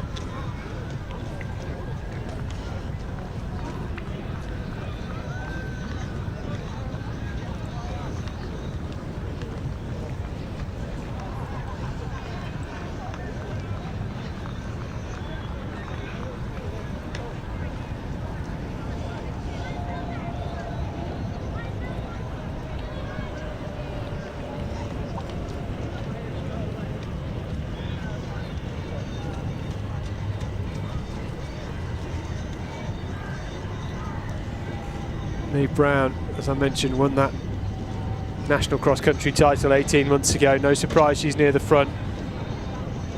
Curran has She's been doing very well, racking up high placings.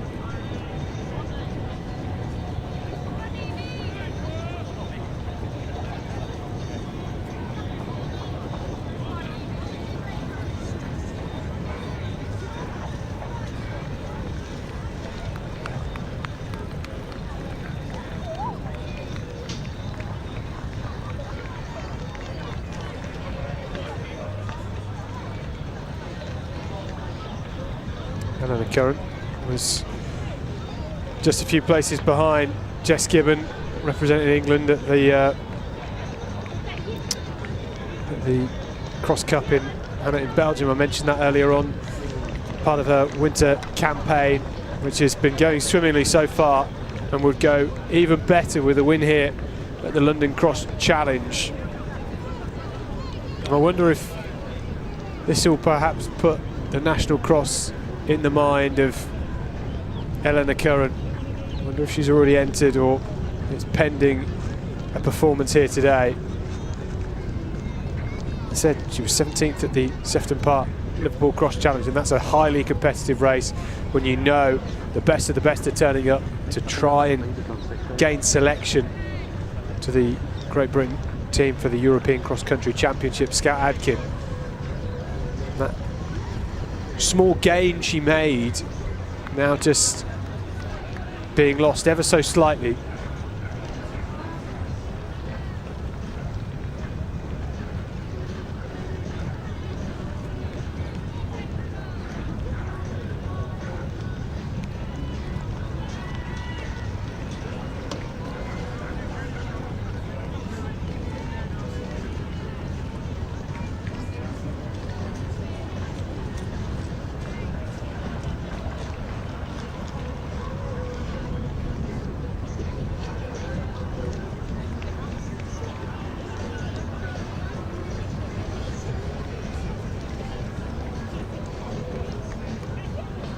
Curran still strong. That gap again stretching out. The good point is when they come around this corner, they are heading back towards the finish.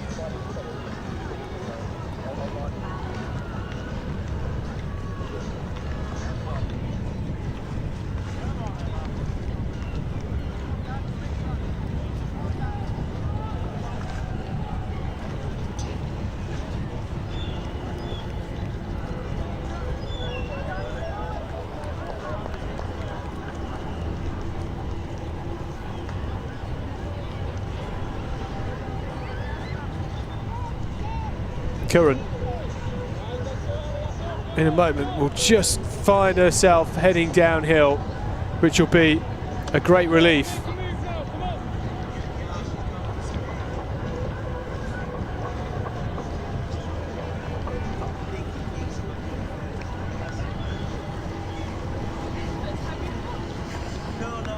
Can Scout Adkin do anything? Neve Brown is further back, and we'd have to suggest it out of the picture for the top two now.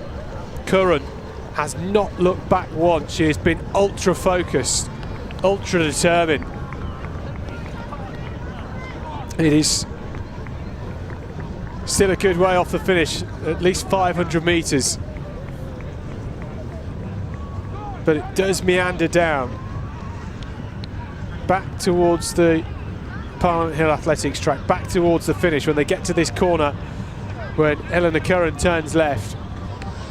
It's 400 metres to go, give or take. Scout Adkins a real fighter, she's strong. I think even this sort of distance is just a bit too much. She did a really good job midway around this lap to try and claw it back, but I don't think it's going to be enough for her, because Eleanor Curran has found something else in the final half of this fourth lap.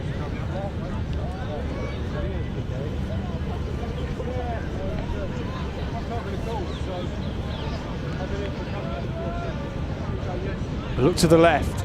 Curran trying to stick to the edge of the course where it's a bit firmer underfoot.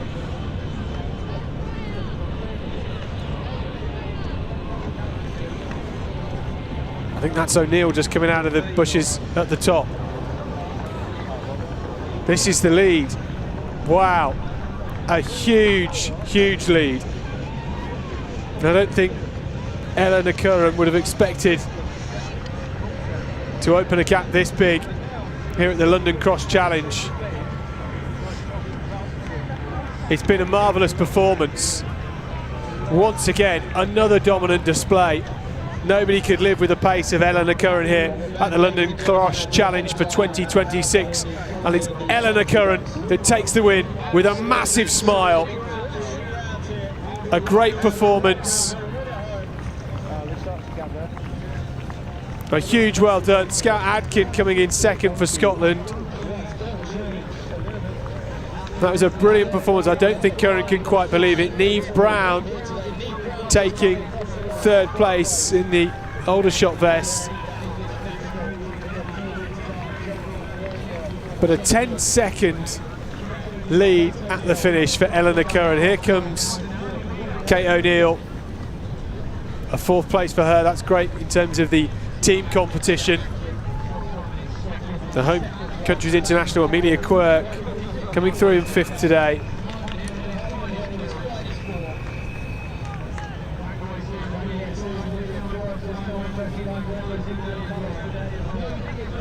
Wow, I mean the smile from Eleanor Curran as she crossed the line said it all. I don't think she could quite believe it.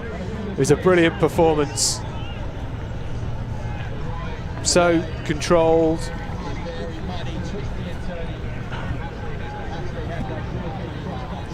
Looks like Kate Willis about to come across the line in 8th place.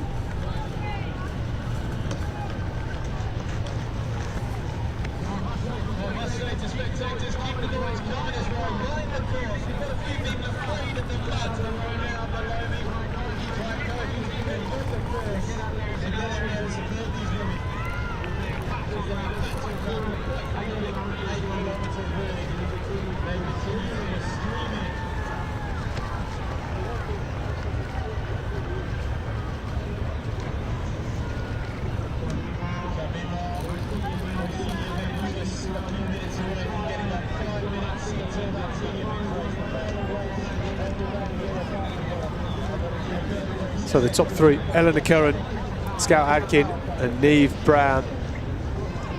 We'll bring you the results of the team competition for the home countries as and when we get them. They'll be online. If we can't bring it to you before the end of today's proceedings. But there's only one more race to go in this London Cross Challenge for 2026. It's the senior men's race. It's going to start in 3 minutes' time. We'll be at the start line in just a second. It's a breezy one out there as well. Very little time round.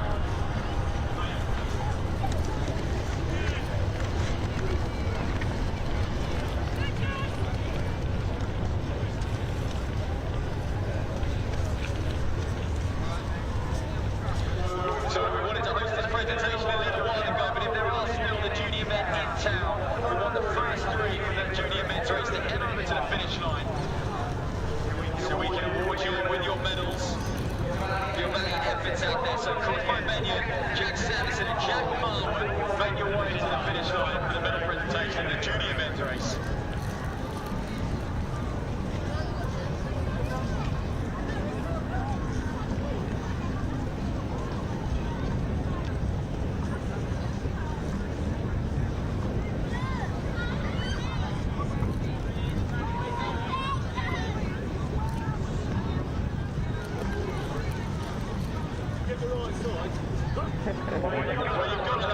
You can just see a few of those facial expressions from athletes as they cross the line. The battle, the mental grit, managed to tackle 8 kilometres in what is a grueling course out there.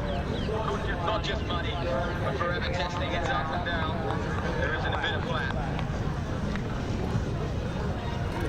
And I'll shout out those junior men to make their way to the finish line for their medal presentation. Meanwhile, those senior men are down by they line up with a famous start. Not quite the 2,000 or so we saw this time last year for the National Cross Country Championships. But what this field would lack in numbers today, so makes up for it in depth. We have 3 former national cross-country champions all lining up in Kingston, Hugo Milner and Richard Slade. So here it is, the final race of the day. Centre with Jack Miller there wearing the Midlands vest. Just see Logan Rees had a picture. There's James Kingston. Men's, senior men's race, 10 kilometres here at the London Cross Challenge for 2026. Well, up the hill they go.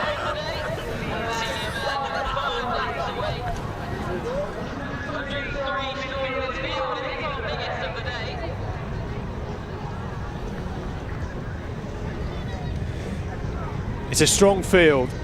The man to the right of picture is the man we were hoping to see here. There's over 100 entries.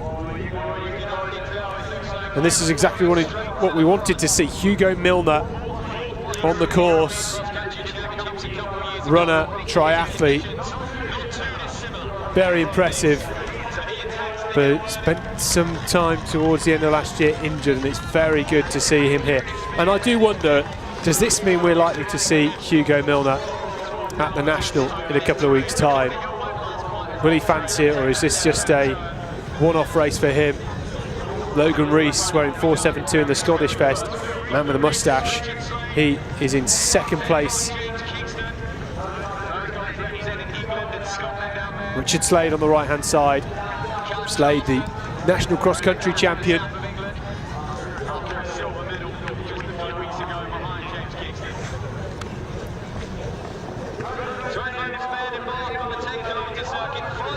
So these gents will do 5 laps, 5 long laps.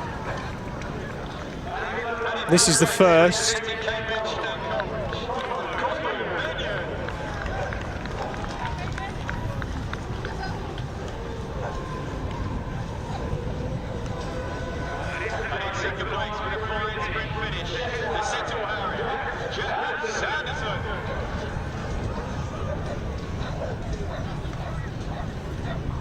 There are certainly names in this lineup that you will have seen before that you'll recognise. We'll touch on them as we see them go round.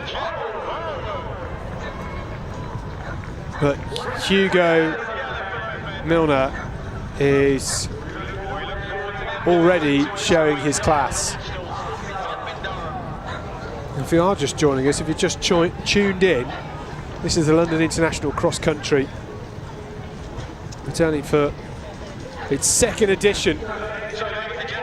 We were here 2 years ago for the first time at Parliament Hill Fields. We're back in 2026. This is the third leg of 4 in the UK Athletics Cross Challenge Series. We went to Cardiff and Liverpool back in November. This is the first stop since then, and in a month's time we head to Woollerton Park in Nottingham for the final, which incorporates the inter-counties.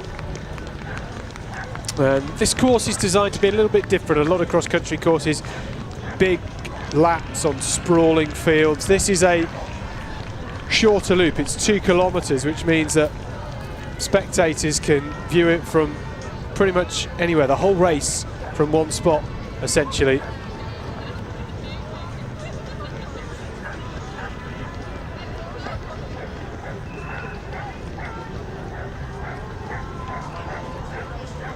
Parliament Hill is very much synonymous with British cross country. It's the home of cross country here. Parliament Hill, which has hosted the National on so many occasions. A venue that needs little introduction.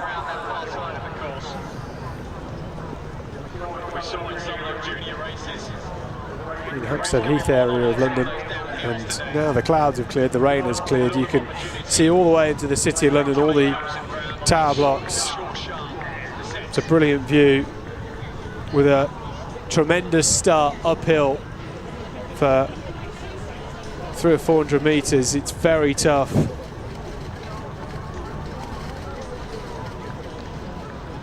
This race, of course, also incorporating the Home Countries International, which sees England, Ireland and Northern Ireland, Scotland and Wales competing against each other.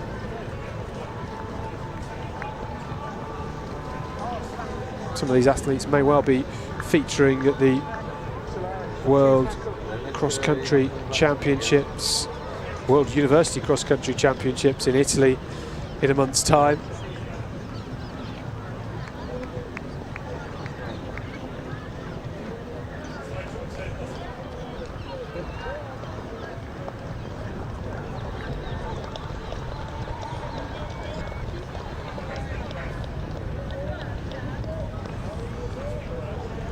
So Hugo Milner, what can we expect from him this season? Will we see him get on the track? Will we see him on the cross-country course again? I wonder if he enjoys today, whether he does fancy a chance to compete in his Derby AC vest at the National in a couple of weeks' time.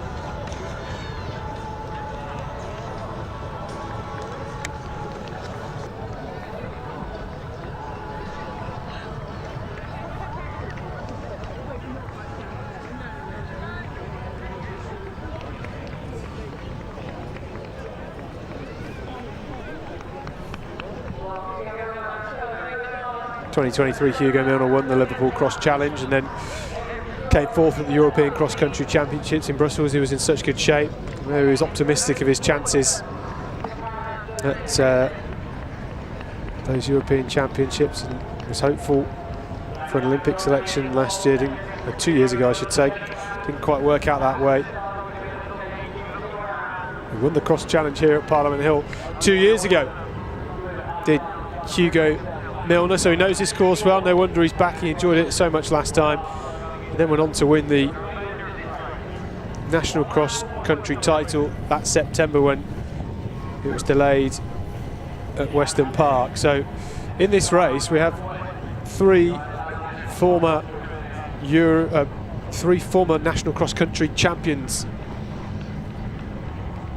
Richard Slade, James Kingston and Hugo Milner. James Kingston and Hugo Milner both wearing England vests today. James Kingston, the Southern Cross Country champion from just a couple of weeks ago. He's very good at the Southerns, James Kingston.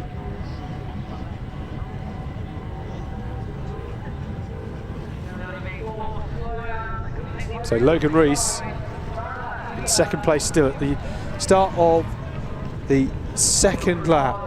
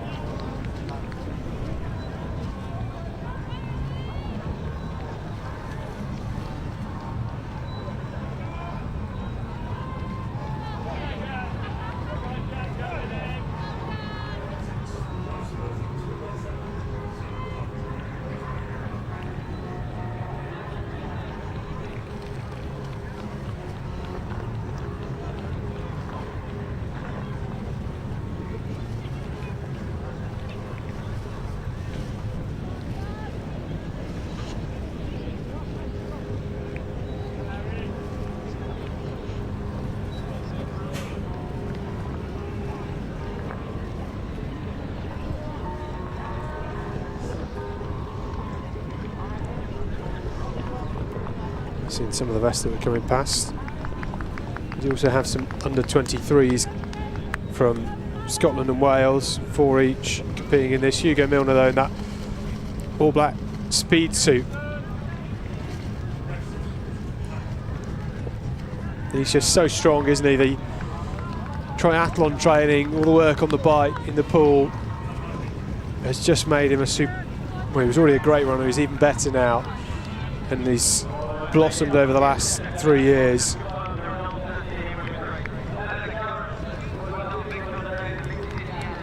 So he was unlucky at the end of 2023 to just miss out on a podium, an individual podium spot at the European Cross Country Championships.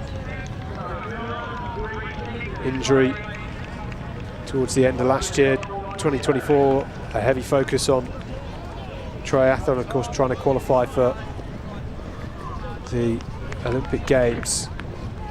Only 27 years of age, though.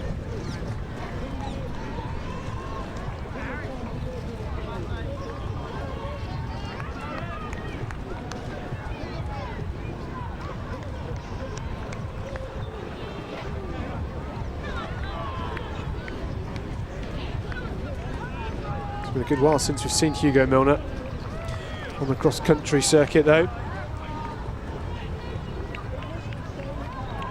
This race coming at the Antalya European Cross Country Championships back in December 2024, so it's been a little while, and he's showing no signs of rustiness.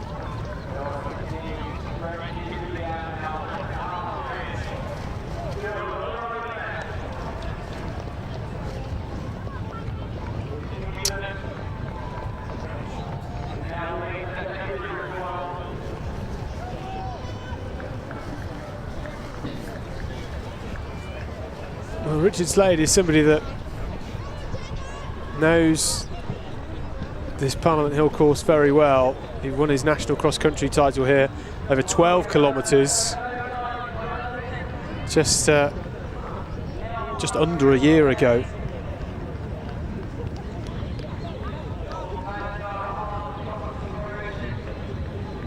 But right now, not able to be on the same level as Hugo Milner, who's full of running. James Kingston is there in second place. Slade the taller figure in the white vest in that pack of four, so all inside the top five.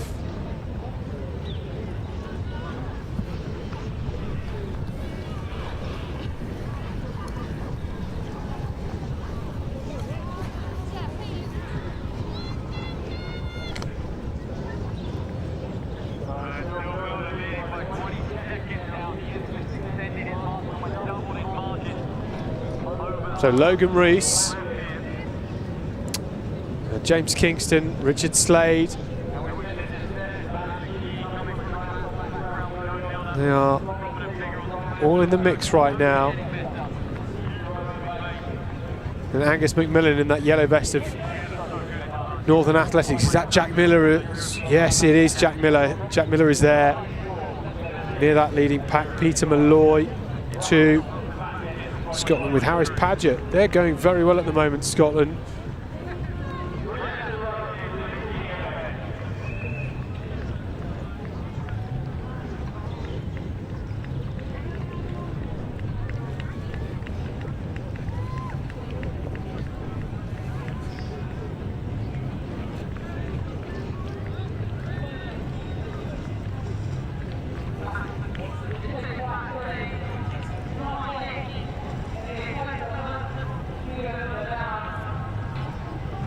Logan Rees is an interesting athlete we've watched over the last couple of years. I seem to remember at the Leeds Cross Challenge 12 months ago, he was very strong.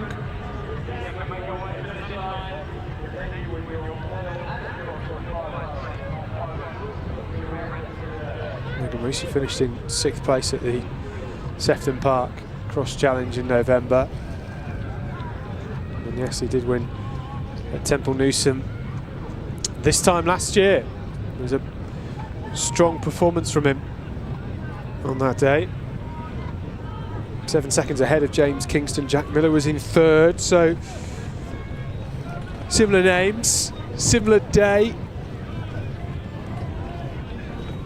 Going to be a different result though, based on the fact that Hugo Milner is way clear, and that is 2 laps done, and he's already getting towards the halfway mark of this race.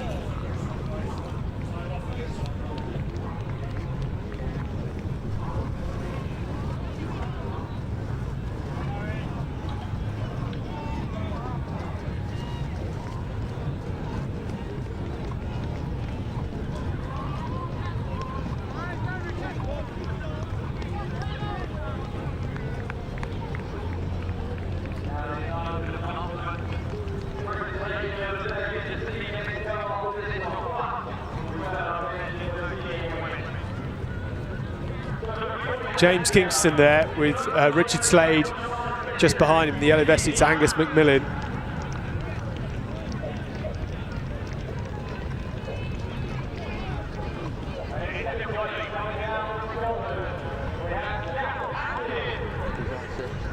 Angus McMillan, City of York man, wearing that Northern Athletics vest today.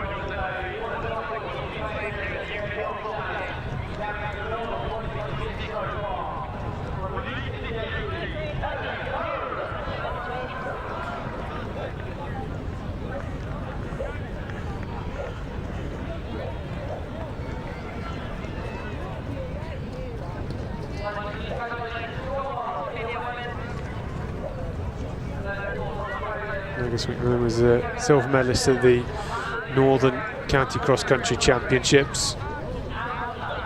It was again a monster course over 12 kilometres.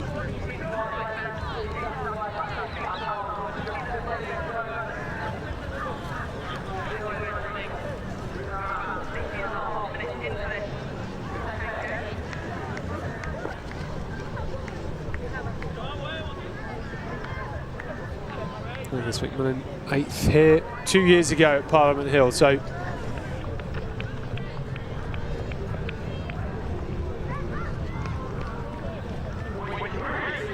he knows how to get towards the front of the course.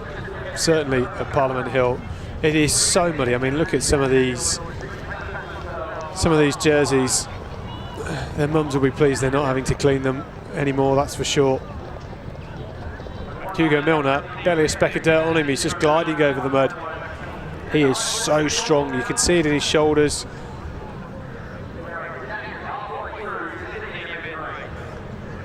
That cross training really helping. Just takes the load off the feet. Allows you to build the lungs, build the tissues. And he looks great here. Over halfway. Really good blowout for him. In fact, he's come here today and is doing this to some athletes that are well conditioned in cross-country terms. I'm sure when the others saw Hugo Milner on the entries and then actually saw him here on the course when they were warming up, there would have been a bit of despair internally. They wouldn't have voiced it, I'm sure, but there might have been a bit of a, oh no, it's Hugo. He is that good. Just wonder if Slade and Kingston are starting to close down on him.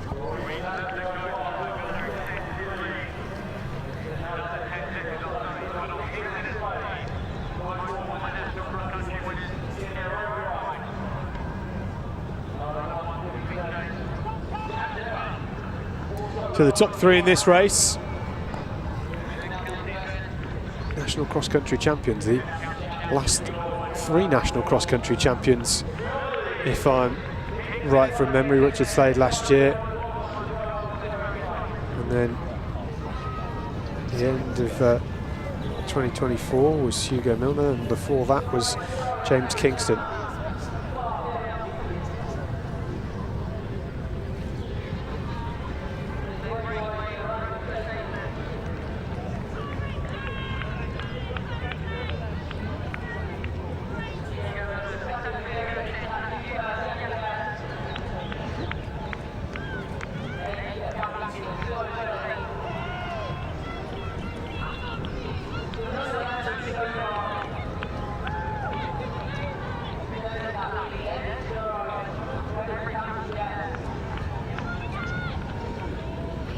So that's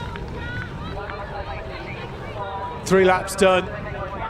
Hugo Milner with 2 more to go, 2 more long laps. They're all long laps for these boys. Richard Slade and James Kingston doing a really smart job here of working together.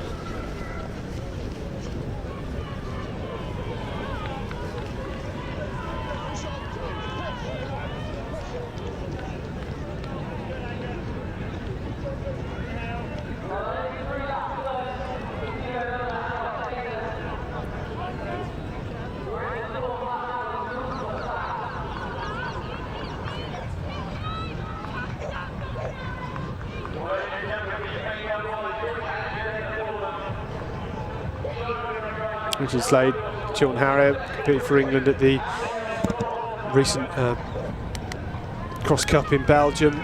Was the best finisher for the English team, finishing in 11th.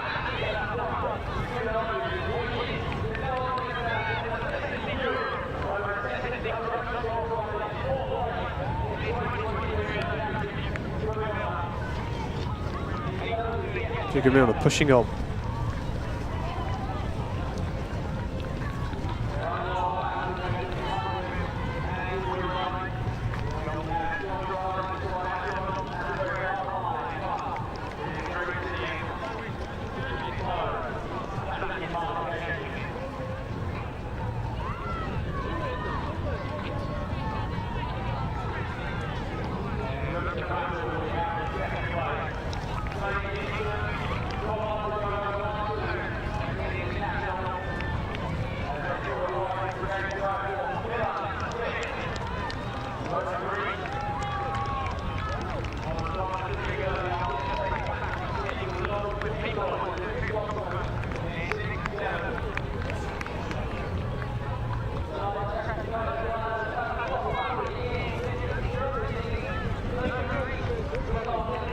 On the 4th lap for Hugo Milner. Rain holding off for now.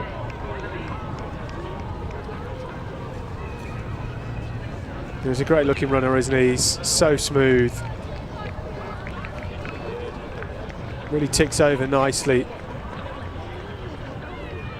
Very light on his feet, considering the heavy ground.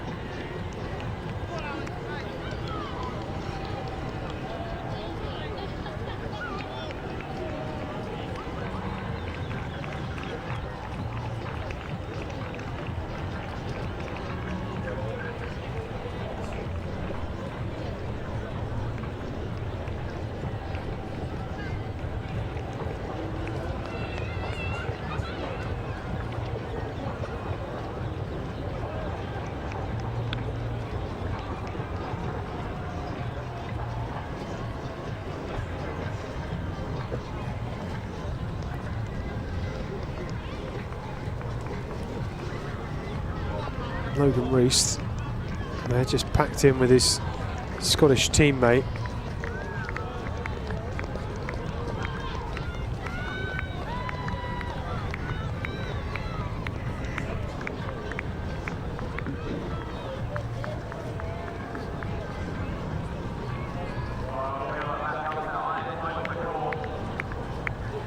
Well, he's not got too long to go. Less than 3 kilometres now.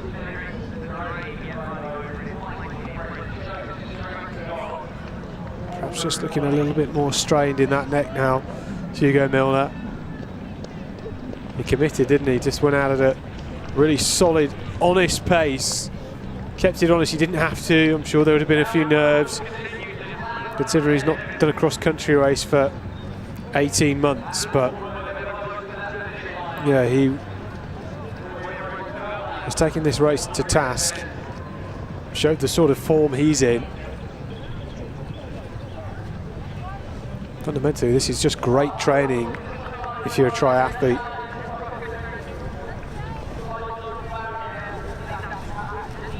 Not the first triathlete to have been good at cross-country and won the national.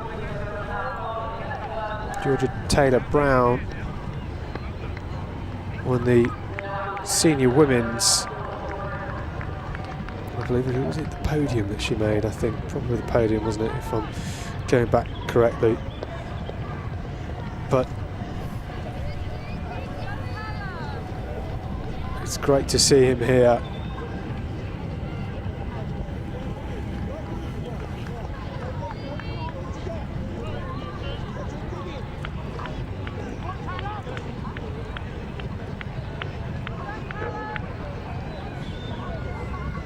So Slade and Kingston are still shoulder to shoulder.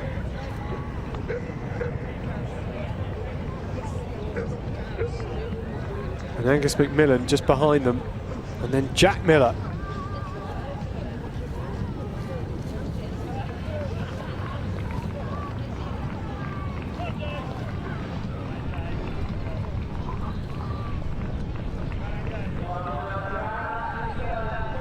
It was 4th place for Georgia Taylor Brown at the 2022 National Cross here at Parliament Hill. So that's it, 4 laps done. But Hugo Milner here at Parliament Hill, 1 to go on his final lap. Interested to see how this battle goes between James Kingston and Richard Slade. They really are just walking around that corner. It is so chopped up, my goodness.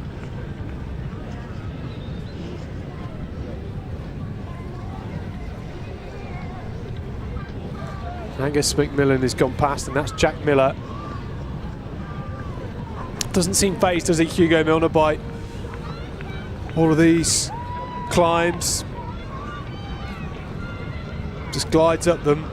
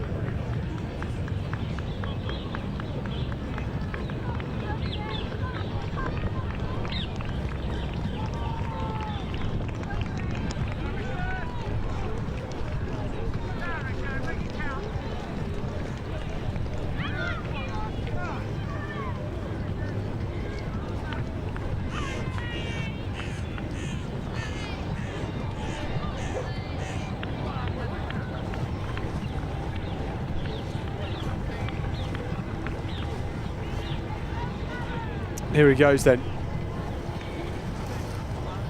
Down the most eastern part of the course now, Hugo Milner.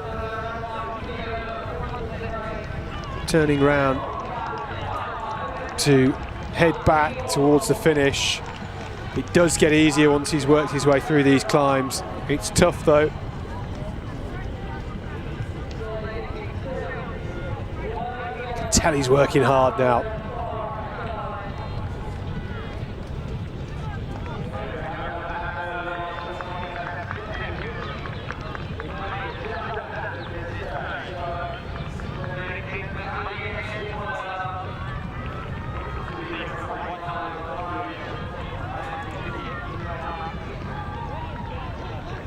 This is a number of the athletes coming round to start their final lap. Here's Harry Brodie, picking for Eastern County today. Let's a look over the shoulder from Hugo Milner. He is well clear. Maybe surprised just how clear he is, because this is a strong field. Angus McMillan, Richard Slade, James Kingston, they're all top cross-country runners nationally. And Hugo Milner today has been in a different league. Logan Rees as well, he's a fantastic athlete, and this time last year at Temple Newsome delivered a brilliant performance, but even he's been well bested today.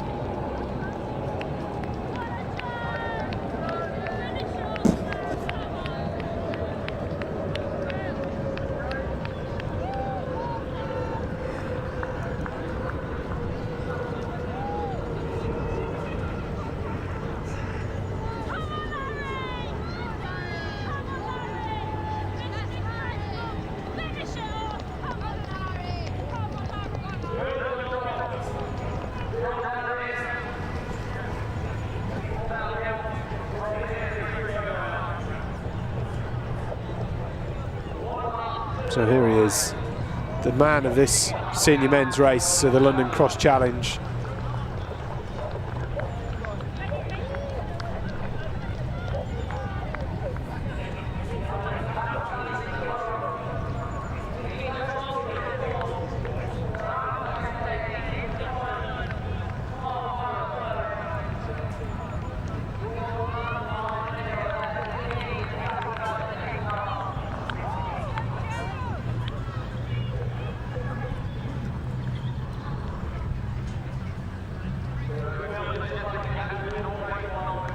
So, with less than 400 to go, Hugo Milner hasn't competed in anything since July last year, when he was part of the, competing as part of the World Triathlon Championship Series in Hamburg. It's been a long time out of the game for him, dealing with injuries, getting back to his best, but he looks to be at his absolute best. He's in monstrous form, and Richard Slade looks to be in second place ahead of James Kingston here as they both approach the final stretch, the two athletes wearing the England vests. But there's no doubt about the winner of this race, Hugo Milner. How good is it to see him back on the cross-country scene? He is so strong. He's been amazing value today, and it was worth the wait to see him here. He blew everybody away in the opening half mile, and he has not looked back. Hugo Milner cantering away here at Parliament Hill to take a magnificent win in the London Cross Challenge for 2026. It's Hugo Milner, the winner of the senior men's race. He looks behind. I don't think he'll see anybody. He's that far ahead. The battle really on between James Kingston and Richard Slade. Those two have tussled it out. Here comes Jack Miller down the hill, but it's Richard Slade in second place. James Kingston will take third. It's 2 and 3 for England. Well, the last three English national cross-country champions, all 1, 2, 3. Hugo Milner, 23 seconds better than the rest. The tall figure destroying the rest of the field on the opening lap and never looked back. Angus McMillan coming through for fourth place. It's Jack Miller in the Midlands vest to take fifth. And who is this coming through? Is it Logan Rees in the Scotland vest here? That's what we're seeing. It's Peter Malloy here. Scotland, 3 in a row. Harris Paget. Here comes Logan Rees. So Scotland 6th, 7th, 8th. That will be very good for their team standings. We'll wait and see the confirmation of all of those results. And Jack Small for Ashford for the Southern team. Wow. What a race. What a day. Parliament Hill delivering once again.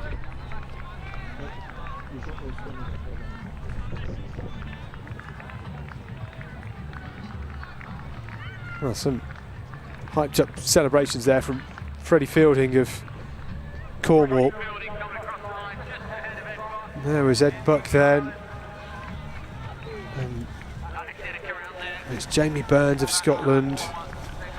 Another Scottish athlete, Angus Smith. Alex Ediker. And then Lee Grattan from Midland Counties. Chris Coulson from Northern Athletics. A lot of good packing here.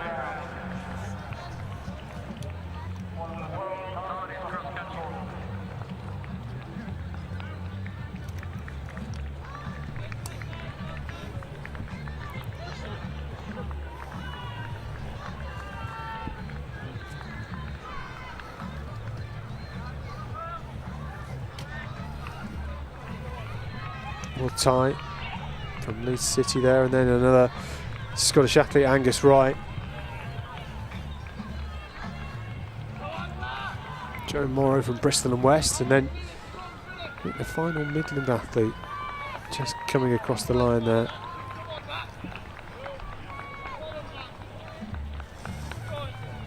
Well, Larry Ryan there of Wales. What a day here at the UK Athletics Cross Challenge here at Parliament Hill in London.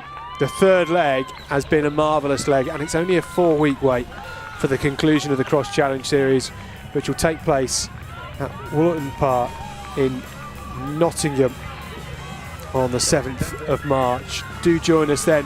What a month of athletics for you this February. The England Age Group Championships continues for the rest of this week, and next week we'll be at the Utility Arena in Birmingham for the UK Indoor Championships. So do join us then. But from all of us here at Parliament Hill to all of our racers, thank you for watching. Until next time, good night.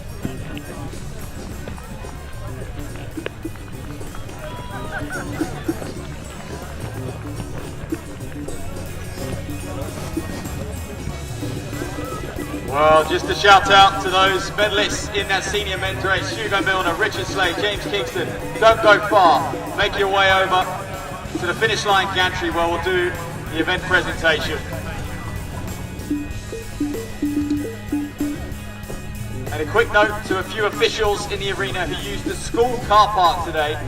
Don't forget, they will be shutting it just after 4 o'clock. So once this race is wrapped up, quick exit for those officials in the school car park.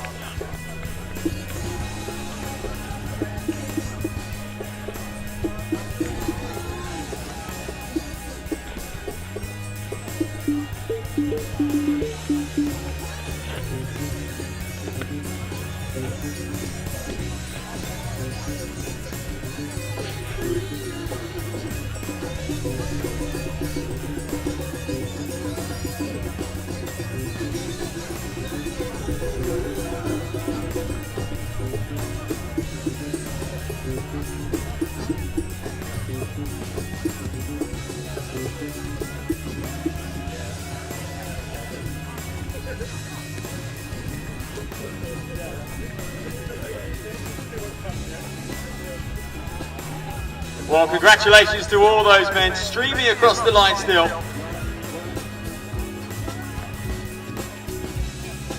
And a special thanks to UK Athletics for putting on this brilliant cross challenge in an iconic location, the organising committee, and we must thank all those officials out there on the course, marshals as well.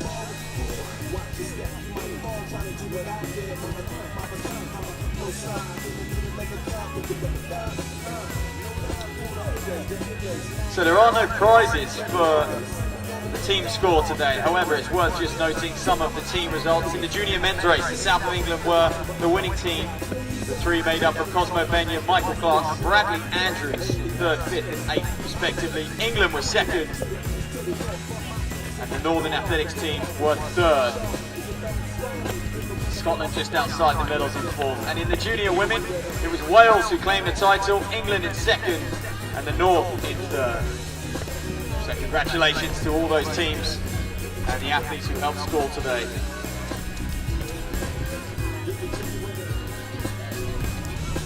A big congratulations as well as the athletes still finishing in this senior men's cross challenge.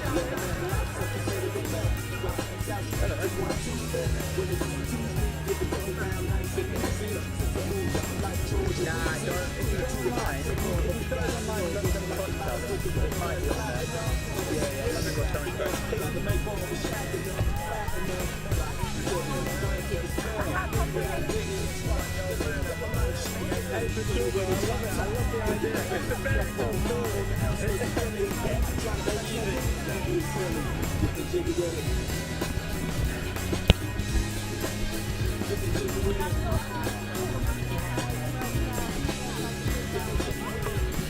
got it.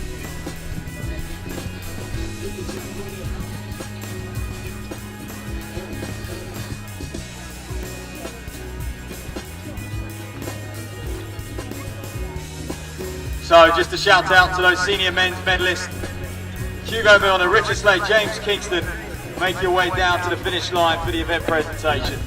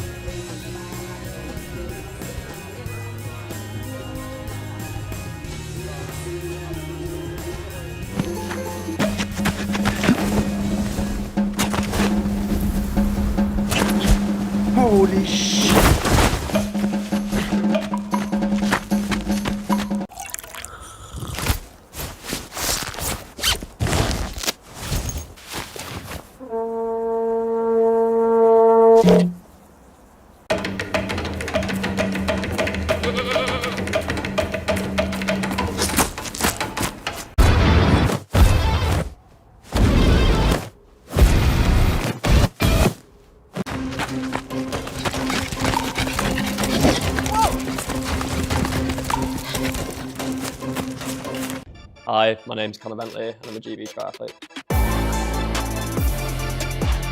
I'm joining Sports Shoes Athletes in Residence for 2026. My aims for next season are sub 29 for the 10k and sub 14 for the 5k. And I'm really looking forward to racing the Alpha Flight this season.